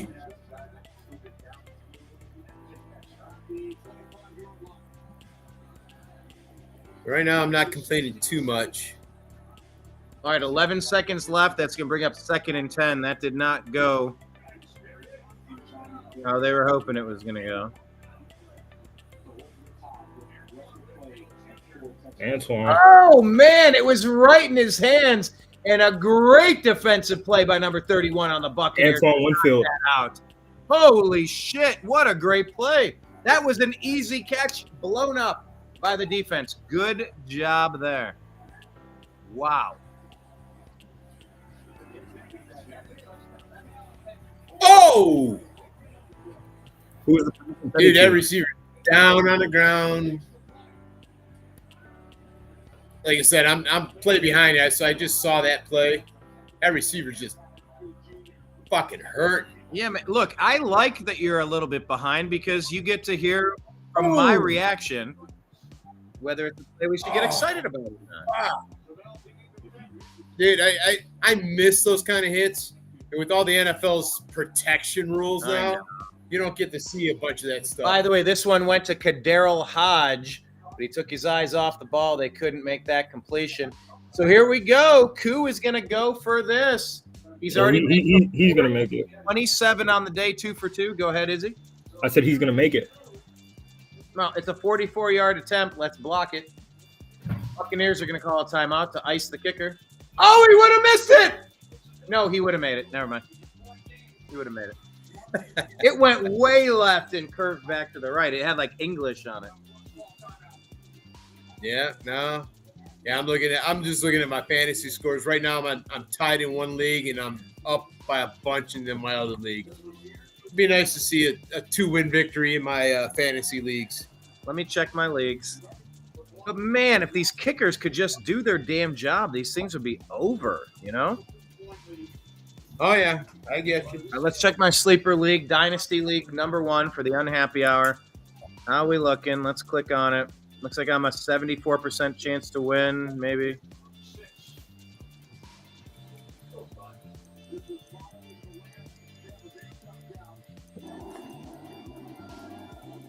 Yeah, I'm a 71% probability to win in my one league.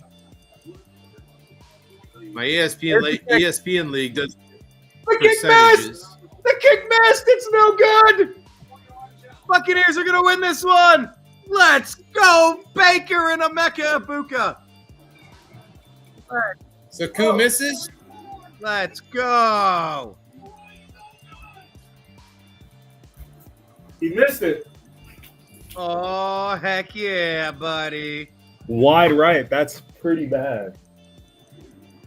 By the way, if you're counting for the fantasy points, I kept Baker Mayfield on my bench at 22.68 points. And I got 24.28 from Jalen Hurts. So Hurts did better, but Baker Damn, did that was a good. big miss. Huge miss. Big miss. A lot of So- kicking errors today so far. Keenan Allen, I left on my bench with 19.8 points. Jeez, I got to start him next week. Well, here, my one league. I'll give you. So my starting lineup in League 1. I got Brock Purdy going as my quarterback. He's already got 3 points on the day. Jonathan Taylor. I did start Sampson. He got me 8 points, so I'm not complaining too much. St. Brown, he's going right now. Drake London, but he gave me 5. And then I got Mark Andrews as my tight end. And then Marvin Harrison Jr., Eagles defense, which kind of fucked me. And then I got Fairbairn going right now for Houston. So, but on the bench, I've already put him on IR, Joe Mixon. Hey, watch out for Nick Chubb, offensive comeback player of the year. Yeah, but Yeah, no, even it's the gonna be, reporters are saying that he can't cut and run though. That's the problem though. No, he can't. Maybe he can. It's going to be this rookie's backfield. His name's Woody Marks. He's from USC. It's probably going to be his backfield. For a couple. You just watch. You're like, Yes, Brock Purdy just do a touchdown pass, baby. To who? George Kittle? All I know is it said touchdown. Kittle. Yep, there you go. Kittle? Yeah. I want to say it was. I can't say for sure. Let me see. Pull up stat. Game log. Touchdown to who? I could use the points with Kittle. Doesn't say. I don't get me wrong. I'm on ESPN's fantasy for the one league and CBS on the other. I prefer CBS over ESPN's scoring. Brock Purdy touchdown. I'm going to taunt my opponent. Hold on. I'll pull it up. I'm going to taunt my opponent. Baker Mayfield with the come from behind win. Dude has got ice in his veins. All right, here I'm pulling up the Sportscast. Let's see here. Stats. George Kittle, touchdown. 3 for 3, 24 yards and a touchdown. Yeah. 11.4 points, and that helps me a lot because I needed that. Now I'm at a 40% chance to win. Good. I'll take it. So you gotta have a little glimmer of hope. What are the best games in the second half of the day? What are we watching? What are the best ones? Let's see. What are going to be the best games? Right now, we got San Francisco leading the Seahawks 7-0. Got the Titans and the Broncos tied at 3. Lions, Packers. Now, that's my game to watch. And I'm watching it right now. I'm going to change that. I'm going to change that right now. I want the Lions myself. There we go. Join live. There we go. That game is 0-0 right now. You got the Texans and the Rams. That'll probably be a pretty good game. And then later on tonight, we do have Bills, Ravens. Yes, Bills, Ravens. That's going to be a great game. And then let's see. Oh, and looking to tomorrow, we have the Vikings and the Bears. Any predictions on that game, guys? Vikings, Bears. I got the Vikings winning. They're scoring at least 27 against the Bears. I got Vikings as well. So what are you going to call the score? I'll say I'll put up 28-17 Vikings. 38-35. It's going to be a lot of scoring. You're going to watch what happens when the Bears get the Lions offensive coordinator to run their team. You're going to watch them explode for some points. They have a bunch of playmakers. 35, 30, 30 34, 27. 38-35 or whatever I just said. Something like that. I think it'll be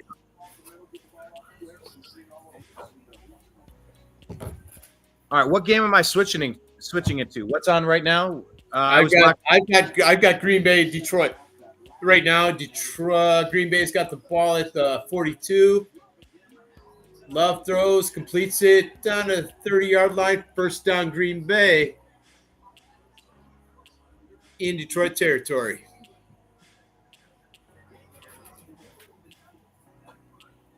I think I need to switch. What network is it on? You're on Fox? I'm on YouTube. It's on CBS right now.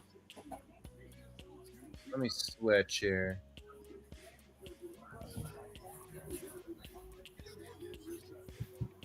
CBS, you say? Yeah.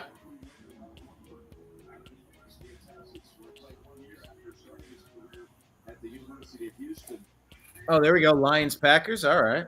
Mm-hmm. Jacobs takes a handoff, gets to the line of scrimmage, and is put down. And somebody lost their helmet. And a flag. So that's going to be probably a face masking call. The tight end lost his helmet.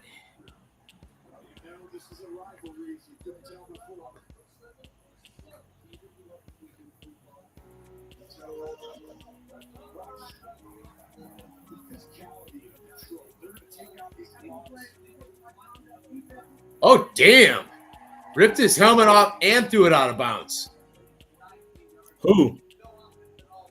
Damn.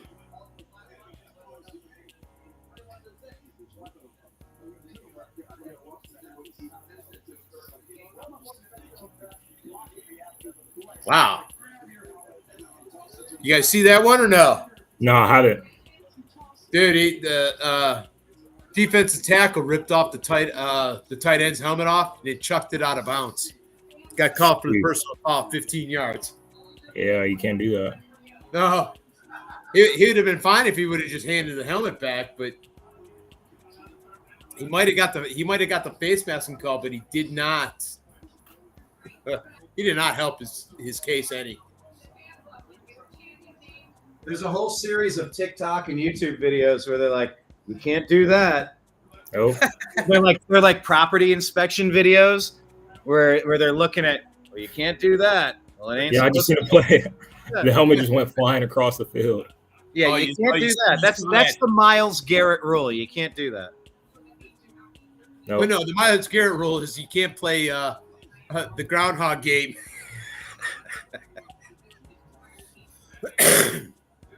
Yeah.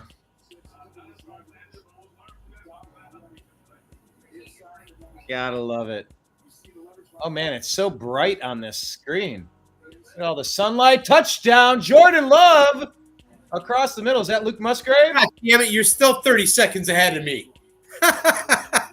Tucker Kraft, tight end, touchdown, Jordan Love. 6-0 lead for the Packers. So what do you call the final score in this game? Super high scoring, 41-38. I'm going to go. Let's see here. I'll say 42-49. 42-49. Sheesh. Yeah. And I say Detroit's coming out on top. Yeah, I got Detroit coming out on top. They're scoring at least 35. I'd say 21 from Green Bay or like 24 from Green Bay. All right. The receiver's going to struggle like every year. They still don't have a wide receiver on. No, they got Matthew. It's Jordan Love's game. You said what? Matthew Golden, right? I mean, yeah, he's fast. I mean, that's about it.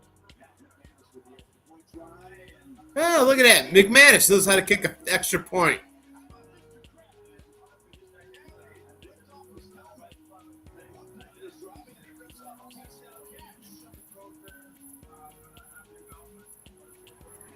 All right, so we witnessed the most Brownsiest way to lose. So what's the record prediction for the end of the year, guys? For the Browns? For the Browns, let's be honest. Honestly, we had today and we let it fuck up because of a kicker. Fire the kicker, bring in a kicker. There's a million kickers that can kick 30-yard field goals. Give me a break. We could have, should have, would have won this game. Yeah, like I said, it's the Brownsiest way to lose a game. No, taking off your helmet like Dwayne Rudd is the Brownsiest way to lose a game. Oh yeah, you know, Izzy doesn't even know what we're talking about. yeah, He wasn't alive when that happened. Izzy, can you do me a favor? Izzy, can you do me a favor? Can you look up Dwayne Rudd helmet? Just look up City. Dwayne Rudd helmet. DUANE Rudd RUDD. This is how the Cleveland Browns lost a game to the Chiefs back in 2000, 99, 01. I thought it was 07. I thought it was 07 because It wasn't 07. No, because I moved out to LA in 05, and this happened while I was a bartender it had to be pre-05 at least. 05 or earlier. no, because that was the year.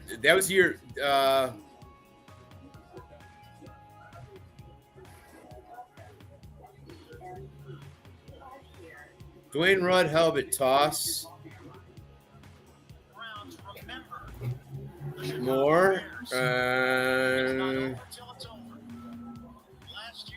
It was October 14th of 18. No. No, I'm sorry. 02. Never mind. 02. Yeah, Wayne Crud, not Wayne. Yeah, not Dwayne Rudd, Wayne Crud. But anyway, that 02. aside, that aside, that was they missed their kick, and he took his helmet off to celebrate and threw it, and they called unsportsmanlike. They brought the kicker out again, and they beat us on another kick.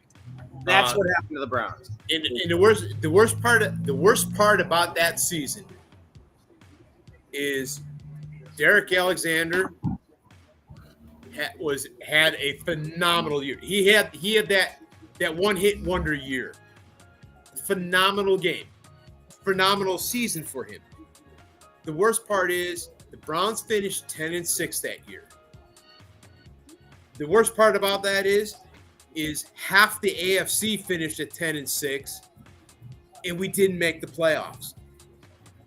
And it was that first time that you look at all the records and going, we finished 10-6, 9 times out of 10 in today's era.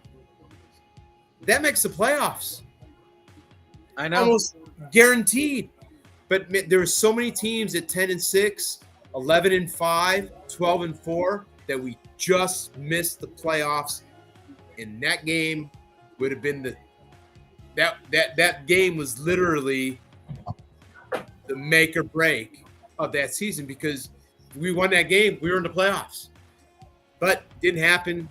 And I mean, dude, Derek Anderson, I'm sorry, had a phenomenal year. I mean, dude, he Pro Bowl selection.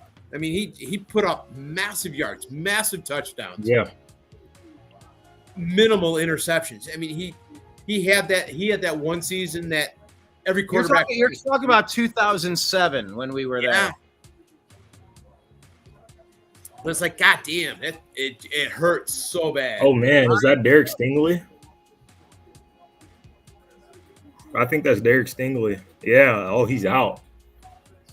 What Man. happened? Derek Stingley Jr. just got injured. That's a top 5 corner in the league right there. For who? Who's he playing for? The Texans. Oh, okay. Former 3rd overall pick. Don't forget, he's watching Red Zone. Ah, yes, there we go. That dude, I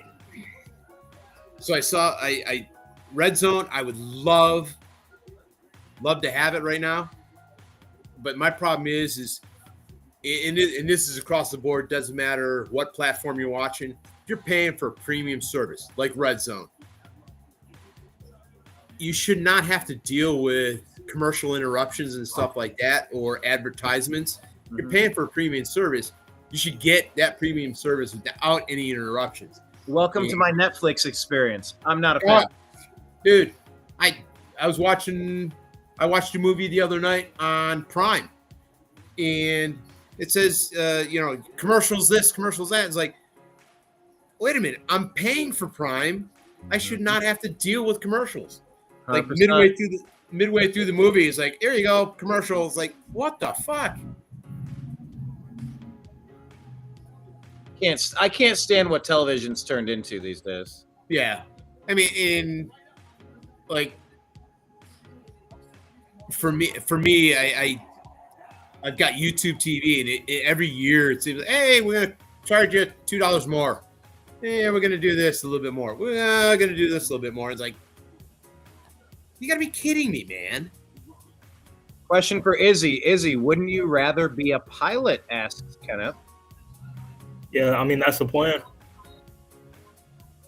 Basically, it's just get in and get started and see how it all shakes out, right? Yeah, go to college, get my degree, become an officer, do all that. Izzy, tell Slick Willie about the time that you went to Brunswick High School to talk to the football team. Yeah, it was pretty cool. I went with Brian. Just a motivational speech with his cousin. It's pretty nice. It was a huge football field. I mean, like bigger than anything out here in LA. I mean, it's not a lot of big fields out here. Yeah, my cousin's father, that's my uncle and my godfather. He spoke to my high school football team back when I played. Now Nice. His son came to set up speaking to my high school team, and he wanted me to speak, so I came in and did 20 minutes as well. So I gave a little bit of a Spiel. little bit of a speech, a little bit of a reminder of who Brunswick football is, who we are, what our legacy is, what we're all about. I don't care what we've been recently. Here's what we are normally. We need to be dominant. Let's go. So yeah, it was fun. Izzy came up with me for that. That was a lot of fun. Talk to the new football coach and the new administration there. Second year, I think. So when you played, Darian Miskowitz was probably your quarterback, right? He was 1 year ahead of me. Yeah. All right. So you played against my brother. My brother was a starting quarterback for North Royalton. And he and Darian were actually very good friends. They played baseball with each other and against each other. And my brother and him, they went back and forth, and they had a lot of good times playing against each other. I forget now. I want to say it was my brother's junior year. North Royalton and Brunswick turned it into a shootout. That Brunswick did eventually win, and I just remember being at that game. So I was actually probably watching you play football with my brother against my brother back in the day. So here's how it went. So I graduated 97. So like the year I played was 96 and then 97. Yeah. And then Darian was 95, 96. When I was on that team, I was a starting kickoff and kick return specialist. All right. And I was the third defensive end behind two all-state defensive ends. All right. So, but you. So I got to play the fourth quarter and a lot of times the third quarter when we were up by enough points, they'd put us in. So I could play like most of the second half. Yeah. So you definitely were on. If you weren't in the game, you were on the sideline against my brother. Because, like I said, my brother. He was starting quarterback for Royalton. He was a starter through the 95 and 96 season. He graduated the same year that Darian graduated. And Izzy, you don't know what the name Darian means, but like Darian and D-Mac and these people that played at Brunswick High School in these years were incredible. They were so good. Yeah. I will attest. I mean, well, like I said, my brother played. At the time, it was called the Pioneer Conference. It should still be called the Pioneer, the PC, baby, but they changed it.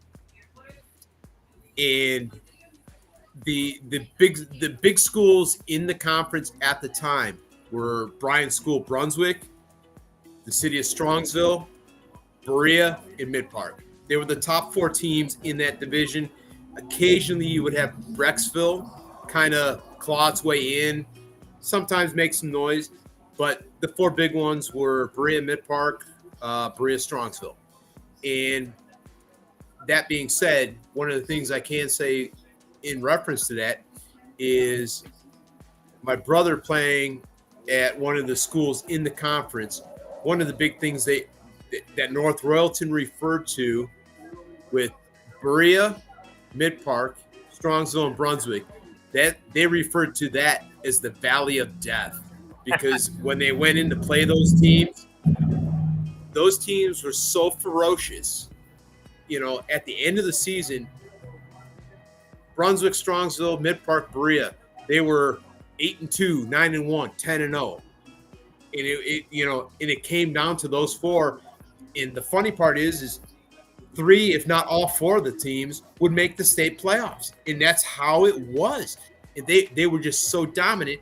But then you ran into the problem, public schools for the private schools, you know, you had the St. Ed's, the St. Ignatius's, the Benedictines, the Holy Names, the Paduas. You know, they were able to recruit from the CYO leagues. And, I mean, it's still the same today, but there was just that little unfair advantage. It was always a bone to pick with me. I mean, it is what it is, but I mean, I respect Brunswick football. I mean, I respect everything that came out of the Pioneer Conference, and we had some decent players, and a lot of them went on to play some decent college ball too. Yeah. Oh, nice pass by Love. No, Bo Nix just threw an interception. Oh my God. No, I'm starting him. No. Sam. Ah. Cooper Kupp, Zach Charbonnet, first touchdown for the Seahawks. Okay. Yeah, I drafted Charbonnet and Walker. Hoping Walker could have got me those points, but thanks for nothing. Yeah, we played Cleveland St. Ignatius in the state championship my junior year. So I recovered an onside kick in the state championship against Ignatius, but it hit our guy first, so it didn't count. But I did recover it. It's a moment that happened. It didn't count, but it happened. Hey, it happened. I got to play in a state championship as a junior. I'll take it. And by the way, I was nursing a severe ankle injury, a severe high ankle sprain. I couldn't even walk through the hallways. I was on crutches, and I kept trying to play in the games. Each playoff round, I'm like, let me give it one play. And I'm like, Coach, you got to pull me. I have nothing. I can't do it. By the third game, I was back to playing again. But for me, the high school game didn't translate well for me for the simple fact I had a knee injury. Would have been my freshman year. The problem is, all throughout high school, the biggest problem I had is the doctors wouldn't clear me because I had a patellar tear. And can't. So once that was done, right out of high school, and I wouldn't say right out of high school, I started playing some semi-pro football. Then I wasn't getting much play time. And then all of a sudden, a couple of us, hey, let's play some touch and flag football. You get a lot of looks, and you hear people say, dude, it's touch and flag. Well, it's only touch and flag when it comes to the ball carrier. Man, it was full contact football up until that point. And I played from 93 through 97, 4 seasons a year, no breaks, no nothing, and just balled out and won several championships, and will enjoy those times. I've got lifelong friends from that, and it was some of the best football I ever played until my retirement game, which was Game 7 of the 97 World Series, where I broke my collarbone. My wife said, hey, first major injury, you're done playing. Yeah, broke the collarbone, I was done. But had some great times. Made some great lifelong friends, too. Nice. Yeah, I had a knee, I had a shoulder, but it was the ankle in high school. I was able to survive all the big stuff mostly. It was a bad ankle situation. I played Strongsville. The 10th game of the year, we were 10-0. I was the backup defensive end on their undefeated season for the seniors, for like the main team, the varsity team, but I was the starting defensive end on JV. So I'd play Friday, half the game, then I'd come back and I'd start the game on Saturday. And, I know the and rules. someone rolled over my ankle, and man, I felt a pop and I yelled, and it was rough. It was a big injury. All right, so I'm gonna we'll rewind back to that season. Back in 94, I became a state of Ohio football official. Believe it or not, that year, you said 96, I actually was one of the referees at the game where you got hurt. That's no joke. At the JV Strongsville Brunswick game that Saturday, I was one of the referees at that game. I was a 97 senior, so that would have been my 96 year. Yeah. So I refereed that game. I refereed a lot of games in the PC, but in doing that, one of the few things I didn't do, I would not do any Brian Midpark games because I did not feel that if I were to do that, I could be a conscientious objector. You couldn't be neutral. And I could not be neutral because I have my loyalties. But I did do a lot of games, and I will never forget. Actually, it was a freshman game in '97 because I did the freshman game on Thursday. Then I did the Saturday game for you guys, the JV game. But on the freshman game, since the Indians were in the playoffs, only 2 officials showed up for the game. Oh, really? And we caught, and it was a good buddy of mine by the name of Kevin Clancy. May God rest his soul. Sorry, choking me up here. But it was a good game because me and him were, we paired up a lot together, and we did a lot of games together. And the funny part is between both the head coach of Strongsville and the head coach of Brunswick, they're like, how are you guys going to be able to call this game with just the 2 of you? At the end of the game, both head coaches came up to us individually and said they had never seen 2 guys officiate a game in the manner that we did and be as fair and equal, and it hit home. Sorry, I'm getting a little choked up because my buddy Kevin just passed away last year. So cheers to Clancy, right? Izzy, do you have a lemonade over there you can cheers us with? No. You're drinking hand in the air there, man. Just thank you. But very good man, and he and I, did a lot of games together. In the fact that I still remember one play. Strongsville had a breakaway run. I kind of did a referee and a chain guy, and I was a chain guy doing the down marker, and Strongsville breaks away an 80-yard touchdown run. Only reason they got this touchdown run is the offensive tackle. He tripped and fell and held the defensive end that sprung the runner. I just tossed the flag at the ground. Head coach never moved from his position. We ran down the field 80 yards, touchdown. I tweeted the whistle, called over to Kevin. Like, yeah, I got a holding call, number 68. Still remember the number. That's the crazy part. Go down. Like I said, Strongsville head coach never moved. I'm just running up the sideline. He looks at me. He's like, 68? I'm like, yep, that was him. He's like, whatever the guy's name, get over here. Curses him out on the sideline. I'm like, oh, boy.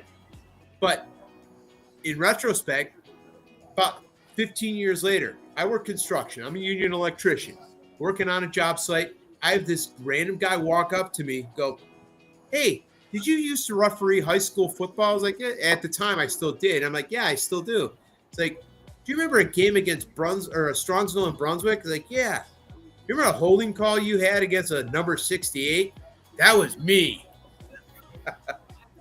It just crazy coincidences, but Brunswick Strongsville. It's always been a huge rivalry. One of the biggest. One of the biggest. Oh yeah, and it just good stuff. Yeah. So my sorry for choking up on you guys with my buddy. Yeah. Kevin, so. I know. I mean, that's what it's all about. So cut forward to 1 year later, we were playing, and it was Brunswick Strongsville, and the guy who I was playing wouldn't stop holding me. And this happened against North Royalton to begin with, and this is where I got my idea. Because normally, I was the right defensive end, and I would put my right hand down, and my left hand would be up like this. So before the play started, I would rip with my left arm. I would come right up like this, and I had one job as right defensive end, outside contain. Between me and the sideline, nothing gets between me and the sideline. So I rip with my left arm, and I have my whole right arm to fight people and bring them down before they get to the sideline. That's my one job. This guy against North Royalton and then against Strongsville, they were holding me. And I said, I would yell at him after the play. And I said, "That's not football. I don't know what the fuck you're doing, but you're going to stop holding me right now." "Oh, yeah? What are you going to do about it, motherfucker?" Okay. Second play. They held me. And I said, "Listen, this is not football. That's your last warning. If you hold me again." "What are you going to?" "Yeah, run your mouth." Okay. Did it again. Said, "All right." Went out after three plays, talked it over with my other defensive end, and we came up with an idea. Instead of putting my right hand down, ripping with my left to keep outside contain, put my left hand down, bring my right arm back, and jack him right in the stomach.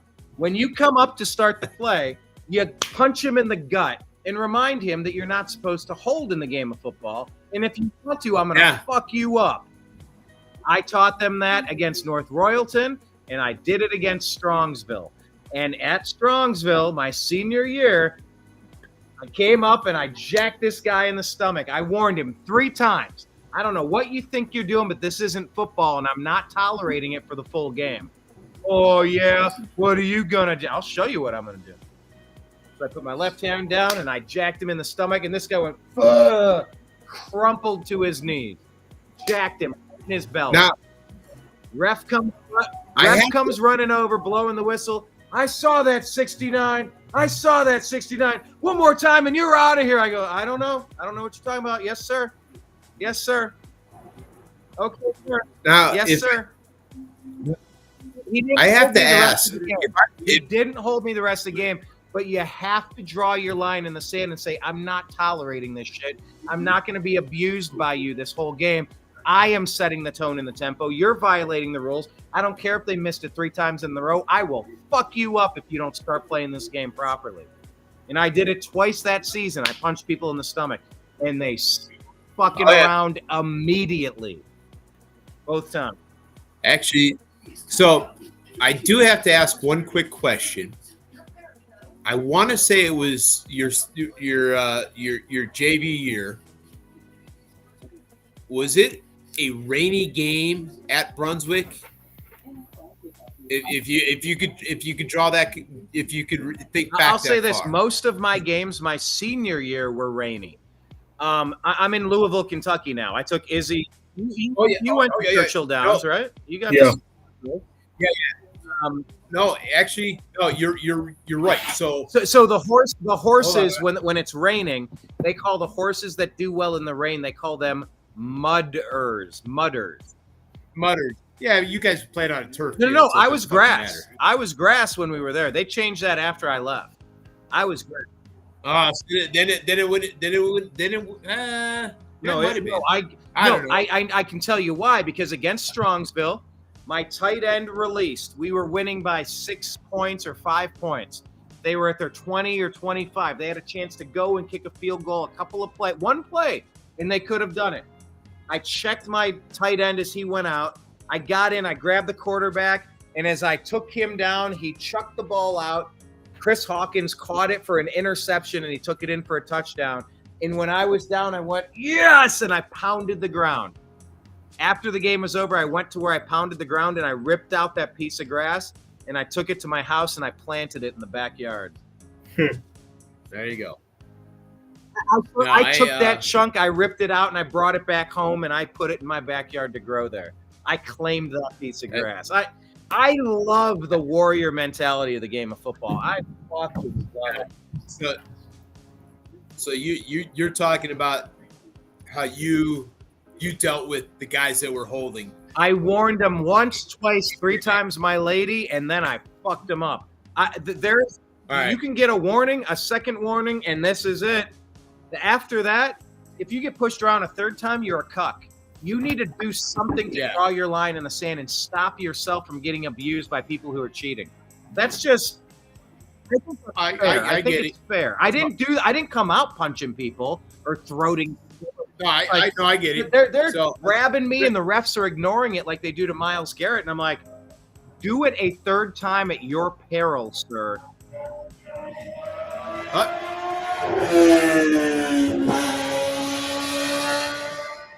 Okay, that sounds like Ohio. Now, if there were sirens attached, it would sound like Izzy.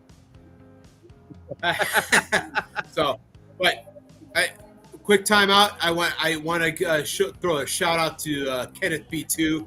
Thank you. Cheers, coffee, all good. Yeah, Kenneth was cheersing up with his coffee. Kenneth is a regular. Yeah. He's a big supporter of the New American Media, the TNAM Daily Show that airs every day at noon Eastern Time. We call ourselves trash pandas. We dump the trash on the table. All of the news is the garbage, and we sift through the garbage to separate fake news from reality. So Kenneth has been a regular watcher for a long time. Kenneth, we love you, sir. Kenneth's a regular, man. Now, it wasn't a Zoom Mazda. It was a Zoom Yamaha R1. I did actually. Hold on. I'm gonna kind of pick up the computer. I am a green colored crotch rocket. Is it a neon green colored crotch rocket? Oh yeah. No, it was a blue and black. All right. I'm a motorcycle guy. Please be careful, good sir. All right, that's my stepson's motorcycle.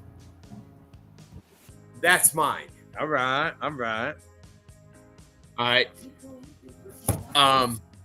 For me, that motorcycle represents my mom. My mom passed away back in 2009. And one of the things that she said is, there are things in life that you need, and then there's some things that you want. And for me, that motorcycle there represents my mom. That was a want. But on the flip side of that coin is 2 years prior, it was a year prior to that, I was in a near fatal motorcycle accident. I happened to get back on the bike afterwards, and that's what I got. And I will keep it until the day I die. But that aside, I'm a motorcycle guy. So when I hear that zooming going by, I kind of take a look, and I saw what it was. It was the Yamaha R1.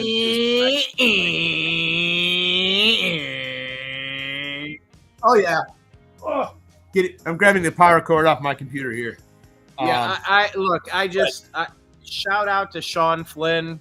Helped me launch the New American Media 14 years ago. The drummer that I moved out to Los Angeles, California with died in a motorcycle crash on the Pacific Coast Highway all those years ago. Miss you, Sean. Love you, Sean. Cheers to you, Sean. Sean was more of a Cleveland Indians fan, but, an Ohio sports fan for sure. One of the best damn drummers you'll ever find. What type of music? I could play you some if you want everyone to hear it. Rock and roll. I There could you play go. a song. Now that you're thinking, here, now that you mention it. Oh God. Dude, I didn't plan this, but you brought it up, so. Here, hold that thought for one quick second, because I got to get back to Mother Nature. Yeah, go do that thing first.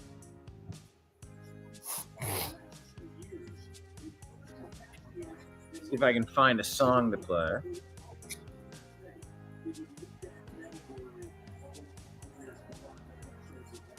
Maybe 3-pointing back studio version.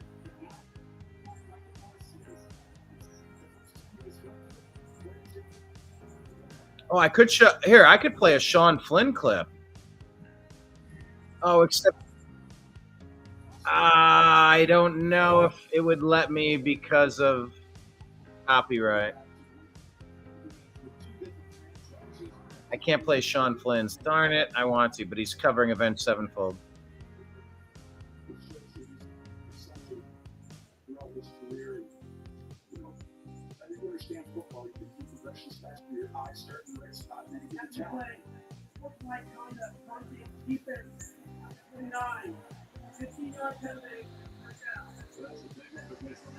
All right, I found. On a steel horse I ride, and I'm wanted, dead or alive. Lions are getting shut out in the second quarter, 0-10 against the Green Bay Packers. Takes the handoff, pitches it around. Who's number one? Is that Jamison Williams? Who's number one? Jamison Williams close to the first down mark. Copy red right leader. You know, I miss my friend, and I wish my friend would say hello. I haven't talked to her in a long time. I used to call her red leader. She'd call me blue leader. I miss her. She's good people. I like her. If you're watching this broadcast and you know who you are, shout out to you.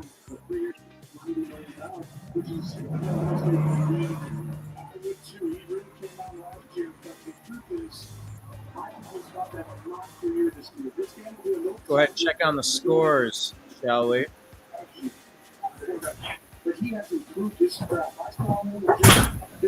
So the Jaguars are set to beat the Panthers, unfortunately, 26-10. Bengals beat the Browns 17-16. Titans are tied at 3 with 7:49 left in the second. 49ers and Seahawks are tied at 7. Lions trail the Packers 0-10. Texans lead the Rams 3-0. C.J. Stroud 7 of 10 for 63 yards. Ravens, Bills play later today. Buccaneers got the win 23-20 over the Falcons. Huge divisional matchup game. Colts motorboated the Dolphins 33-8. Patriots lost 13-20 to the Raiders. Who saw that coming? Cardinals won 20-13. Take a look at that. Steelers get the win over the surprisingly competitive New York Football Jets, 34-32. And the Washington Commies win the game 21-6 over the Giants. Welcome back, Kenneth. Hey, welcome back, Izzy. Everybody's back. Everybody took a win or something. Oh, all right. Hey, I'm sorry. I'm looking at fantasy scores. Chubba Hubbard. God, Bo Nix fucking put on a game. Okay, hold on. Nix Tell me about it done. Chubba Hubbard first, and then Bo Nix second. Chubba Hubbard first. Go. Chubba Hubbard. Let me Chuba? You call him Chuba, right? Not Chubba. Chubba Hubbard. Chubba. He got like a 30-yard Come on, receiving man. touchdown. Oh. Okay. And Bo Nix was Hold on, fumbled. they're not giving me the stats. You dumbass mother. You Anyway. lousy sites. Yeah. They give me the score. So anyway. All right. Well, look, Kenneth was asking about the Brian Shuffle, and you were asking about my band. What type of music? I'll play you the first verse and the first hook of this song. Let me pull it up here. We'll play it. This is called. Let me turn off the music in the background here. What was the name Twist of the band? of Nothing. So this is a song called Empty. Studio version of Empty. This is my brother on guitar. My brother wrote the lyrics. This is me playing drums. This is me singing. And I think it's Greg Barth on bass.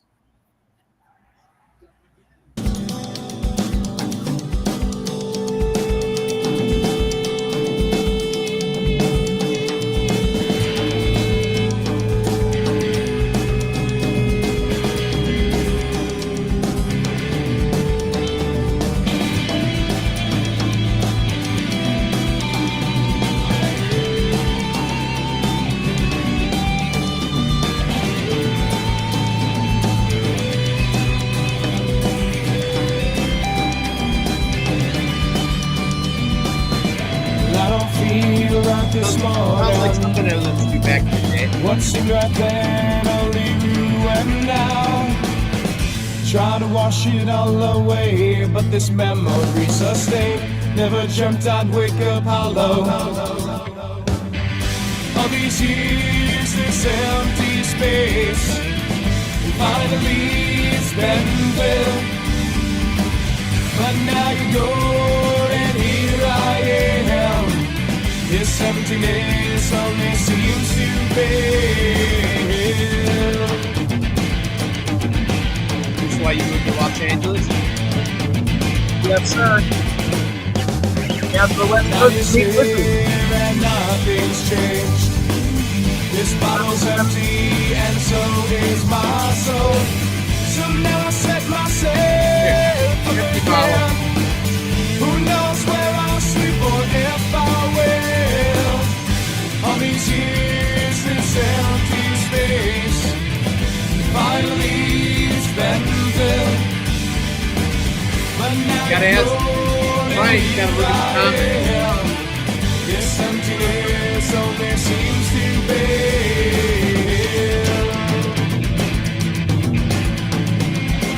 I'll explain this. Hey, post-career CD sale.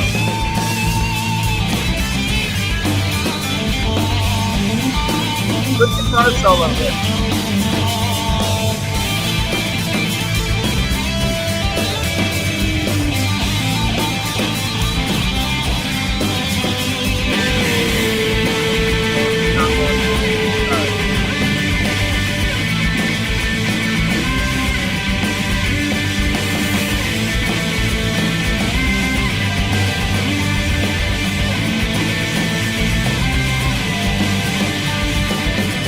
All these years, this empty space, finally it's been filled.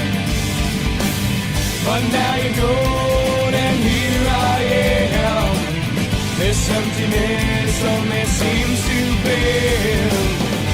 All these years, this empty space, finally it's been filled. But now you're gone and here I am. This emptiness only seems to fail.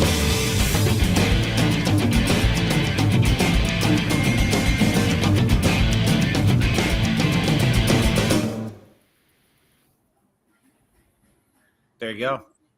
Sounds That was good. called Empty from Twist of Nothing. Izzy, you've heard that before. I've had to play that for you 100 times. Yep. Izzy's like, I know. So I have to ask, did you get what type of clubs did you play in Los Angeles back in the day?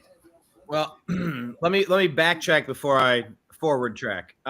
When we played in Bowling Green, Ohio, that's where our band kind of we connected two bands called Expiate and Twist of Nothing and formed them into Twist of Nothing. And I fumbled the bag there because they were a Tool cover band and I love Tool.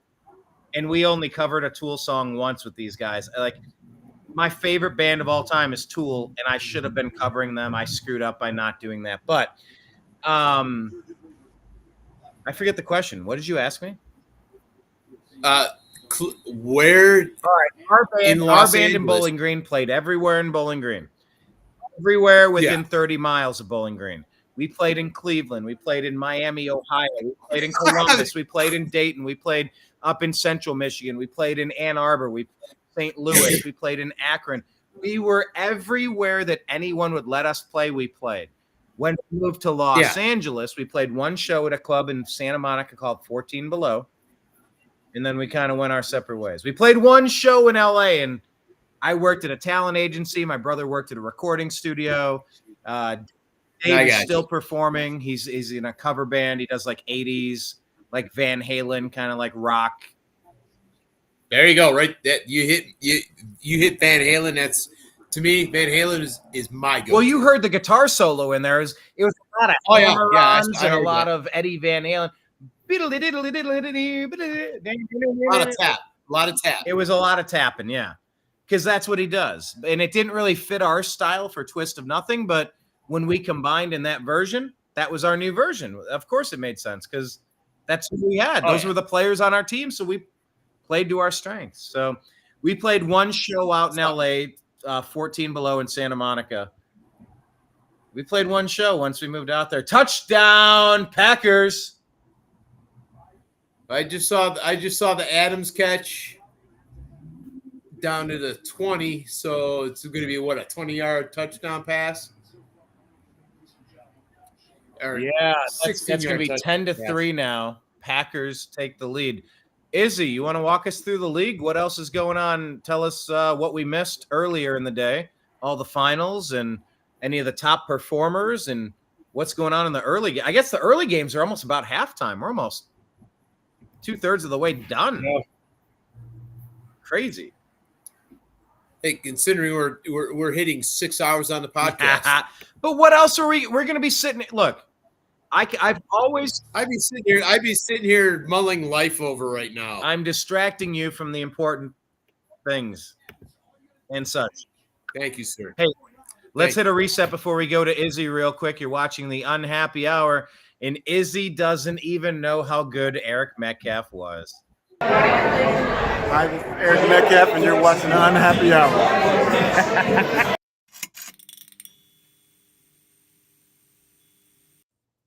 I've told Izzy to watch the Eric Metcalf highlights. I don't think it does justice, but that guy was an absolute monster playmaker. You know what? My biggest memory of Eric Metcalf, in Z, you got to look this up. It was a game against Cincinnati. I do not believe the touchdown that Eric Metcalf scored. I don't think he actually took a step towards the end zone. He kind of left, right, left, kind of like bounced back and forth and popped into the end zone. It was like pure magic. I mean, but he had no real forward momentum going. He was just juking left and right, and he ended up in the end zone. It was like I can still picture it in my mind. It was pure poetry in motion. That man he had an it factor that I wish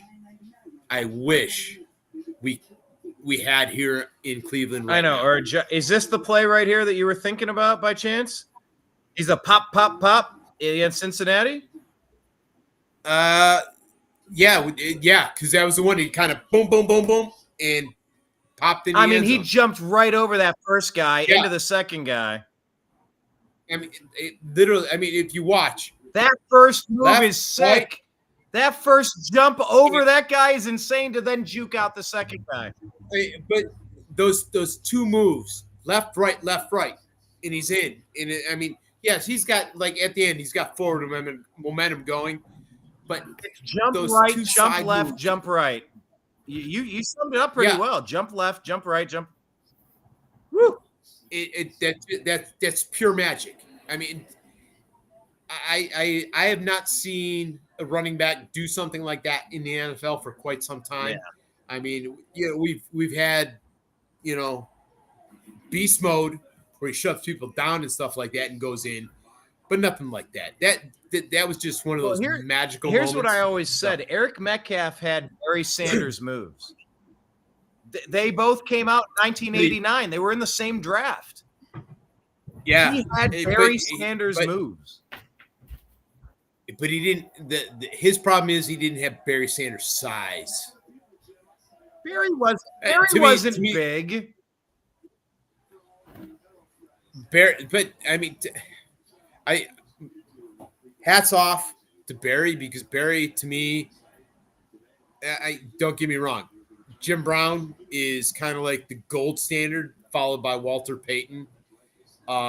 Barry Sanders, if he were on a better team than that Detroit team of the late 80s, early 90s, That team sucked. he would Eric Kramer.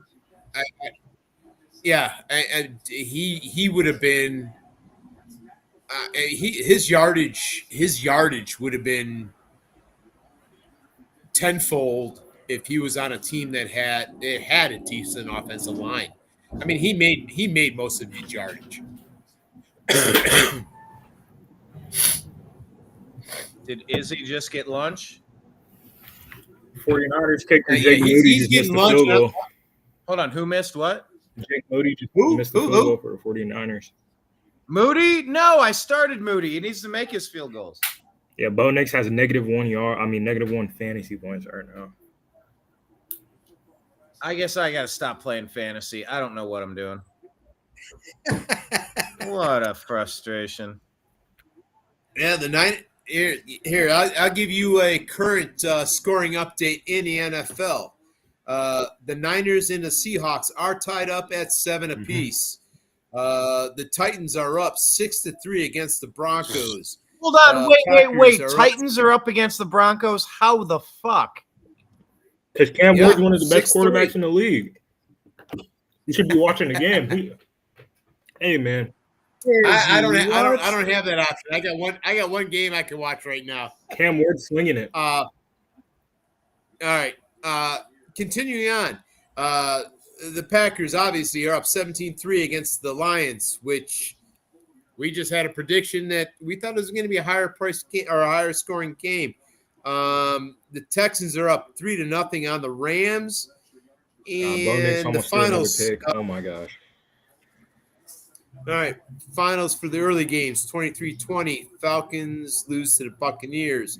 34-32. Steelers take it. The Colts take down the Dolphins 33-8. The Commanders beat the Giants 21-6. Arizona takes one from the New Orleans Saints 20-13. And the Raiders top the Patriots 20-13. Hey, here's a good question. In the comments, Kenneth was making a joke saying with the price of these players that they pay them, shouldn't they be cyborgs by now? Have you ever actually watched like the Robot Fighting League? And would you watch mechanical players play the game of football? Because we're getting close to it. Like, we don't understand how close we are to like robots playing this game. Would you watch robots play on your favorite team? That's a tough call. It's super weird. I totally get that. You know what? I mean, I'm not saying it's not going to happen. I'm not saying it's going to happen. But Lord knows the way America loves their American football. If they've got robots trotting out on the field, there's definitely going to be people watching. I mean, I've heard rumors that, the NFL, to kind of avoid the helmet to helmet contact stuff, they're going to start going back to the leather helmets, style play, to kind of, predict the way things are going to go. Yeah, Kenneth B2 Jetsons, yeah, definitely. Meet George Jetson. His boy George Elroy. Jetson would play for the Jets. Nah, he played for the Giants.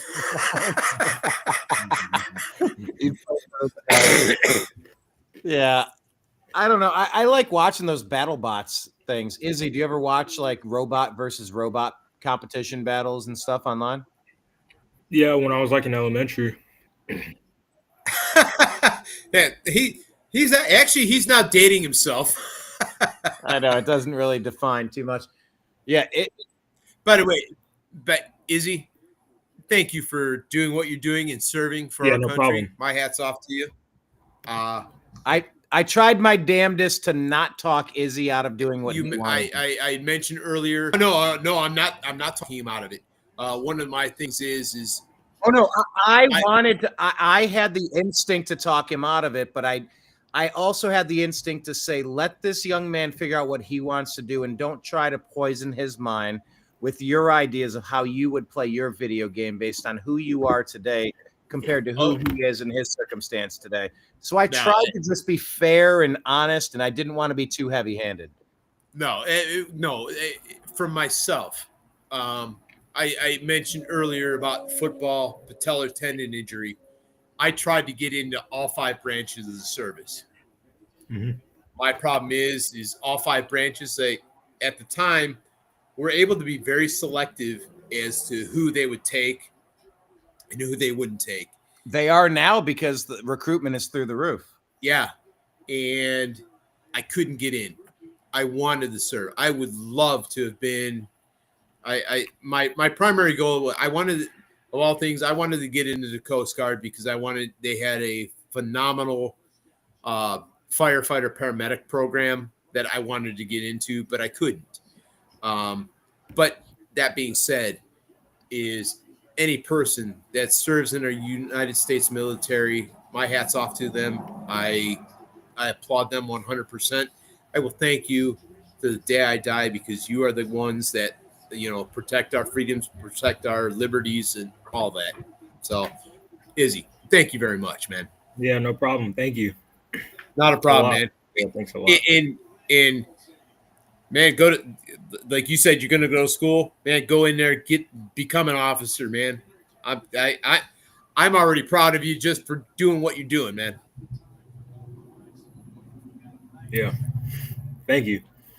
Not a problem, man. After it all, I want to become a politician. After I'm done with the military, that's one of my biggest things I want to try to do. Yeah, Izzy and I had a lot of conversations about that, and I'm like, Izzy, are you going to be one of those backward people, or do you have some decent ideas on politics? Sounds like he's got his head screwed on okay. It's just a matter of who he surrounds himself with, because there's not a lot of play in the middle ground in politics right now. You got to go hard left or hard right, and it's not really a difficult choice at this point. It's pretty basic who you like. For me, party aside, like either you're for law and order, insanity, or you're for craziness and lawlessness. It's not very complicated right now in 2025. In my opinion, I look at things. My problem is I am that middle ground guy, and I look at the left and I look at the right, and I get that splitting headache, and I look at the political scene the way it is right now, and I look at the next election, and I see the next election being Vance versus RFK Jr. I mean that's the way. Yeah, that's how I see it. But 0% chance, because Bobby threatens the deep state, the Democrat, and there's a sports show. We'll get back to sports in a second. But Bobby threatens the deep state money gravy train.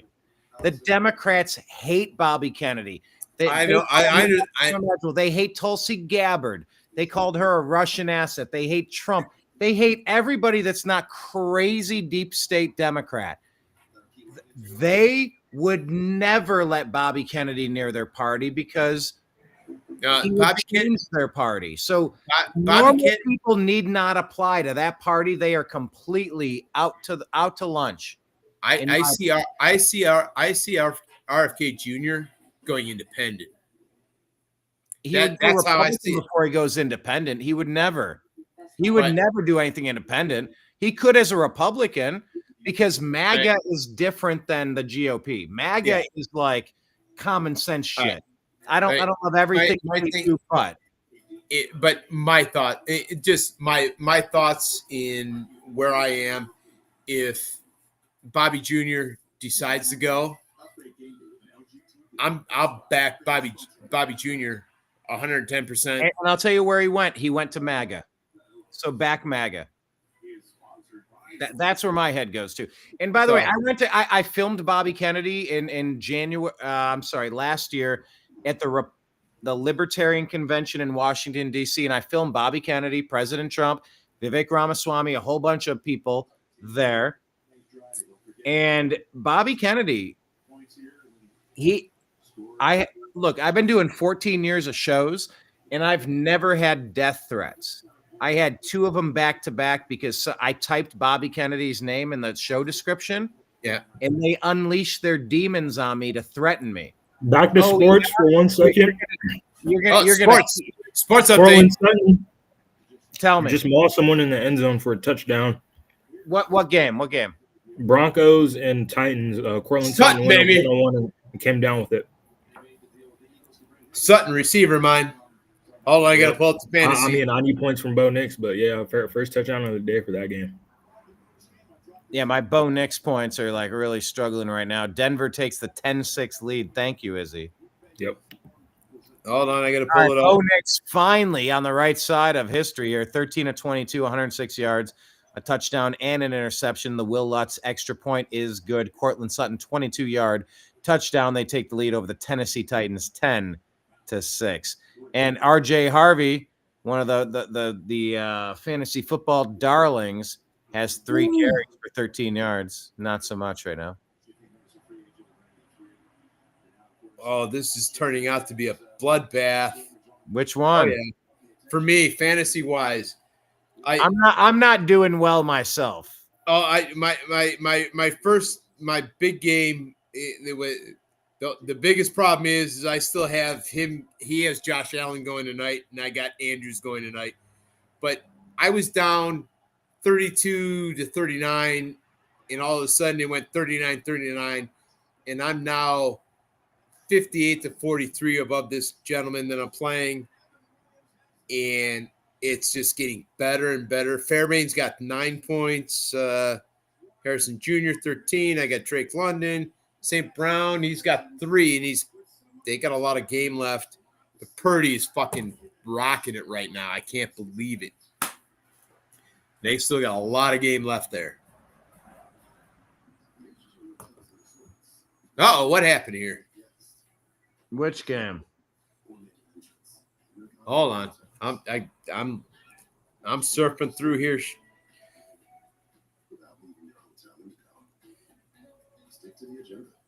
You let me know. There we go.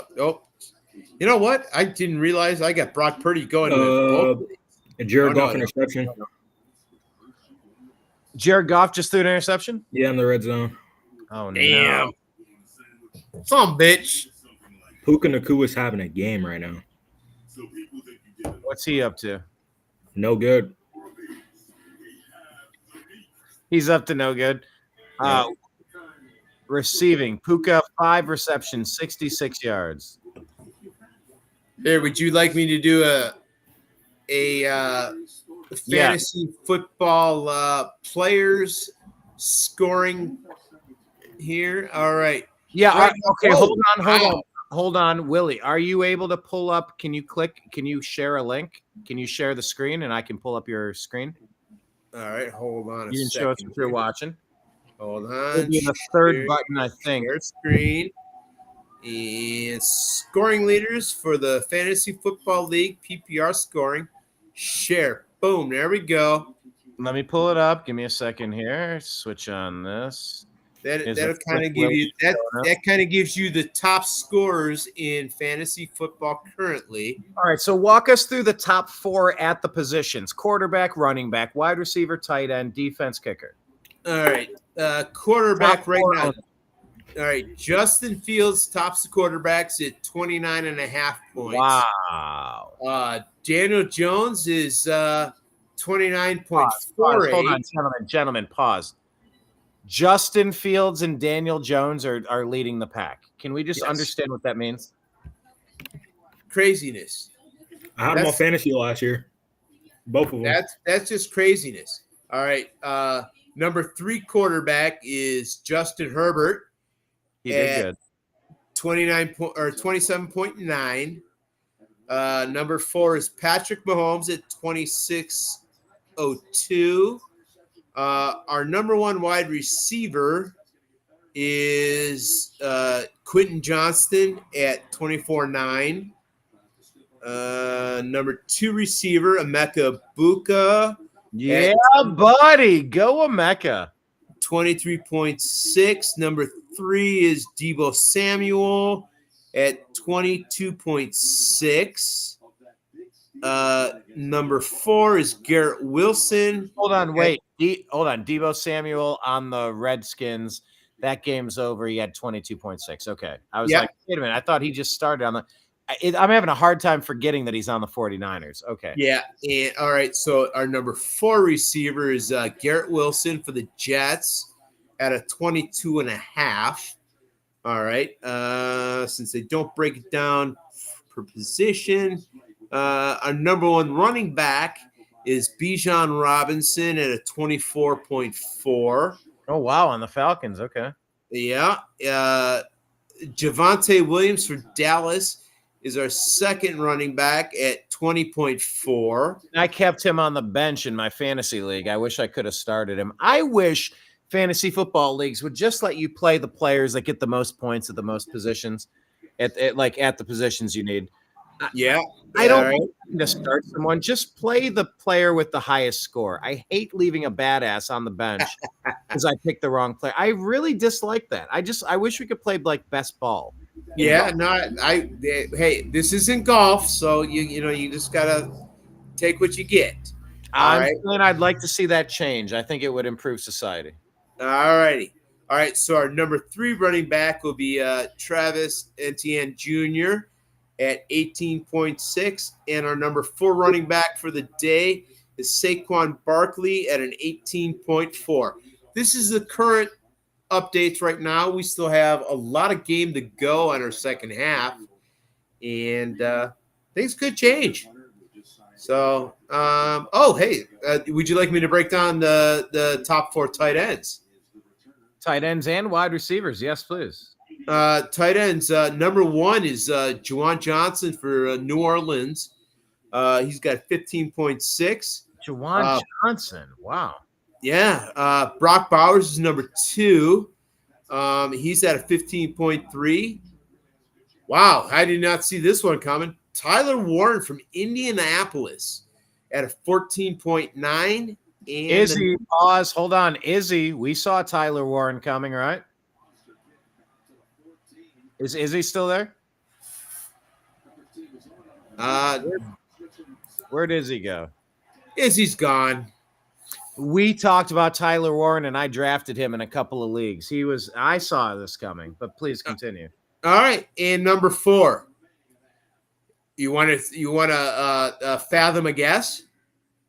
At number 4, Harold Fannin Jr. Yeah, baby.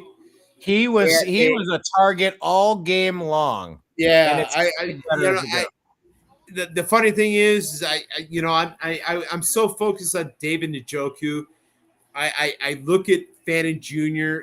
almost as a 4th running back almost, but he is a tight end.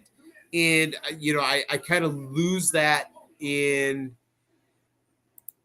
what it is. And that's one of those things. So, but yeah, Fannin Jr., number 4 running or tight end for the week currently. As I was watching the game, I knew that pretty instantly that he was going to be up there because he got so many targets.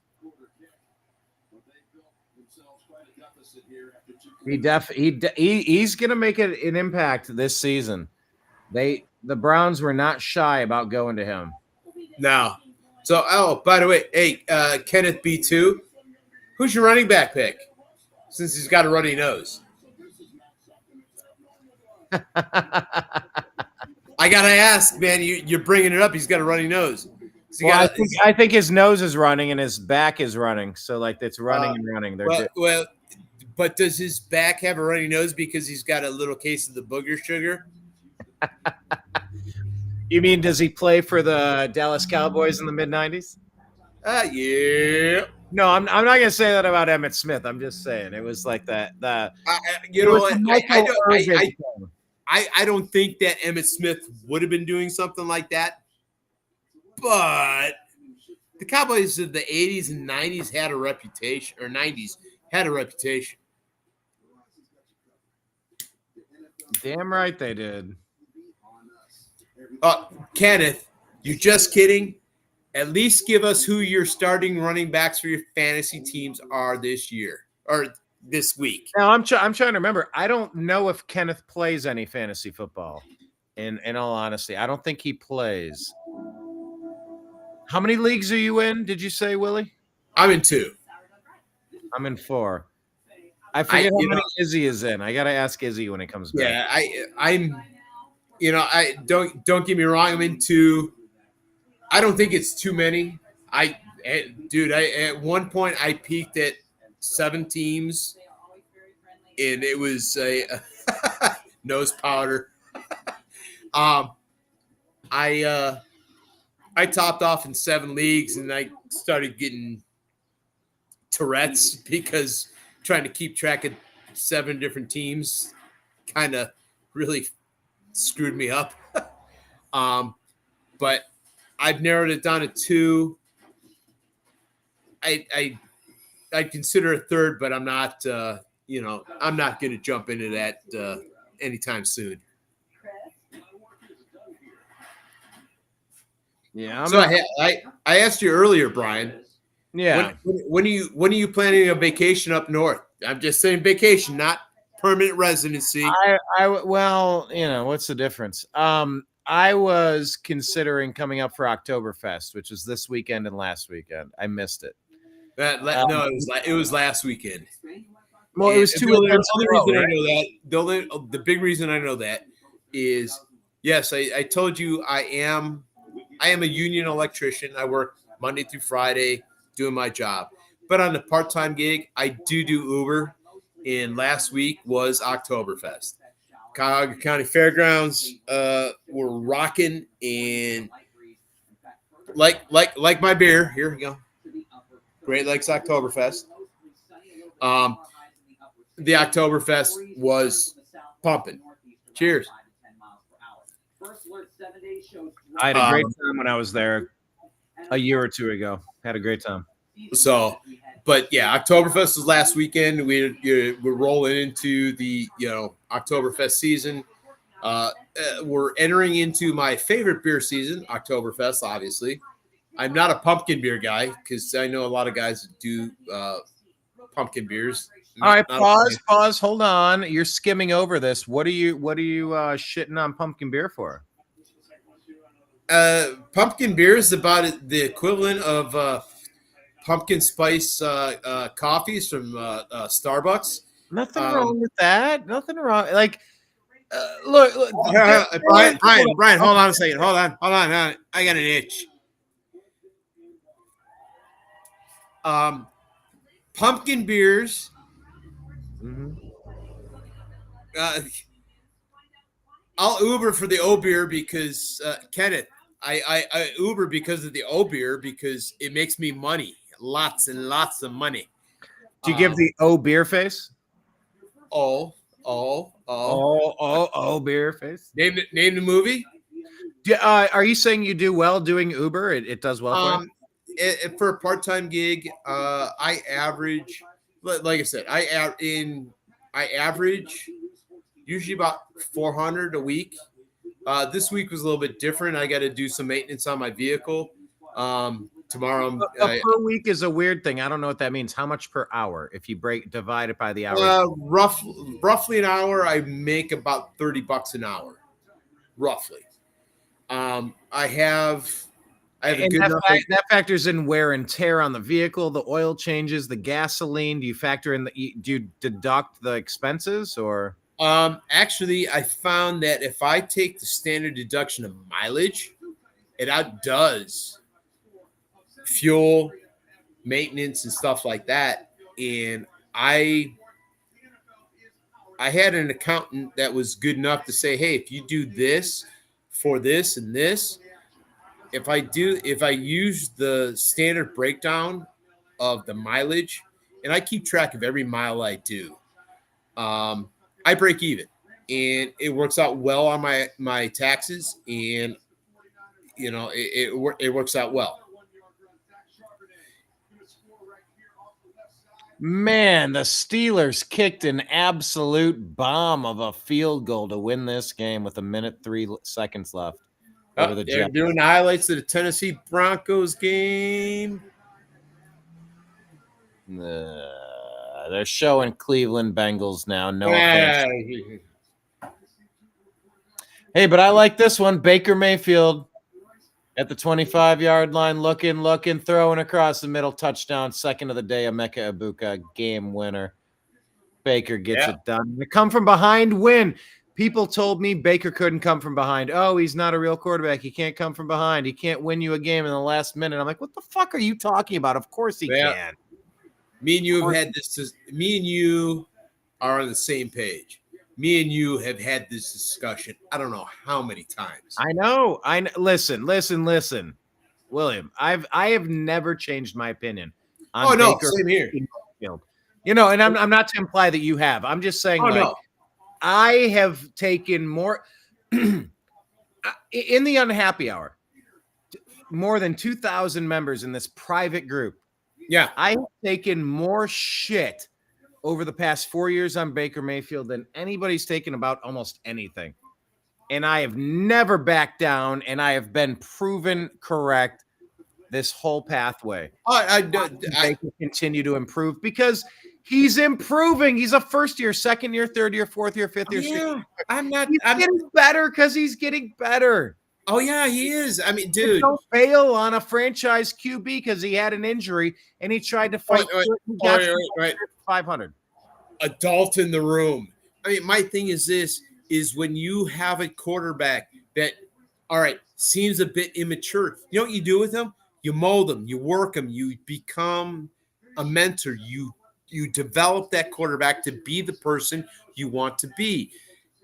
He is turned into, I mean, I go back to him going to Los Angeles for that first game. He had less than a week to prepare, and he pulled off a freaking victory. It was like 36 hours or 42 hours or something. Yeah. It was like less than 2 days.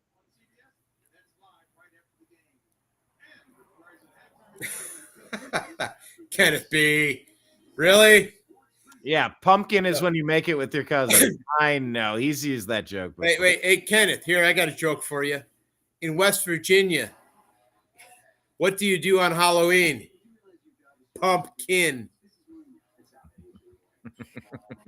Sorry, I had to break that one out. You know, we're in the season now. It is September going into October. True story. Did you know that I've been doing stand-up comedy? No, I did not know that. Yeah, so like Kenneth throws jokes at me all day, and I try to figure out what I'm gonna do. I haven't performed in a minute. Izzy, actually, we flew Izzy out here. Izzy was well, I don't know if you know our story with Izzy or not, but no, I do not. Yeah, Please do tell, because we're podcasting here away. Yeah, we're hanging out. No, Izzy was my neighbor in Los Angeles. I knew him when he was 5 years old. And at 10 years old, he came to me because an incident occurred at his house and we had to try to help. And at the end of the incident, there was an opportunity to either ship Izzy out to God knows where for God knows what to happen, or for me to bring Izzy into my household. And I said, you know what, dude? I'll go from 0 to 10-year-old. I'll buy a futon. You can fold it out and sleep on it and get you to graduate from your elementary school thing, because you're going to switch to middle school next year. Get you through, get you graduated, and then we'll figure it out from there. So, yeah, I moved to LA and knew Izzy for a while, and he moved in for a while and got on his feet, and now he's joining the military and super proud. He's never knocked anybody up out of wedlock. He's never been arrested, and he graduated college. I'm like, dude, that's the trifecta to not fucking up your life. Good. Okay, that's a great way to not fuck your life up. That's Now, phenomenal. how can we succeed and become a badass? Let's focus on the badass component. So, yeah, that's the Izzy story. But Hey, dude, he's already for me, he's already a badass. He's joining the U.S. military, and I can't. I as you heard earlier, I cannot go pat on the back any harder than I already have. Phenomenal young man already. He's quality. like I told H2O. you, I have my personal thoughts on things, and we flew Izzy out a couple months ago. We went to Game 7 in Indianapolis. We drove from Louisville up to Indianapolis for Game 7 of the Pacers, and we got to watch in their stadium Game 7 against the Thunder, and it was a cool experience. Good. What were you saying? I will say this. No, you mentioned Indianapolis, the Pacers. This year, don't get me wrong. I'm a Cavs backer 110%. Indianapolis this year, that was a team of destiny. They were freaking on fire from the All-Star break until the end. I don't think there was any team that could have beat them at any point of this season. I got a buddy who lives in Indy. I gave him shit at the beginning of the Cavs Indy playoff series. But when they rolled the Cavs the way they did, I'm like, that's the team. They're going to win it all. Indy was just that Indy team was this very year, good. and Also, the Cavs fumbled the bag. Also, the Cavs need to get tougher. And they figured out real quick. Look at the coaching over there with Indianapolis. Look at what they're doing. Look at how they're exposing your weaknesses and your soft points. You got to get different. You got to get better. You got to get tougher, Cleveland. you got to get stronger. I mean, don't get me wrong. The Cavs are going to be a relevant part of the postseason for multiple years to come. And for me, the biggest thing I love about this is we don't have the enigma of LeBron James being part of it. I mean, don't get me wrong. I in 2016, I am so grateful for what LeBron James did for the team and for the city. But I am all about, grooming a team from drafts and nice trades and everything being brought into what they are now. And I follow this team now like I did back in the late 80s with Price, Nance, Doherty. The Cavs are a team that are respectable now. And they're going to be something that is respectable for, like I said, multiple years to come. I mean, we're not going to go silently into the night. I mean, we're going to make some noise in the postseason from now for at least the next 3-4 years. That's my personal opinion. Now, if we could say the same thing about the Browns, I'd be really happy. Come on, man. We had tonight. We had today's game in the bag, and we fumbled the bag. We had it. The most Brownsiest loss that you can have. I know. Yeah. How did it actually play out? It played out exactly how it did play out. You're right. Yeah, we found a way to snatch defeat from the jaws of victory. Congratulations yet again. I know. Mike Polk. Where's he at? I actually have not heard from Mike Polk on Facebook or YouTube in quite some time. Yeah. I don't know that I've seen him lately. I will admit that. But him and Chris McNeil. Did you ever watch my documentary that I made with McNeil? No, I have McNeil? Not. I'm sorry. I do live a very sheltered life in a lot of things. I don't get into a lot of that. No, stuff, but on Twitter X, it's Reflog. He's one of like the biggest. Reflog _18 It's golfer_18 if you spell it backwards. Reflog. But like he's everywhere. And like I did a documentary. I flew back home from Los Angeles and I filmed him when he was the one that put together the Browns' perfect winless season parade. If you remember that when we went 0-16. Yeah. Yeah, I did a whole documentary following him around and his family and the whole behind the scenes and the parade and stuff. Yeah.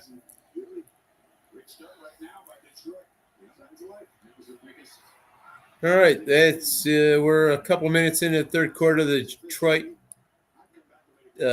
Green Bay game, and Detroit and not looking. By the good way, at Jahmyr all. Gibbs last year led the NFL in scrimmage touchdowns with 20. Holy shit. Lions have not put a touchdown up on the board. 12:51 left in the third. They hand it off to him up the middle. The 5, the Yeah. 4. Give me a second. I have to recycle again. Mother Nature's You calling. come back and then I'll do that too. It sounds like a plan. All righty. We are watching the games. Let's roll through the scores, shall we? Let me go ahead and switch to this one. Stop screen sharing and then screen share the scores. Bengals beat the Browns 17-16. Titans are up 12-10. Oh my gosh. Seahawks lead the Niners 10-7. Packers lead the Lions 17-3. Texans lead the Rams at halftime 9-7. Ravens Bills play tonight. That'll be a preview of potentially the AFC Championship game. Buccaneers beat the Falcons 23-20. Colts beat the Dolphins 33-8. Raiders beat the Patriots 20-13. Cardinals beat the Saints 20-13. Steelers beat the Jets 34-32. Commanders beat the Giants 21-6, and the Jaguars beat the Panthers 26-10.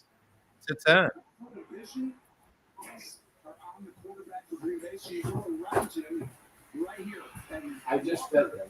He's looking at the quarterback. So as soon as you get around him, golf moves him inside of his eyes. The quarterback's going to have a good year, I think, Jim.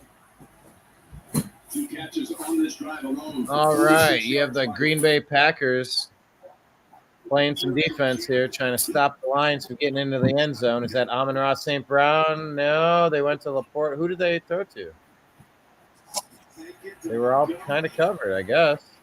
Threw it out of the end zone.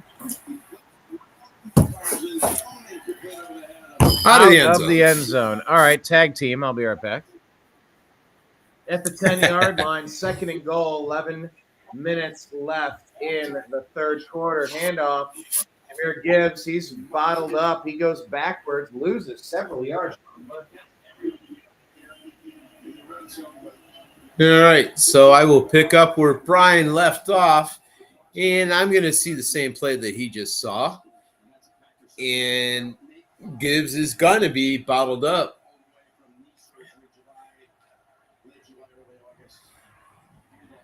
He bottled up. He actually lost yardage back to the 17-yard line. Going to be 3rd and goal from the 17. And it is what it is right now with Green Bay and Detroit.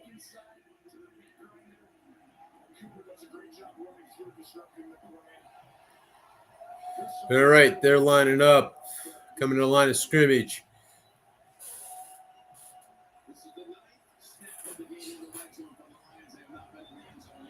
Laporte in motion. Goff is calling audible at the line, fading back, dumps it off to can't see number 5, who is not sure. It is 4th and goal. They are bringing out the field goal unit to kick one for Detroit to bring it to 6-17 midway through the third quarter.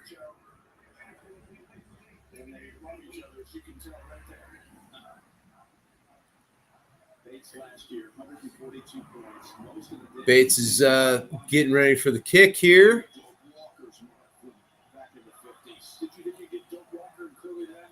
Snap is back, kick is up, and kick is dead center down the middle of the uprights. And Green Bay still leads the Detroit Lions 6-17 at the start of the third quarter.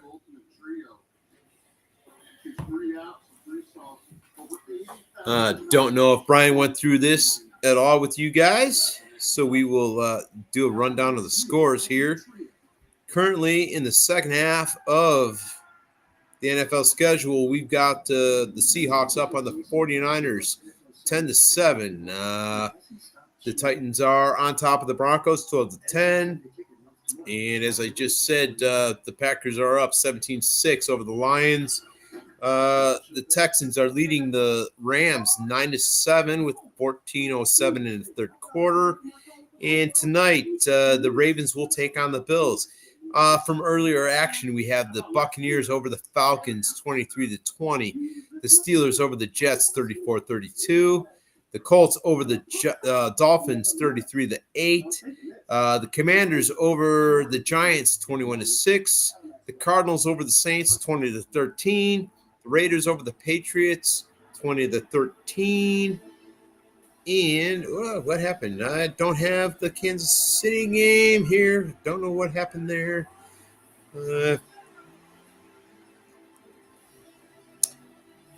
Couldn't find it on my score sheet. Let me keep on looking here. Let's see, search.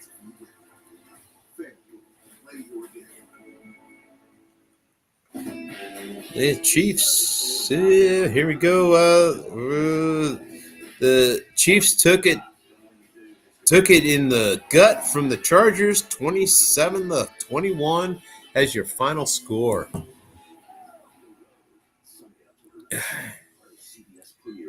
So Kenneth B2, why do you fear the Giants? I have a fee-fi phobia. What is that phobia? Fee-fi phobia. Yeah, Kenneth is a wordsmith. He loves making word jokes. That's his. I'm a wordsmith, but usually it's something long and all kinds of dripping everything else in there. I don't know. Yeah, what does Bill O'Reilly say? Keep it pithy. Keep it pithy. Keep it short. Keep it sweet. Keep it concise. Keep it punchy. I know how to do that, but I also know how to be long-winded. Very much so. Yeah. That's the difference between doing a 3-hour podcast and doing a 4-minute stand-up comedy set. You get 4 minutes doing stand-up comedy. Izzy got to see me do stand-up comedy. Oh, I did. Izzy hopped in the shower because he's got clean duds on. Yeah, did Izzy shower? So hot. Is that what you just did? No. What's the temperature out in LA right now? It's like 90 degrees. Shit. I think we might have topped off at 70 today. Result, hoodie. I'm still rocking the T-shirt down here. Well, well, you're inside the house. I don't want to hear it. All right. I do. You're in the like garage. I said, I like doing the garage because I have the option of, there wasn't too many games on, so I didn't have all the TVs on, but I have multiple TVs in my garage for football games. The big goal is, doing an Ohio State game where I got all three teams. Touchdown, Rams. Playing. Yeah, I just did a score breakdown. Davis Allen just got a touchdown for the Rams. Excuse me, sorry.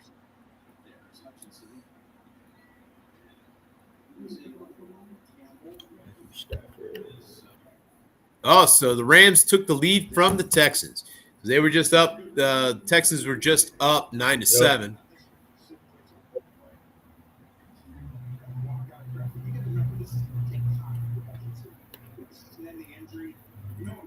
So what part of LA are you in? Like towards Hollywood, Koreatown.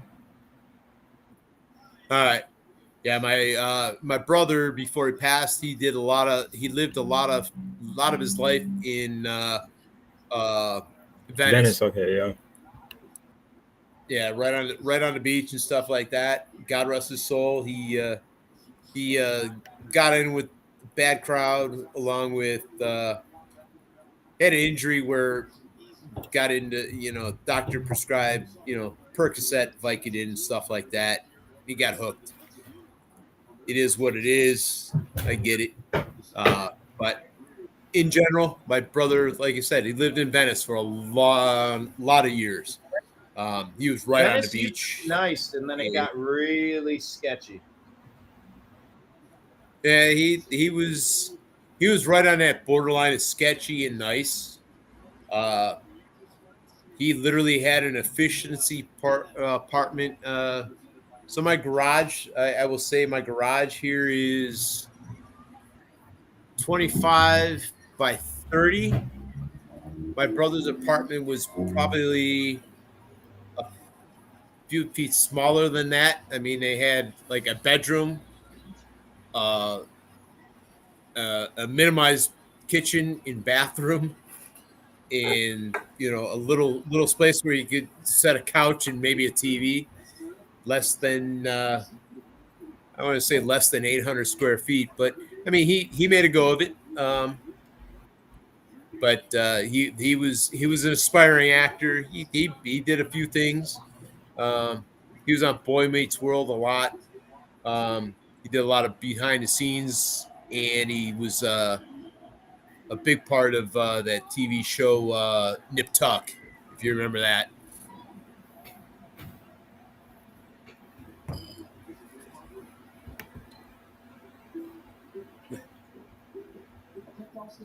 You're butter from another udder. Kenneth, what's that supposed to mean?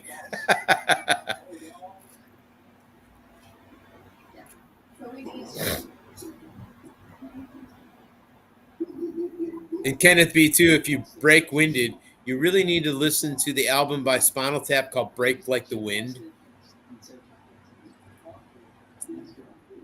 It'll give you a whole new meaning to the word comedy.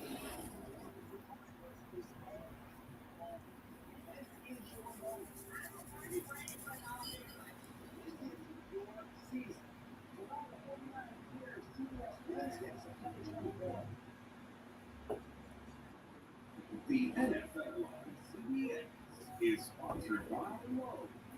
Lowe's knows something that's different when you've heard it. So, Izzy, do you play high school football when you were younger? Yeah, I played a season of high school football, and I ran track. All right. What position Corner you and play? receiver. All right. Yeah. Very nice. I kind of wish I played baseball. So- A lot of my family members play baseball. There you go. My brother, God, I can't think of the name of school. My brother coaches. This year will be his second year coaching in a school down in the San Diego area. I know the team is called the Comets. They actually spell it with a K instead of a C.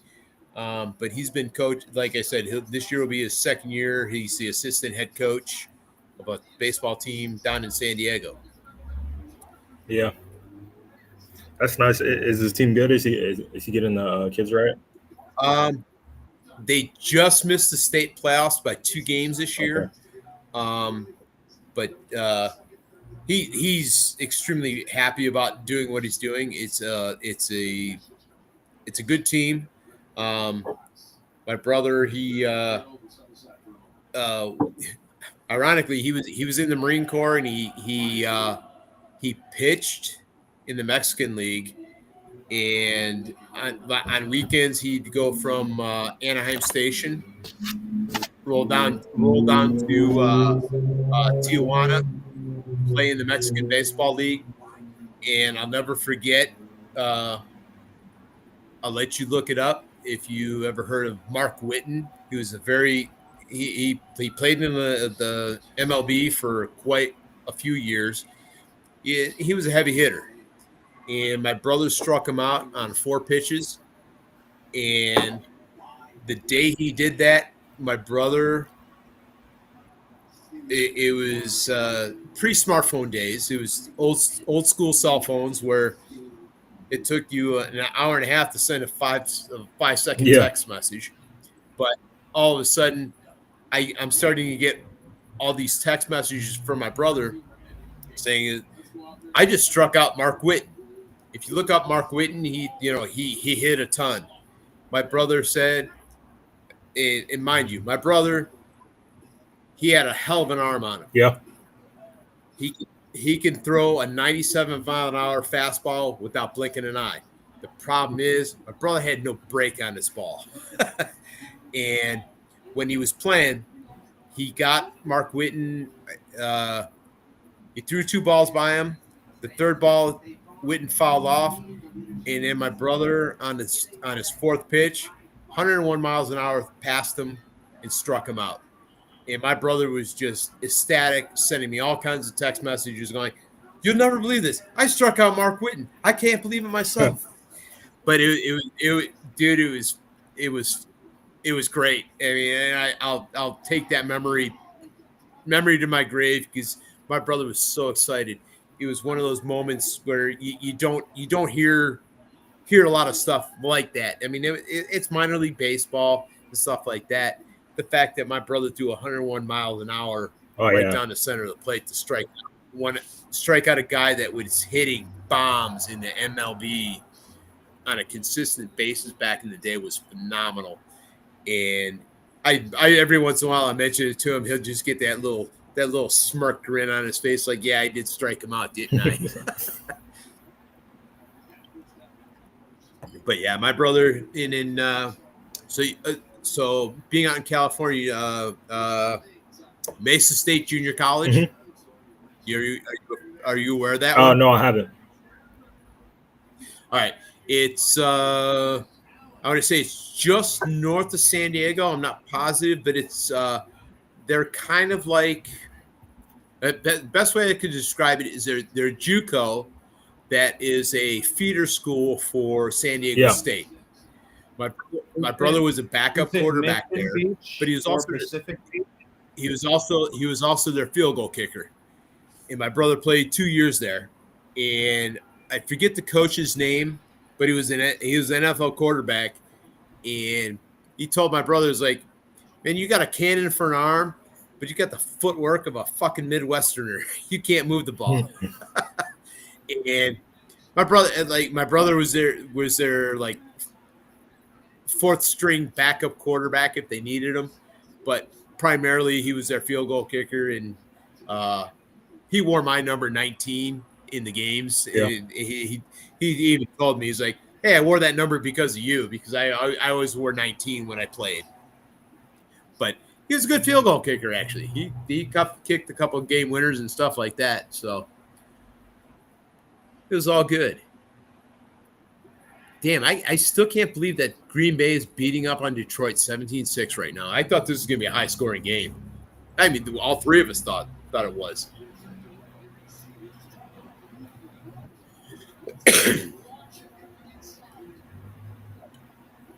What's the most competitive game right now? It looks like the Packers have this one.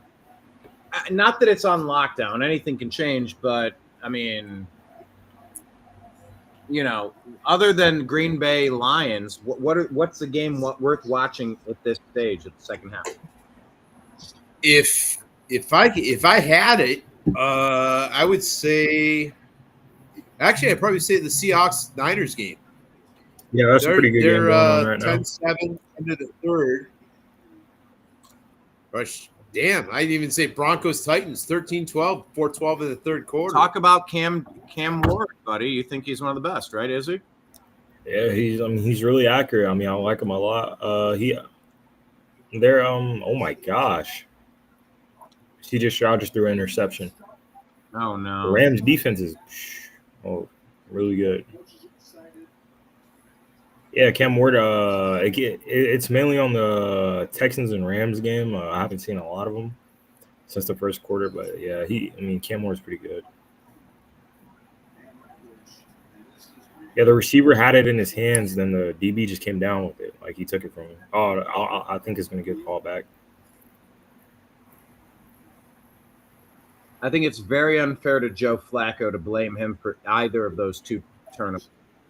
Oh no, we're not even going to go there. That was not his. Neither one of those were his But we fault. know that the Shador lovers are going to point that out to try to get him in.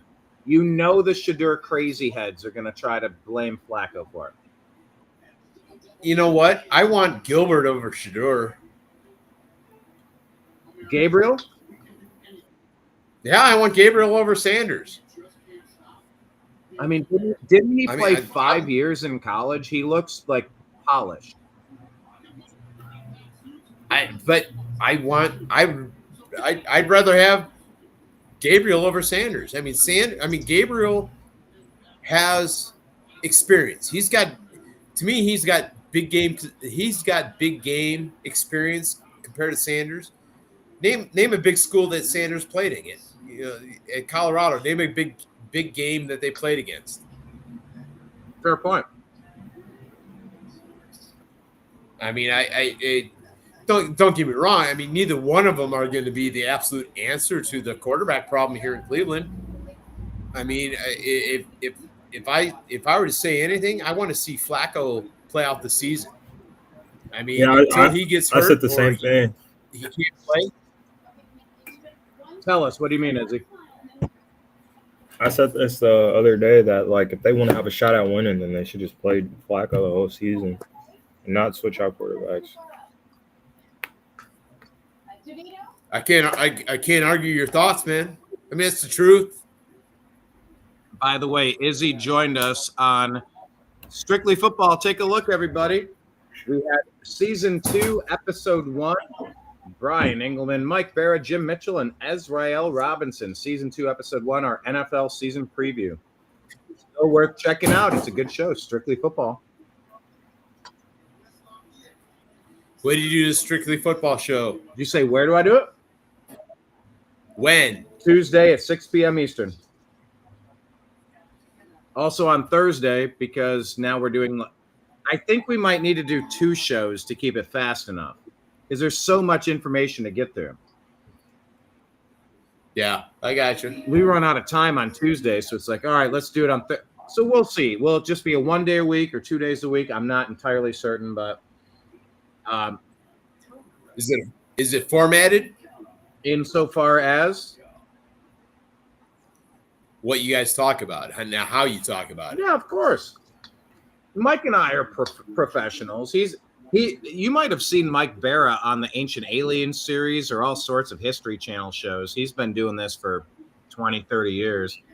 He's on the international circuit, so he knows how to run a show. He does his own Toxically Masculine Tuesday and Whiskey and Wisdom show and all sorts of stuff. But, yeah, we team up just talking football on ours. I think we settled on 6 p.m. Eastern time Tuesdays, at least.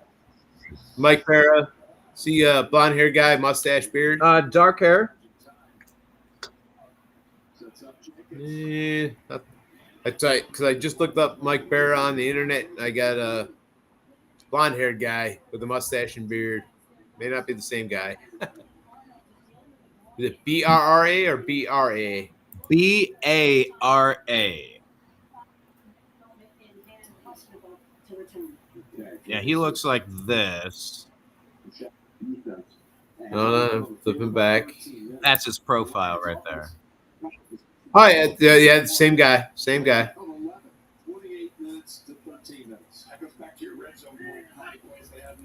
He looks sort of like this. This is from, what is this? Forbidden Frontier, The Mysteries of Space. Here, let me see if I can, hold on here. Let me go back. So this would be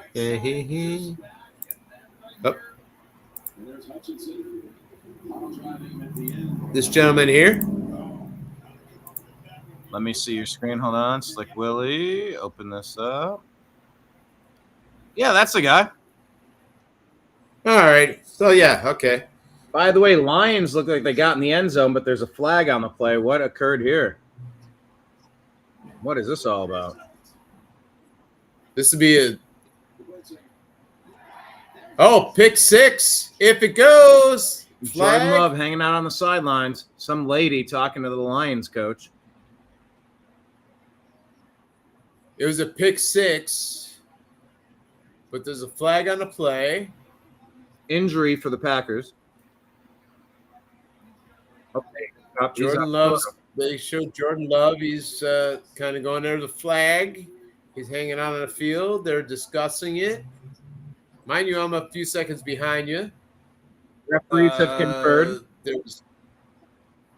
Referees are conferring. 2 penalties. The penalty, they got an Against injured the Packer defense. on the field. Personal foul, 97. Holding defense, 23. And it not going to be a pick 6. 5-yard penalty, automatic first down. 2 fouls. I mean, he was all over that guy.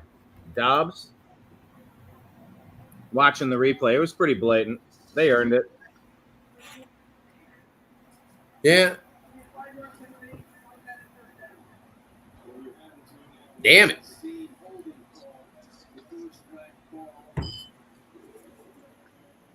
Oh, yeah. Oh, shit, yeah. That's the first call. Definitely holding. And then Hutchinson. Bam! Yeah, they were all over him. And it took out the tackle. 1st and 10, Jordan Love chucks it out to the outside, pretty much back to the line of scrimmage. Izzy, do you want to walk us through the scores? I don't have it pulled up right now. Here, I got fantasy football leaders. One of you can do scores. One of you can do fantasy football high performers on the day. All right, I will do the scores right now because I have them up. Jacksonville over the Panthers, 26-10. The Bengals over the Browns, 17-6. Currently, we have the Seahawks over the 49ers, 10-7. The Broncos are up on the Titans, 13-12. The Packers, 17-6 over the Lions. The Rams, 14-9 over the Texans. In earlier action, we had the Buccaneers taking down the Falcons, 20-20. Steelers knocking off the Jets, 34-32. The Colts taking down the Dolphins, 33-8. Commanders beating up on the Giants, 21-6. The Cardinals take down the Saints, 20-13. And the Raiders, 20. The Patriots, 13. Cardinals Saints was a little closer than I thought. Yeah, really. Yeah.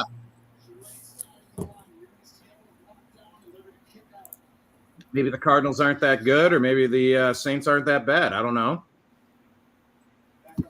Yeah, hopefully the Cardinals are better than what they're anticipating because I got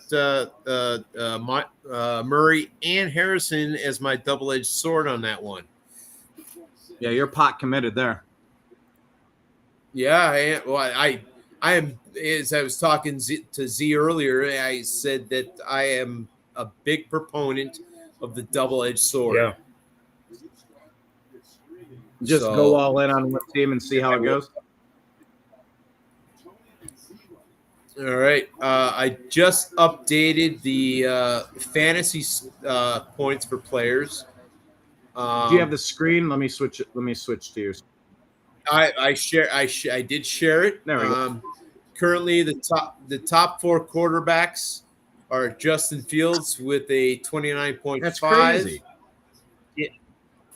Daniel Jones with a 29.5 as well. Justin Herbert, 27.9. Patrick Mahomes with a 26.0. Pause right there. Top 2 Justins. Two Justins. And who was the third one? Dustin, 2 Dustins, a Daniel, and a Patrick. Yeah, 2 Justins and a Daniel, the top 3 scorer quarterback. Who knew? Hey, just in case, we're gonna go with the Justin. Yes. All right, and for our top receivers, we have a Quentin Johnson from the Chargers putting up a 24.9 average. Emeka Buka with a 23.6.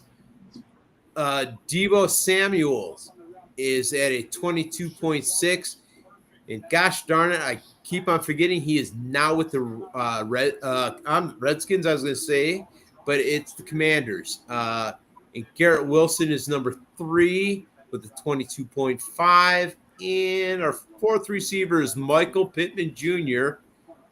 at a 20.0. Our running backs. I don't remember who our running backs are. Currently, right now, we have Bijan Robinson sitting at the top. Our number 2 running back is Javonte Williams from Dallas, putting up a 20.4.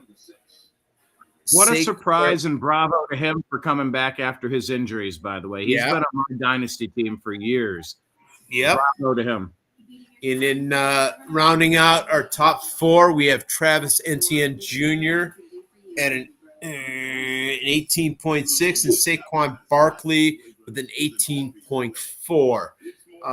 Bringing on our tight ends currently, we have Juwan Johnson from New Orleans at a 15.6. Number 2 is Brock Bowers with Las Vegas at a 15.3. And as you guys had mentioned earlier, Tyler Warren with Indianapolis at a 14.9. And our number 4 tight end is Cleveland's own Harold Fannin Jr. at a 13.6. And Harold Fannin could have done even more in this game, shockingly enough. Yeah, it did. I mean, I haven't heard a Browns name brought up that much in a game in quite a long time. He is. Are we going to say he's going to dethrone David Njoku as the number 1 tight end in Cleveland? I think Stefanski loves 2 tight ends. Oh, he always has. That's my thought. Let's just see how it shakes out. They're both very valid targets. You just got to keep feeding them. Yeah, she sure is. That's what I think.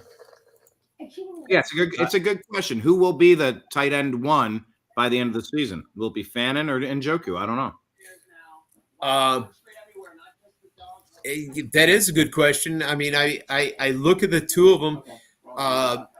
Njoku is the bigger tight end, where Fannin is kind of like that hybrid, tight end / scat back type guy. And he took a direct snap in today's game, by the way. Like, they use him as a running back, as a quarterback, as a wide receiver, and as a tight end. They love putting Fannin everywhere. Yeah. They don't want him in one spot. They want him everywhere. Yeah, no, I'm not arguing that at all. All right, the fourth quarter is set to begin. Lions trail 6 to 17 at ball at their own 8-yard line. Jared Goff out of the shotgun. He's going to go down in the end zone. Wait, he gets out to the 1-yard line, barely avoiding the safety. I'll tell you what, Green Bay's making a statement today. Yeah, they are. I you know what? Between the NFC North and the AFC North, I seriously look at both of those 2 divisions as the anchor divisions in the league. The cream of the crop. They're all North teams. They all play in the same elements and stuff like that.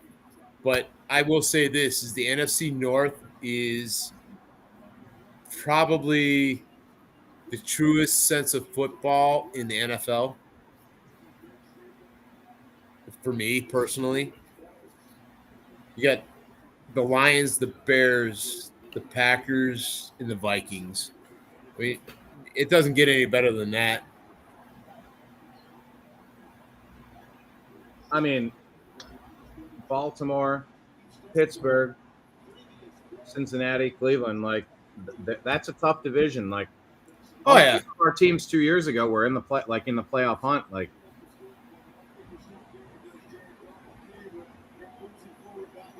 being out in the elements matters, I think. to a degree. And though, if the Browns do get their new stadium, they will not be in the elements anymore. See, I think that's a mistake. They should design a stadium where you can open up the stadium. Retractable. Just over the field. Ooh. Not over the entire stadium. I mean, just over the field. So, like, the field could get the element. Like and the fans could be a little more comfortable. Kind of like the old Dallas Stadium. Something like that. That's what I'd like to see. Do you like outdoor or indoor football better? It doesn't matter. Not much. You like outdoor school, indoor? I probably prefer indoor. I like Lucas Oil Stadium. That stadium's pretty cool. You mentioned Lucas Oil Stadium. One of my buddies, like I said, I'm an electrician, and did some traveling on the road where I worked with some fellow union electricians. And one of my buddies that I call friends now, he's from Indianapolis. The original plans on that Lucas Oil Stadium, that stadium was originally slated to be the new stadium in Cleveland, but they rejected it. Oh, wow. Yeah. The big reason being, way. Oh, yeah. Why would we say no to a dome? It's back then it was Al Lerner, so I couldn't tell you why. But if you look at the stadium, one of the things here in Cleveland where we are known for, just like Pittsburgh's known for, is we are a steel town. That stadium, if you look at it, looks like an old steel mill factory. That's why that stadium was originally developed to reminisce and look like the steel mills here in the city of Cleveland. That's why it has the look that it does. Are you talking about Cleveland Brown Stadium or Lucas Oil? Lucas Oil. So if you look at it, it looks like an old steel house. And that was the original plans for what was proposed, or one of the proposals, I should say, for Cleveland at the time. So you could take that information for what it is. I mean, but like I said, I had a buddy that was working in Indianapolis where he worked on that stadium, and he saw Cleveland, Ohio on that at the time. We're great with teeth. We're toothbrushes, but we're not the best with tongue, cheeks, and San Francisco tied with Seattle 10-10 with 8 minutes, 10 seconds left in the fourth quarter, by the way. Yeah, I got to look at that because I do have Brock Purdy on one of my fantasy teams. And we pull that up. Denver's up 13-12 over Tennessee at the end of the third. Oh, boy. Damn. Rams are up 14-9 over Houston with 40 seconds left in the third. And then Baltimore, Buffalo playing this evening. Yep. Oh, I am liking my fantasy scores. I at this point I'm a 99 to 1% chance to win my game today. And I'm up 92. What's that? I feel like I've lost matchups like that before where I was a Oh, I know. I have. I'm not going to argue that. Well, at this point, I'm looking at the rosters. He's got 3 guys going. I've got 3 guys. I got Laporta, Lutz, and the Niners defense still going, where he's got Purdy, Nakua, and Kraft going for Green Bay. And I'm already up 92-68 in my fantasy game. all these games are in the fourth quarter, so I'm going to take the victory. I'm not going to take the victory dance yet, but I'm quite pleased with the outcome so far. I don't think my fantasy outcome has been fantastic, so I kind of don't want to look right now. Yeah, I got to pull up my other scoring. See how am I looking now in my other league? ESPN is uploading. I'm up 65-49. But here's the rub. I got 2 games going on right now that affect the score, but everything else is pretty much set in stone. The problem is I've got Mark Andrews going up against Josh Allen, and I'm up by 15 right now, and I do not see that lead holding. You never know. Yeah, I ain't holding my breath.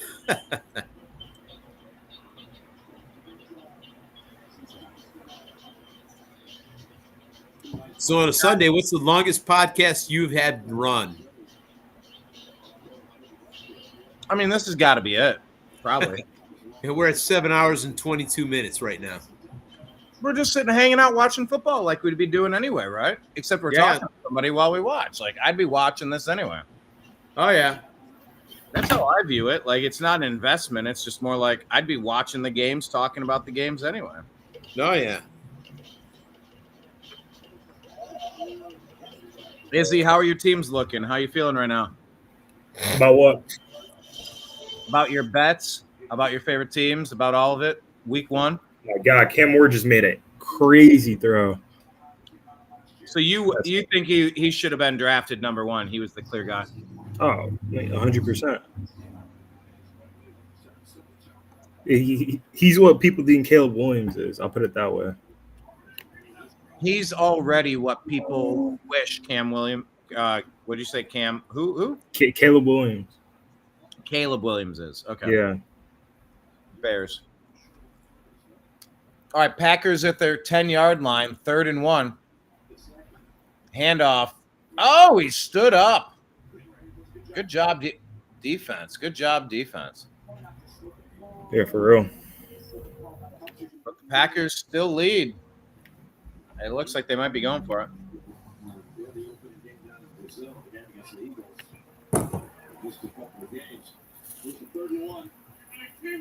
Well, as we're talking here, I just ordered my pizza. My pizza will arrive here in about damn, what the hell time is it? In 20 minutes. Yeah, Brock Purdy just got an interception. Ohio Pie? Who got an interception? Nah, I went cheap. I went little squeezers. Little Caesar really good. Caesar. Hey, for their prices, I can't argue their prices.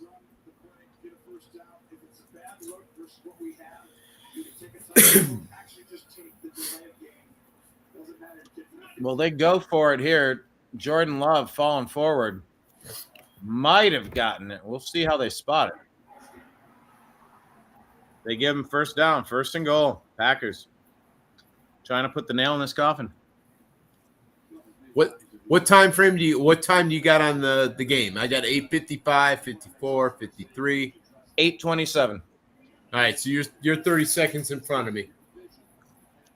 Oh!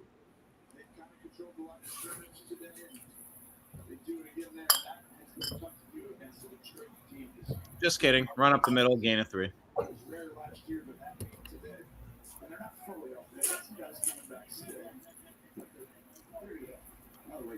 Izzy, predict tonight's game. What do you think's going to happen tonight with the same thing that happened in the playoffs 2 years ago. Oh, no. Really? Yeah. Besides that horrible drop pass. So why do you see it playing out again the same way? It's the same teams pretty much. Or actually, no. I got Baltimore blowing out the Bills. I'm sorry. I'm forgetting. Yeah, I got Baltimore blowing out the Bills. Josh Jacobs with another rushing touchdown. Looks like the Lions are toast in this game. Yeah, I said it. They lost offensive coordinators. Dan Campbell's really not a good play calling head coach. You did say that, and I sort of brushed it off, didn't I? Yeah.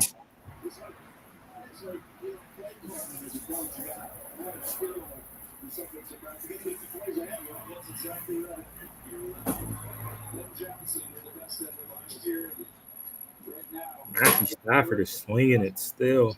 This is a outstanding performance right now by Green Bay, and it makes it a 3-score game.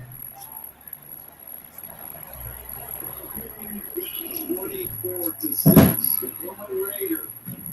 He's loved around here. Great leader, they say. Great person. He's in the end zone. Matt LaFour's team has its way. All right, so what we got across the league? Let's take a look here. Titans just punted. Oh, he muffed the punt. Oh, my gosh. Titans got the ball in the red zone. No! Wow.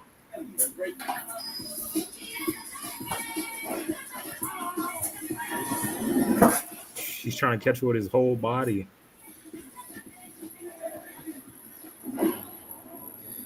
The hell are we watching? So the Broncos gave the ball back to the Titans in a one-score game? Yep. Hey, if the Titans win, this is going to be upset of the week. Bo Nix, 2 interceptions. Yeah, I have no idea what Bo Nix is doing out there.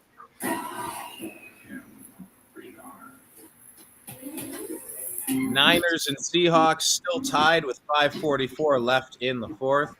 Packers in command and control, 24-6. Rams up 14-9 over the Texans with 12:53 left in the fourth. Ravens play tonight. Buccaneers won 23-20 over the Falcons. Colts beat the Dolphins 33-8. Raiders beat the Patriots 20-13. Cardinals beat the Saints 20-13. Steelers beat the Jets 34-32. Should have taken the over there. Commanders beat the Giants 21-6. Jaguars beat the Panthers 26-10. And of course, the Bengals beat the Browns by 1 because we can't kick our damn field goals. Cam Ward got sacked immediately. Who did? Cam Ward. Ay, Dios mío. It's 3rd and 22nd now. Sheesh.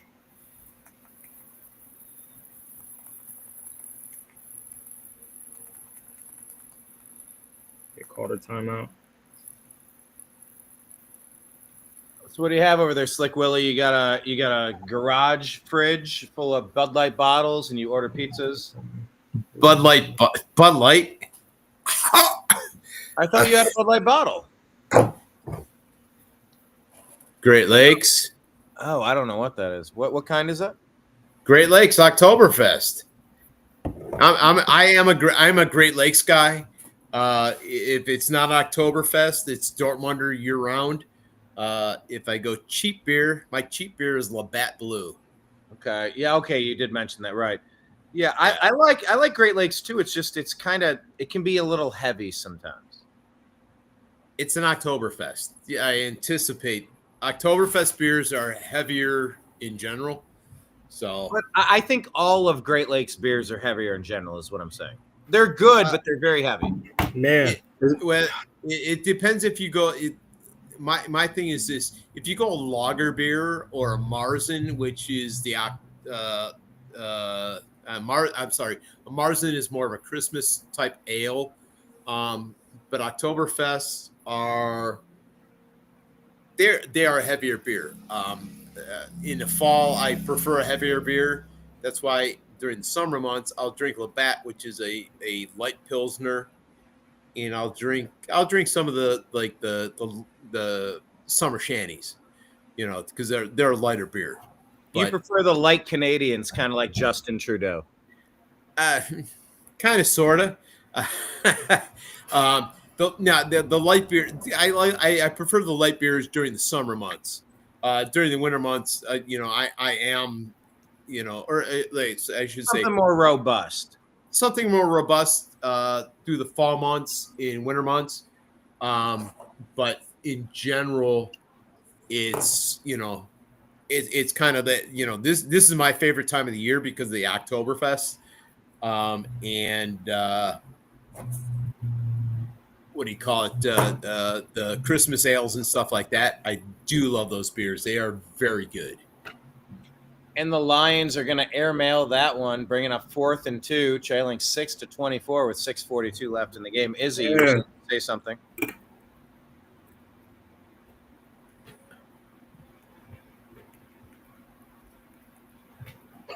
What's the latest, Izzy? What were you looking at? Something caught your eye. Nothing. Some cans to the side of me. That's it. What inside you? Some cans.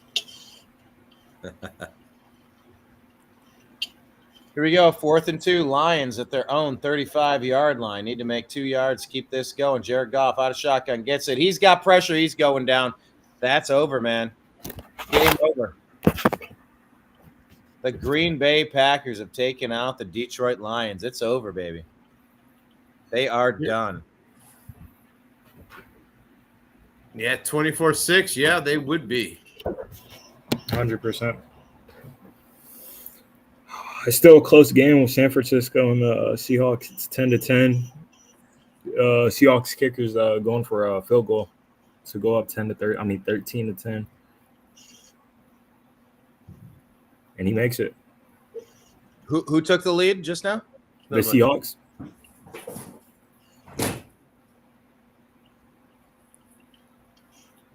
Low scoring. Another low scoring game.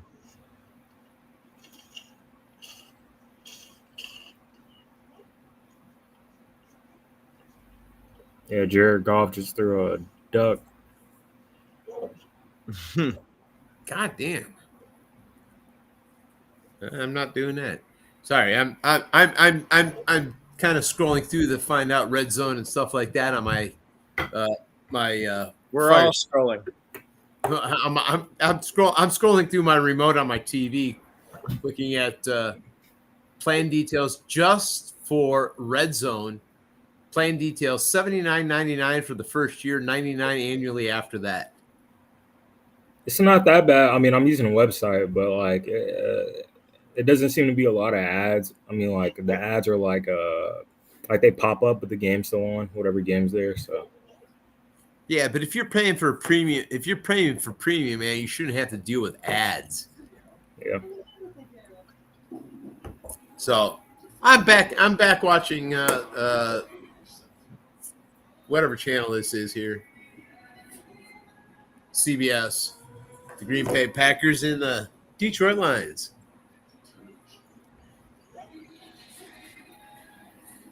That game's about toast. The Broncos running back just ripped for 50 yards.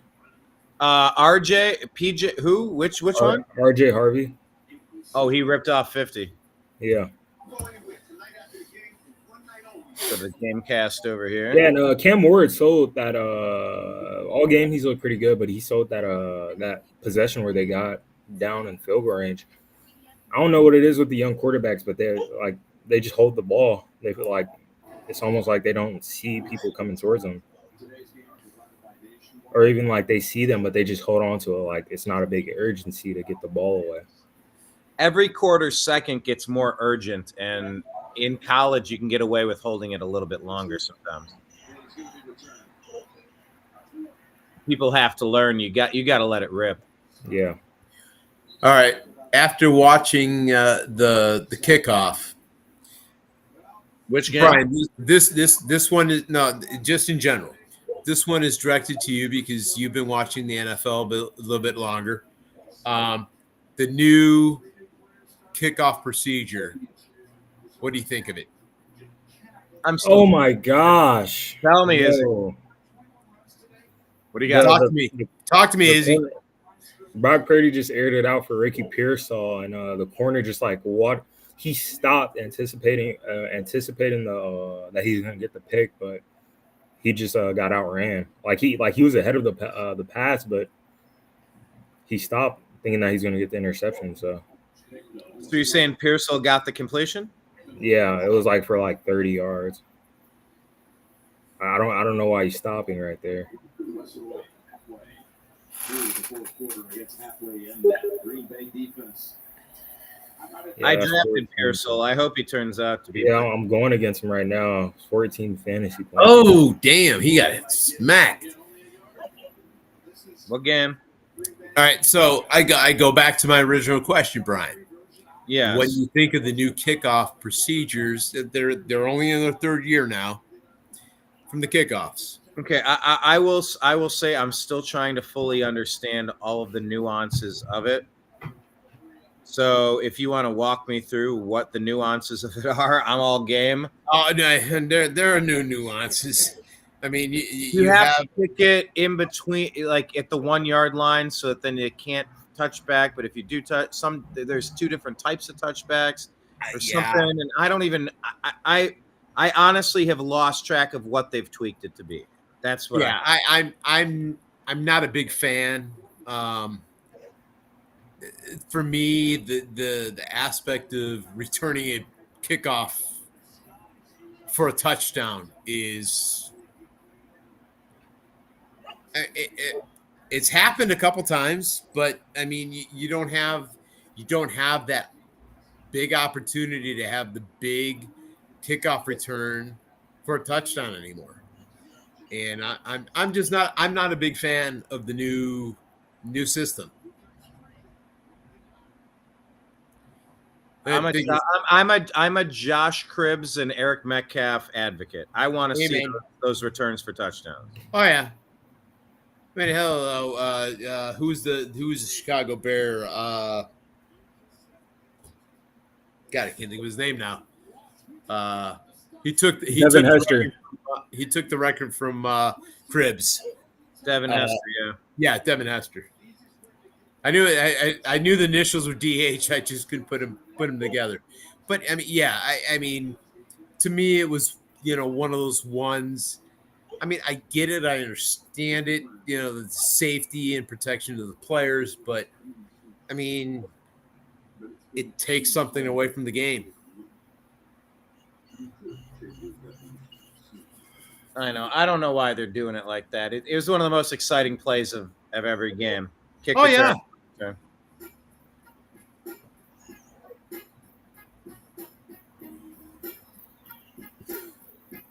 Sorry, I'm listening to the Pixel commercial, thinking about, of all things, O'Hare's. Oh, really? Yeah, because they're playing. Yeah.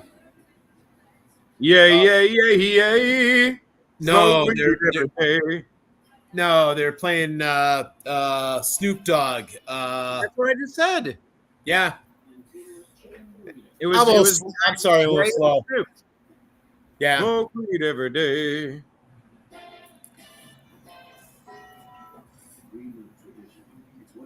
J.K. Dobbins just got a rushing touchdown. He's the leader on Denver, right? J.K. Dobbins, yeah.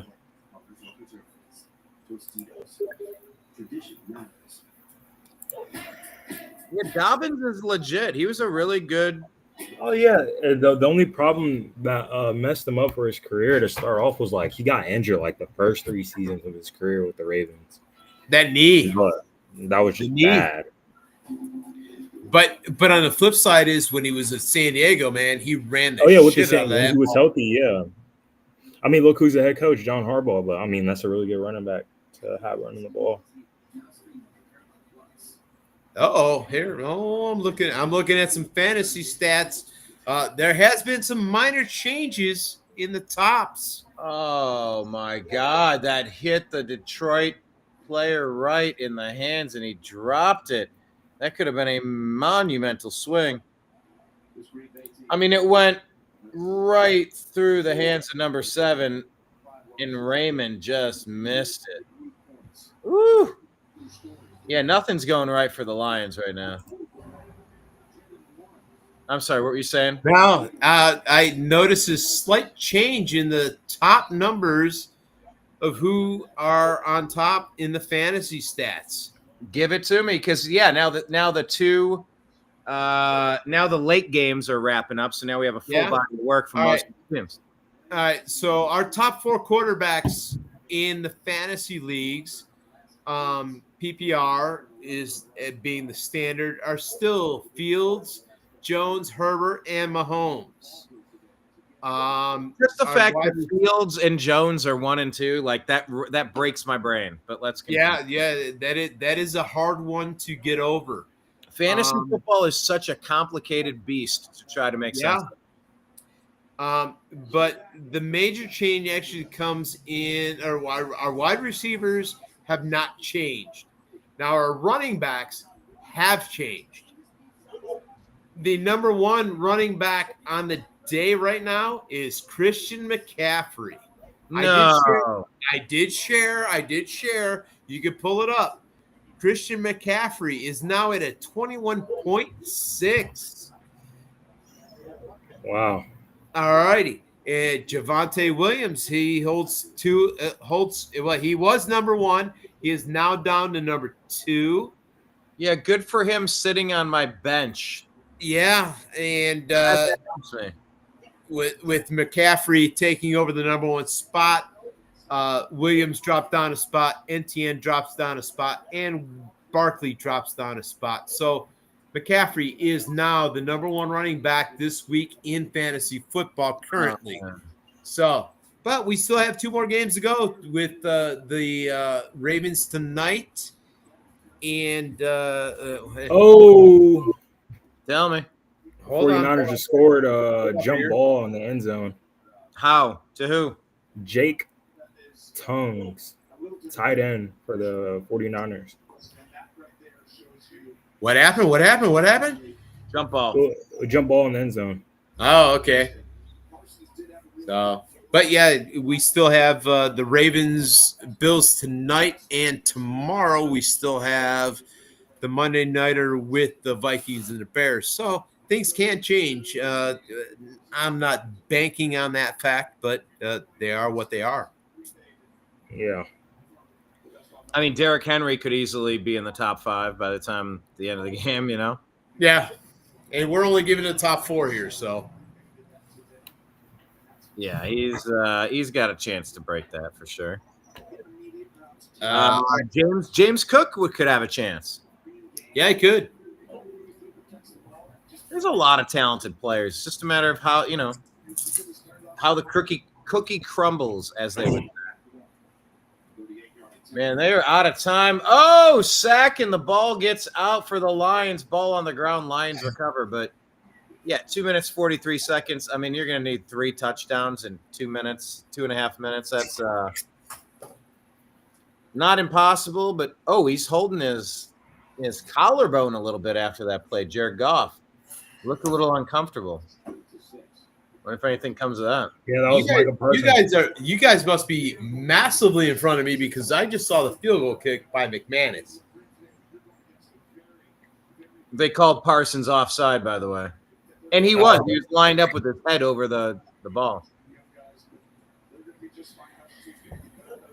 Dumb play, Micah Parsons. You really dodged the bullet there, Israel. Glad he's not on your team anymore. Yep. What a clown. First and 10 at midfield. Yeah, I mean, this game's just about over. Should I switch over to another network? Yeah, Titans Broncos. Cam Moore's lining up. It's 3rd and 10. I don't even know how that happened. Man, I can't. Get sacked. Oh, he steps up. He tries to make a play. He throws it. Calvin really catches it. It's a flag on the play. You guys are in a different market than me, and I have 1 game on. Well, I'm scrolling. I feel like I only have 1 game on. Yeah, I've got, like I said, I got Green Bay, and Detroit. That's all I got. Yeah. What's the other one? Oops, I just clicked on America's Funniest Home Videos. Hey, sir. Oh, sorry. They don't want to scare you. Sneak up on you. Thank you much. Good podcast. Thank you. Oh, that's the pizza, I think. Yeah, the pizza showed up. Did you get pineapple on your pizza, or are you a dork? Pineapple on my pizza? Not. What the hell are you talking? I get a supreme pizza. With pineapple, or else you're a dork. That's what I'm saying. That's my line. I'm sticking with it. Pineapple haters. I battle pineapple haters all the time. I do not order ham and pineapple on my pizza. How about Canadian bacon then instead? That's a great movie with John Candy. John Candy was very underrated. Izzy, do you know anything about John Candy? Nope. You gotta John Candy. You gotta What's watch what's the one thing he should watch with John Candy in it? Summer Rental. Summer Rental.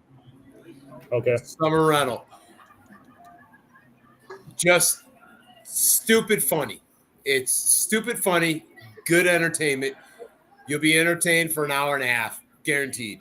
John Candy wasn't exactly like Chris Farley. Like he wasn't that over the top, but he was a bigger guy and he was hilarious. No, I'll scratch Summer Rental. Stripes.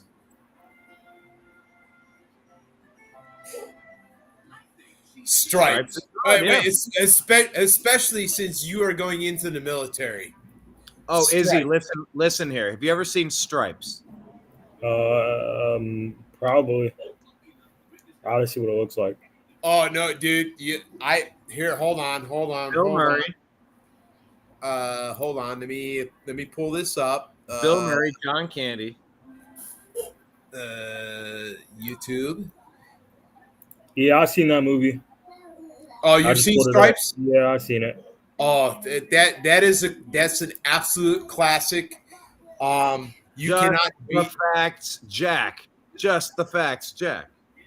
You cannot beat Bill Murray in that movie. That just classic movie. Izzy, what's in your Mount Rushmore of best movies? My favorite one for the longest was Forrest Gump. But earlier this year during summertime, I watched hold on, wait.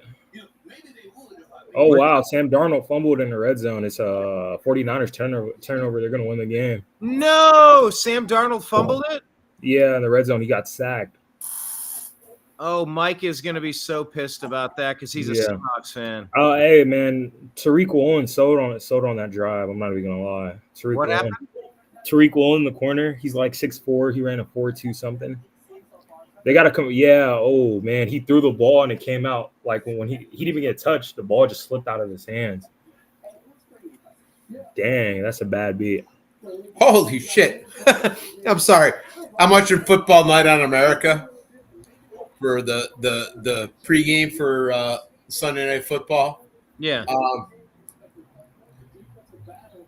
The female they have on there towers over both of the NFL players that are on there.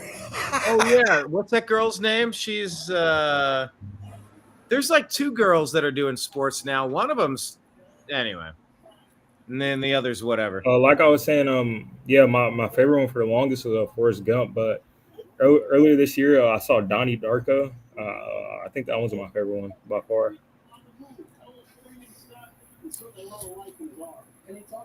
So with Jake Gyllenhaal. Now, if you have a chance, one of the movies I'll recommend, if you have not seen it, or I'll actually do two. Forrest Gump is in my top 5. Yeah. Green Mile. Yeah, I've seen that one. All right. That's in my top 5. The Shawshank Redemption. I've seen that one too. Those 3 are the best movies in my top 5. They're undefeated. They're unbeatable. Yeah, they're ranked like top 10 or top 5 on IMDb. Oh, yeah. Now, on the flip side of the coin, it's a Dark Horse movie. It's a Kevin Costner movie called The Postman. It's called The what? The Postman. It's The about Post-it? 3 hours long. Postman, like the post office. Postman. The Postman. It's a post-apocalyptic world where everything breaks down, but he keeps delivering the mail and kind of. Yeah. And for me, I mean, just that with the post-apocalyptic and how they do it, it's a phenomenal movie. It caught a lot of run after it exited the theaters. Yeah, there's a lot of things that aren't super popular until they, become a cult classic. 4th and 1 Oh yeah. for the Broncos. They're gonna go for it at their own 40. And they don't get it. Bo Nix gets stopped at the line. Oh my gosh. No. You try QB sneaking it. I needed that. Oh man. I think I needed that too. A bunch of scores have gone final. We got a lot of games in less than 2 minutes.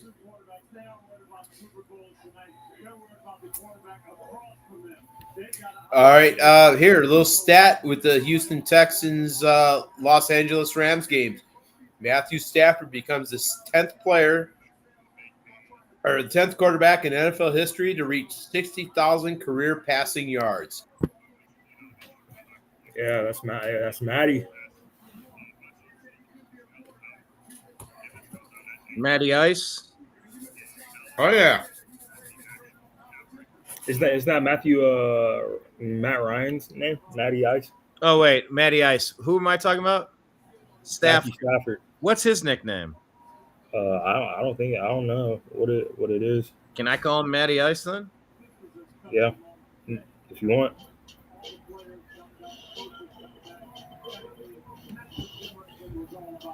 All right, well, this Lions game is done. What else is wrapping up here? And we'll wrap the show after this game. Broncos and Titans. So what is here? Let's pull up the latest. What's going on with that one? They got the ball. They handed off the Pollard. I don't know why they're running it. They got a pat. Yep, he gets stuffed at the line. Tony Pollard has 20 carries this game, and it's led him nowhere. Literally nowhere. No yards? No, he has a decent amount of yards, but it's like they're not going to get anywhere winning the game against the Broncos' run defense.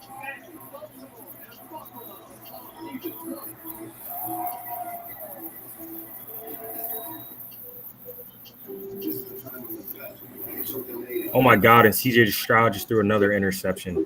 No! Oh, there's a flag on the play. Holding.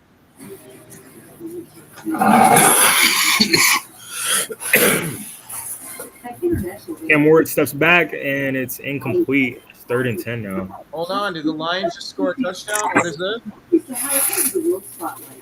Yeah, hopefully. It's under review. Did they get the touchdown or no? Not a catch. Wait. Who they throw to? His first NFL catch. Matthew Golden? Remember? Oh, my God. One-handed. That's a catch. Oh, they can't reverse that. Fucking give it to him. Oh, that's a catch. Give it to him. No, they didn't. Hold on. Oh, did they not get – hold on. It's ruled an incomplete pass, but they're reviewing it. They might give it to him. Did you see that where he went up one-handed? Oh, he didn't have the feet down. That's the problem. I think he got both heels down. No, he did not. His ass came down before the second foot came down. I don't know. I think he got both. Ruling on the field is overturned. Touchdown. Touchdown! They gave it to him. No shit. I knew it. I knew it. That's a touchdown for Tesla. Wow. Tesla. Oh, Tesla. Yeah. That's my guy. I like him a lot. Tesla. Holy shit. Look at this play. The one-handed grab falling out of bounds is incredible. Yeah, he'll do that. Oh, yeah, because he already had his right foot in when he caught it, and then the left foot came down before the butt. Yeah. Yeah. Great job. Great call. Let's see if they miss their extra point because they're losers. No, you make your extra point because you're not the Cleveland Browns. It's good, of course. They have 55 seconds to score 13 points, 14 points.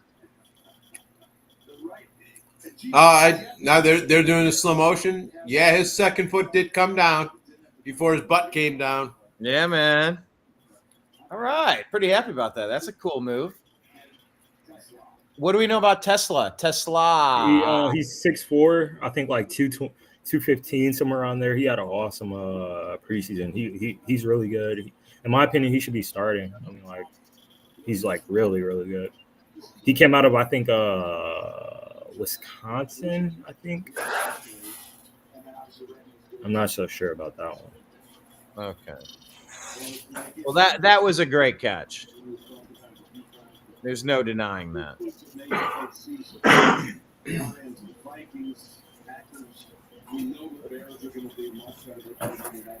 All right, what other games are still in play? Let me pull it up on the screen here. Broncos, Titans, I have pinned up here. There's only 3 games that are active right now. Broncos, Lions. Broncos, Titans. Broncos are up 20-12 with 3:19 left in the fourth quarter. And the Texans and the Rams, where the Rams are up 14-9. The Texans are driving at the Ram 35 with a minute 43 left in the game. And that's it right now. Here's the onside kick. Oh, it goes up and out of bounds. That's going to be a Packer ball. Game over.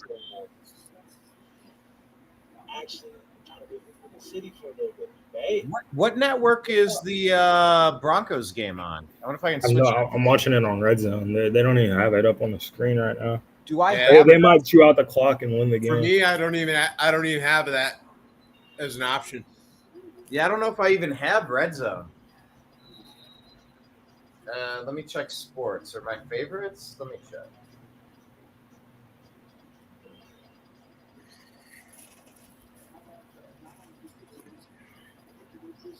Yeah, football night in America coming up in a little bit. Bills and Ravens.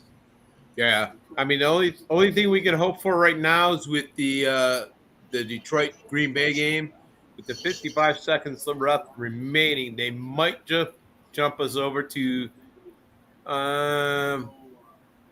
either one of the Texans, Rams, or Titans, Broncos. We don't know. Yeah, you got a TV commercial up there right now. What the hell? I do? Yeah, you got a car advertisement show. Well, that's just ESPN. ESPN's going to do what ESPN's going to do.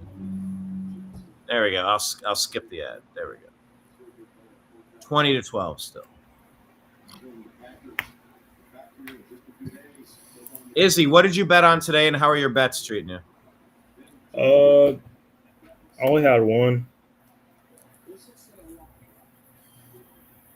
It was let me read it out. It was Cam Ward.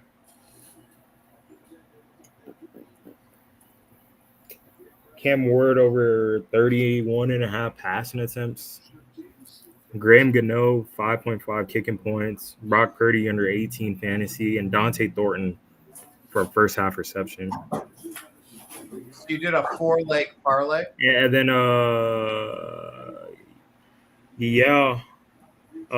Cam Ward, he needs like 7 more passes. I know it'll hit. Besides that, I mean, that's going to be the only L on that slip.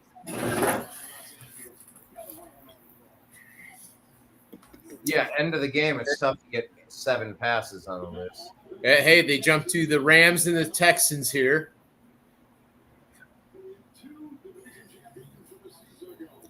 Yeah, I'm watching it here on the games, NFL Game Center. Is that what you're watching? No, I'm just. Ooh, he punched it right out on the. Nice recovery. Great punch out by the Rams and a great recovery by the Rams. Well coached, well played. Bravo, Rams. You don't do it better than that. There, Chubb's got 13 rushes for 16 yards today. Who was that on the fumble? Who was the running back on the Texans? That wasn't Chubb, was it? It probably was. Yeah, it probably was. They've had him in like most of the game. How'd he do? He had 13 carries for 60 yards as of right now. Yeah. I mean, that's respectable. It's Broncos 3rd and 10. They got a penalty. So they got one shot to ice the game right here. I got 2nd and 14 with 3:07 left. Broncos Titans.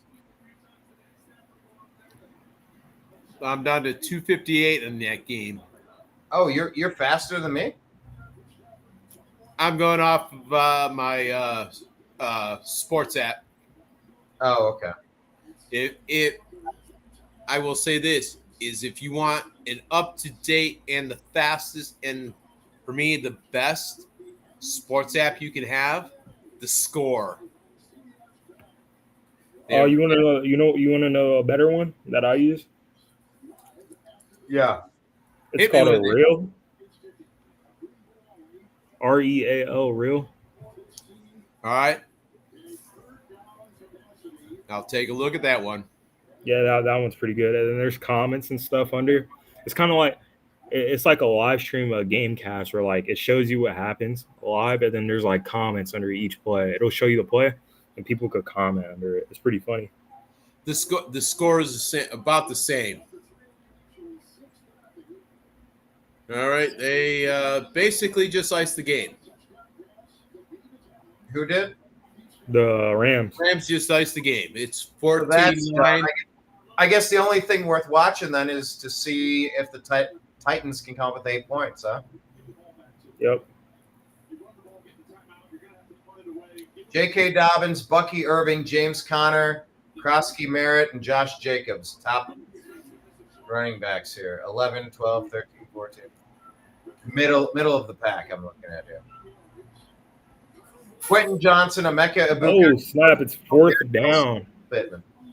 Oh, there's a flag on the play. No. On the Broncos? Yeah, there's a flag on the play. The defensive player is yelling at the referee. That usually helps this case. Yep.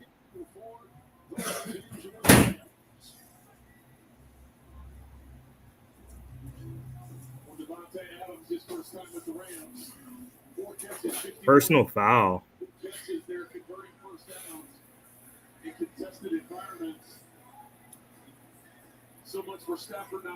Oh my gosh, he pushed him way after the whistle. Like, why are you even doing that? As you said, Kevin, over 60,000 total yards. Stafford a big day and over 60,000 yards and downstairs to Melanie Collins. Thank you, Matthew. Under 2 minutes left. That gives him the first. Yeah, that's game over. That's a horrible play. Oh, man, I've seen it all training camp. All he does is just really punch it out. So I was so happy for him. He said he was going to call the shot on Friday in the team meeting. He said, I'm going to get one out. And shoot, he did it, and he did it. And part of the play, he's a great guy, great teammate. He just jumped in and immersed himself in his team. The Rams have this under control. Yeah, it's a 2-minute warning with the Broncos and the Titans. Raul Havana, check this comment out. Enjoy this comment. What do you guys think? 2 more games, and Miles, Bubba Wallace, Garrett will be asking for a trade again. I mean, it is possible. I don't think he'll ask for a trade because he's getting paid too much money. He is now, yeah. But, you know, his contract was up. 7 other players are making more money than him now. He'll ride the contract out into retirement. He might renegotiate every year, honestly. I would. I can't argue it. If I could get away with it, I'd renegotiate every year. Oh, yeah. Go 290 yards passing, a touchdown, and 2 unfortunate interceptions. Dylan Sampson. I think that's it for today. What's up? I said I think that's it for the day. It's a 2-minute warning with the Broncos. You're saying that one's Yeah, done? there's no more timeouts. They could just take knees. And that's game over. All right. Yeah. Well, I think this is it then. Let's I guess wind down and watch a final game at the end of the day. But what are the big storylines, Izzy, for week 1? Week 1 week 1. I mean, just bad play for teams that you expect to do good. I'll just put it that way. Like, I'm guessing they're not in their rhythm yet. They could. There's some teams that could have done a lot more, and they just didn't have a good week this week. I'll put it that way. Yeah. Slick Willie, what's your takeaway? Talk about the Browns game. I mean, we snatched defeat from the jaws of victory yet again. My biggest take would be special teams. If we did not have the snafus, we were victorious. And that's been a common thread here in Cleveland for quite some time now. Who is our specialty? It used to be Bubba Ventrone, right? But he's not anymore. What is our? Hang on, let me look up. I do not know who's in charge of the special teams right now, but when you have at this point, I mean, there's a lot of kickers in the NFL that are not completing their jobs, so to speak, or finishing. This week was a perfect example. Is they dumped Hopkins and they went with the kid out of BG, I think it was. No, he was from Bowling Green. I that's what I thought, but I could be wrong. I could be wrong. Don't hold me to that. Don't hold me to that. But you have a field goal kicker that missed a chip shot field goal. I mean, it was under 20 yards, and you miss an extra point. I mean, how can you not point at the special teams as being the problem? That's my take. Yeah, and the receivers for that game should have caught the ball. It's like that was a winnable game, especially against the Cincinnati Bengals defense. I don't understand. Andre Sismet, by the way, played college football at Syracuse. The kicker who missed it for the Cleveland Browns. Brutal. Yeah. All right. My bad.